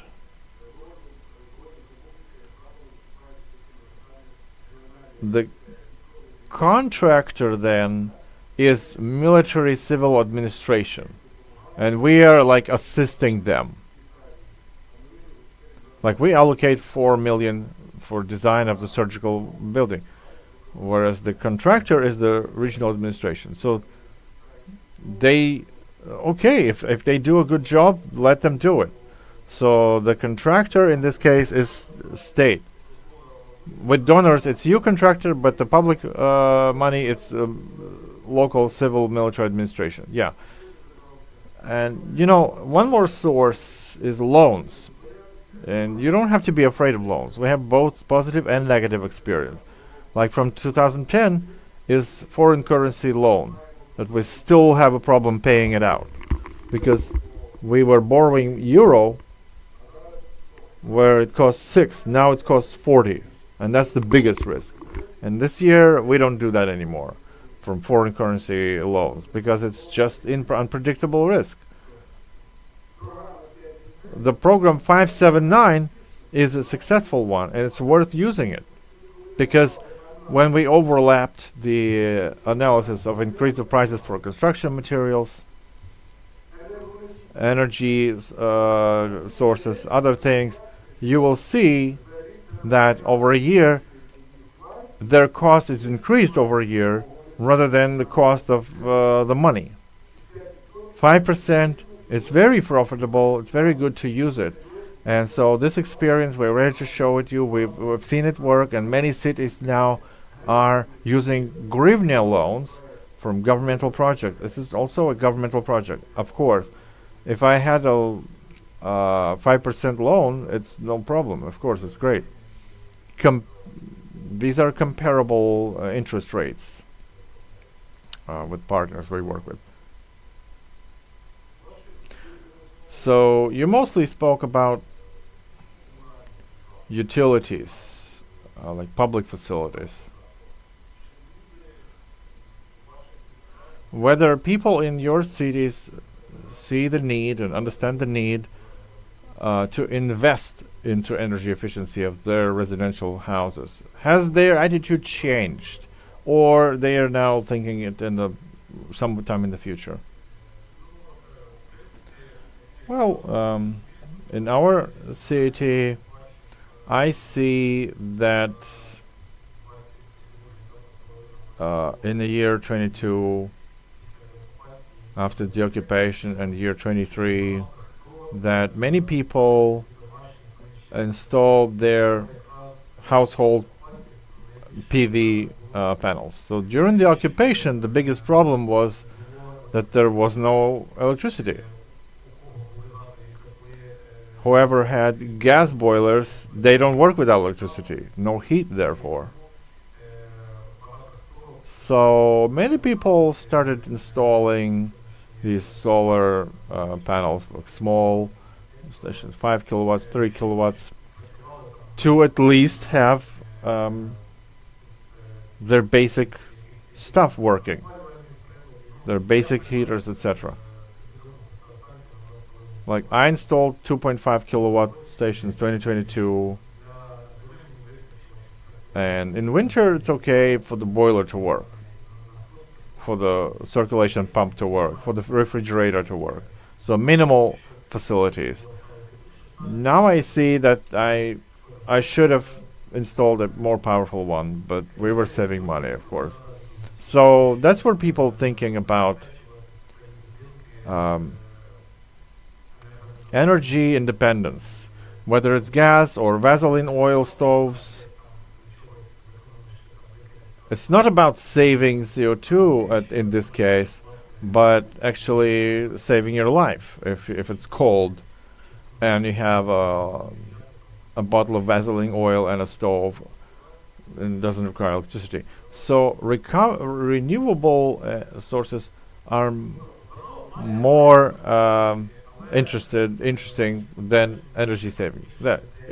From my observation, more people invest in solar panels, whereas they leave for some time later the thermal insulation. Yeah, in our community the same. Basically the same approach.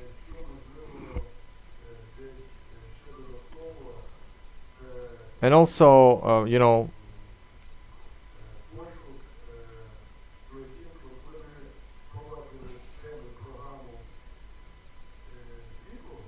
when we were trying to reinstall Windows, and we were publishing openly the quality of Windows, so people started calling us, could you please help us monitor the quality of those Windows that are offered on the market today? And we did help them. So people started valuing, effective things. So how do you do that? Is that consultancy of city energy manager? Or yeah, I can. So there are people here who do monitoring for us. We hired them. There's a Rivno Eco Club who was helping us. They were providing us these experts who basically did the research. They came over with devices. We hired them for a day. We agreed how much they get paid for a visit. They took some devices. So like we knew there are 5 establishments who will install Windows, and it was a year-long program. So we agreed which day they came over. So they visited those facilities and they monitored what's the quality. They were external consultants, advisors from outside, and it's the best arrangement when you have external consultant. Believe me, that's the experience. Because if it was local, then it's always a danger that they are in a scheme with the window producer. So external advisor, it's best. So Taras, with your city is the same. I see. We didn't engage condominium owners too much, and it was the government that submitted projects to us. So first it was emergency recovery, because if we needed to cover the blown windows, it was wood, etc. Now it's about long-lasting project, but we're trying to avoid this we avoid short-term solutions. Now we start to review the project in terms of their energy efficiency. I'm from Lviv, and I have this. I was born in a good city with good architecture, etc. But a lot of residential areas, especially in the east, they're not cities per se. They're just residential areas. They're just residential. They're not too interested in architecture. They're not too interesting in terms of spatial design. And so a couple of days before, we did this Ukrainian panel on the forum where she is now, and while everybody was talking about some future technologies, I showed them the video that my brother sent to me, who is serving in the army now. He was just sitting in the car and making a video. All the houses were destroyed. So we stopped talking about heat pumps, green recovery, etc. We started saying that there's no place to live. But when I looked at these houses, even if they were not bombed out, they're completely uninteresting for me.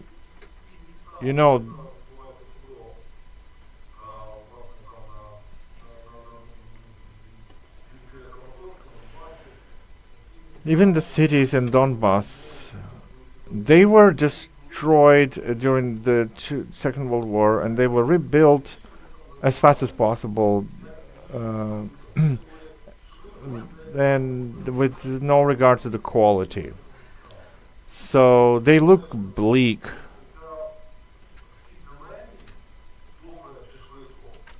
And so in this dilemma, should we rebuild quick but bleak, or longer but more longer but nicer? So do you even see the way to start doing it properly? You know, we as a city in the north of Zhytomyr, in the center of Ukraine, but we had no transition. We had 5 destroyed houses. We had 50 damaged houses. And we saw from experience, let me tell you, in this situation, there will be those approaches that the other CSOs were mentioning. You have to rebuild quickly. And so you have to have some quick stuff using whichever materials you have. So at some stage you need that. But when we talk about planning of recovery, then of course more modern technologies should be used, and energy efficient, and it will be a crime without thinking about the future. So you have to be flexible. In some cases, the quicker the better. In most cases, the better the better. So depending on the situation. I was told today an interesting situation where the city, in some Kiev region, there was a destroyed housing, and the agency of recovery offered them to rebuild the house, to make it a 10-story house.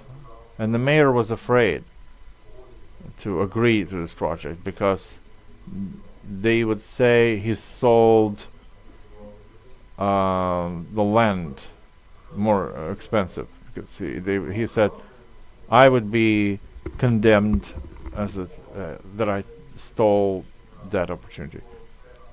So would there be criticism if you built better, but somebody would say, well, you used this opportunity to get rich? No. Last year, we were buying 56 apartments for the military, and there were 5 demolished houses. So maybe we did not 100% right, but I think it was effective. We opened bank accounts for those people who need that. We transferred funds from the budget to them, and people chose themselves what do they need. So there was virtually no bureaucrat in that. So we managed to avoid corruption intention even. Well, what am I saying? Maybe we were not 100% right, because I was building that house. But we also attracted investors, we allocated land parcels, and now we're going to build 2 big multi-storied houses. But there's infrastructure there. And we show them this infrastructure and say, okay, here's the investor will be selling apartments, whereas people will be buying that. And I think we want to avoid these misconceptions. Зацікавленості. Так, це такий підхід. Ми його 5-60 одноквартирних. It's like 60 apartments last year, the same building was last year. Is this the criteria of energy efficiency that you use with the new? Yeah, of course. The documents require, the building companies require those criteria. As Natalia was here, as a city mayor, I can thank her for some things. Other things, there are a million other critical things, but the issue of energy efficiency is part of the standard now. Another thing is whether they are monitored. You know, those who write those laws, and there was a question today. Those norms and regulations that are there, does anyone monitor their enforcement? Right. Just a short intervention. Coming back to that issue about architecture design, we're now on the final stage of writing our recovery plans. We started actively communicating with architects. They are the people who will monitor the quality of recovery, but it's architectural logic of the city building. You know, city building plans and spatial plans, it's been a long story. It's been a long trend. Here's the plan. Here's the park. Here's the recreational zone. Here's the residential zone. Here's the industrial zone. It's still there. You know, it's for 100 years, 200 years, 300 years maybe. But after wars or natural disasters, you have to replan it. You have to rezone it. That's where you have, although tragic, but still an opportunity to do better. It's a bad opportunity, of course, but still an opportunity. With energy efficiency and national character in mind, to, you know, recreate traditional proportions, look into the old. Okay, that's not my panel discussion. But Baturin, I liked Baturin proportion of the buildings in Baturin, so you can feel something relevant to Ukrainians. That's very like Swedish, laconic, stylish. So please come to Baturin. It's worth just feeling that. Okay, I will stop at this because.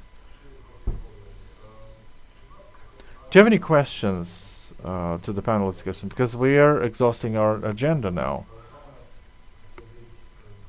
Because there are 2 representatives of the cities here, 2 mayors represented by their deputies. Because Maxim is important in Trostanets and Taras, who sees everyday mayors. So if you have any questions, then I will be happy to give you this opportunity. Andrei, please. I have a question about balance. You know, from Kiev, it's people in Kiev try to dictate, you know, how a town should do, or what should the town do. It's a, you know, but what should the balance be between what the community is planning, like a city council, so business community, and national government, or what's the balance should be?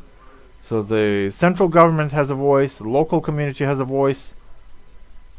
How do you make a real plan, a doable plan? Yeah, you say it right that Kiev sometimes know better, and you build something from Kiev, and then we deal with the consequence. What I mean is, I talked to Nehoda as a curator of administrative reform. You know, we've been saying that this is one of the most effective things, and I can also prove that. Decentralization is great, but you should have started doing that back when we did it in 2003. The big administrative centers should have been expanded, and then you expanded by joining the satellite cities. But then we created territorial communities at big cities because it was attractive, the land was valuable. But they were ineffective. They were dilapidated. And so now we have a problem in Svakhel. We cannot expand our city limits because there are communities next to it. Tsarsanit factory, they are close to us, but they are not our community. In Zhytomyr, there's a similar situation, and other cities as well. So Kiev does the reform. It creates communities that are attractive close to the cities, but then other towns and centers, they have something that is less effective, and now we don't know how to even plan this spatial development. So that's about the thing that I'm not even going into construction details. Nowadays, there's one inspection The city starts building something and we don't even know what they're doing, or we do and we know, but we talk to them and they say it's okay. No proposals. Nobody's asking us because they simplify the documentation the way they want to do it, but they don't ask us. That's the center and regional level.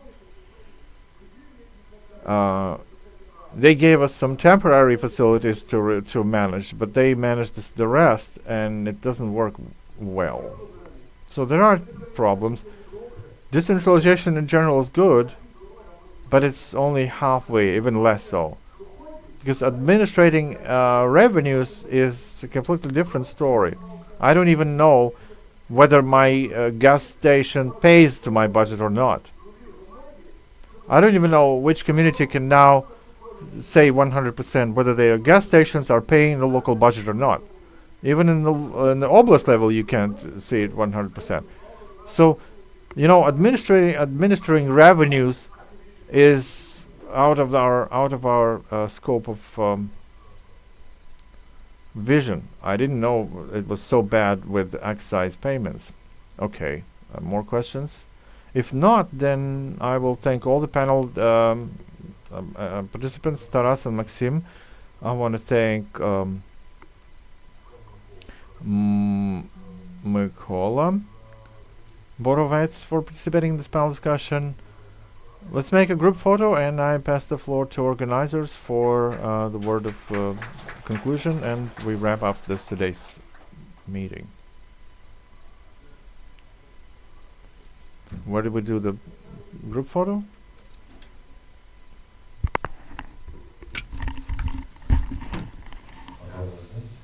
Yeah, so colleagues, today's agenda is over. Okay, so if someone wants to still give a final statement expressing gratitude for participation. If no statements are there, finalized. So my final thought. Okay, so I read that tomorrow in Kiev, we already have Dnipro subway station. It resumes the transportation of passengers. Yeah, so is it unexpected? Is expected. So yeah, this is one of the manifestations that even during the war, even when there is still danger and when you simply cannot forecast the enemy's action, we still bring ourselves back to our normal lives. We consider it to be normal. And there's also an aspect, it should be mentioned, that building back better. I hope that Dnipro subway station will work more effectively than it used to. And the plans that you shared with us, I do hope these will be put in practice. We had some disputes of today and criticism, like not everything functions as it should function. Well, the keyword, it's functioning. So to make it function instantly as we want it to function, so that never happens. I'm so grateful to everyone who helped us to organize this event, but gratitude to those who actually do the job we spoke about today, and those who are related to the results we'll get, and what we'll have as a result. We'll still criticize and say, oh, it was done in a wrong way, it was done in, you had to do it like that, it should have been done differently. But again, the most important thing is that we will speak of it. It's not about freezing. Our life will not freeze still. Thank you so much. I wish you success, and of course glory to Ukraine and glory to heroes. Thank you.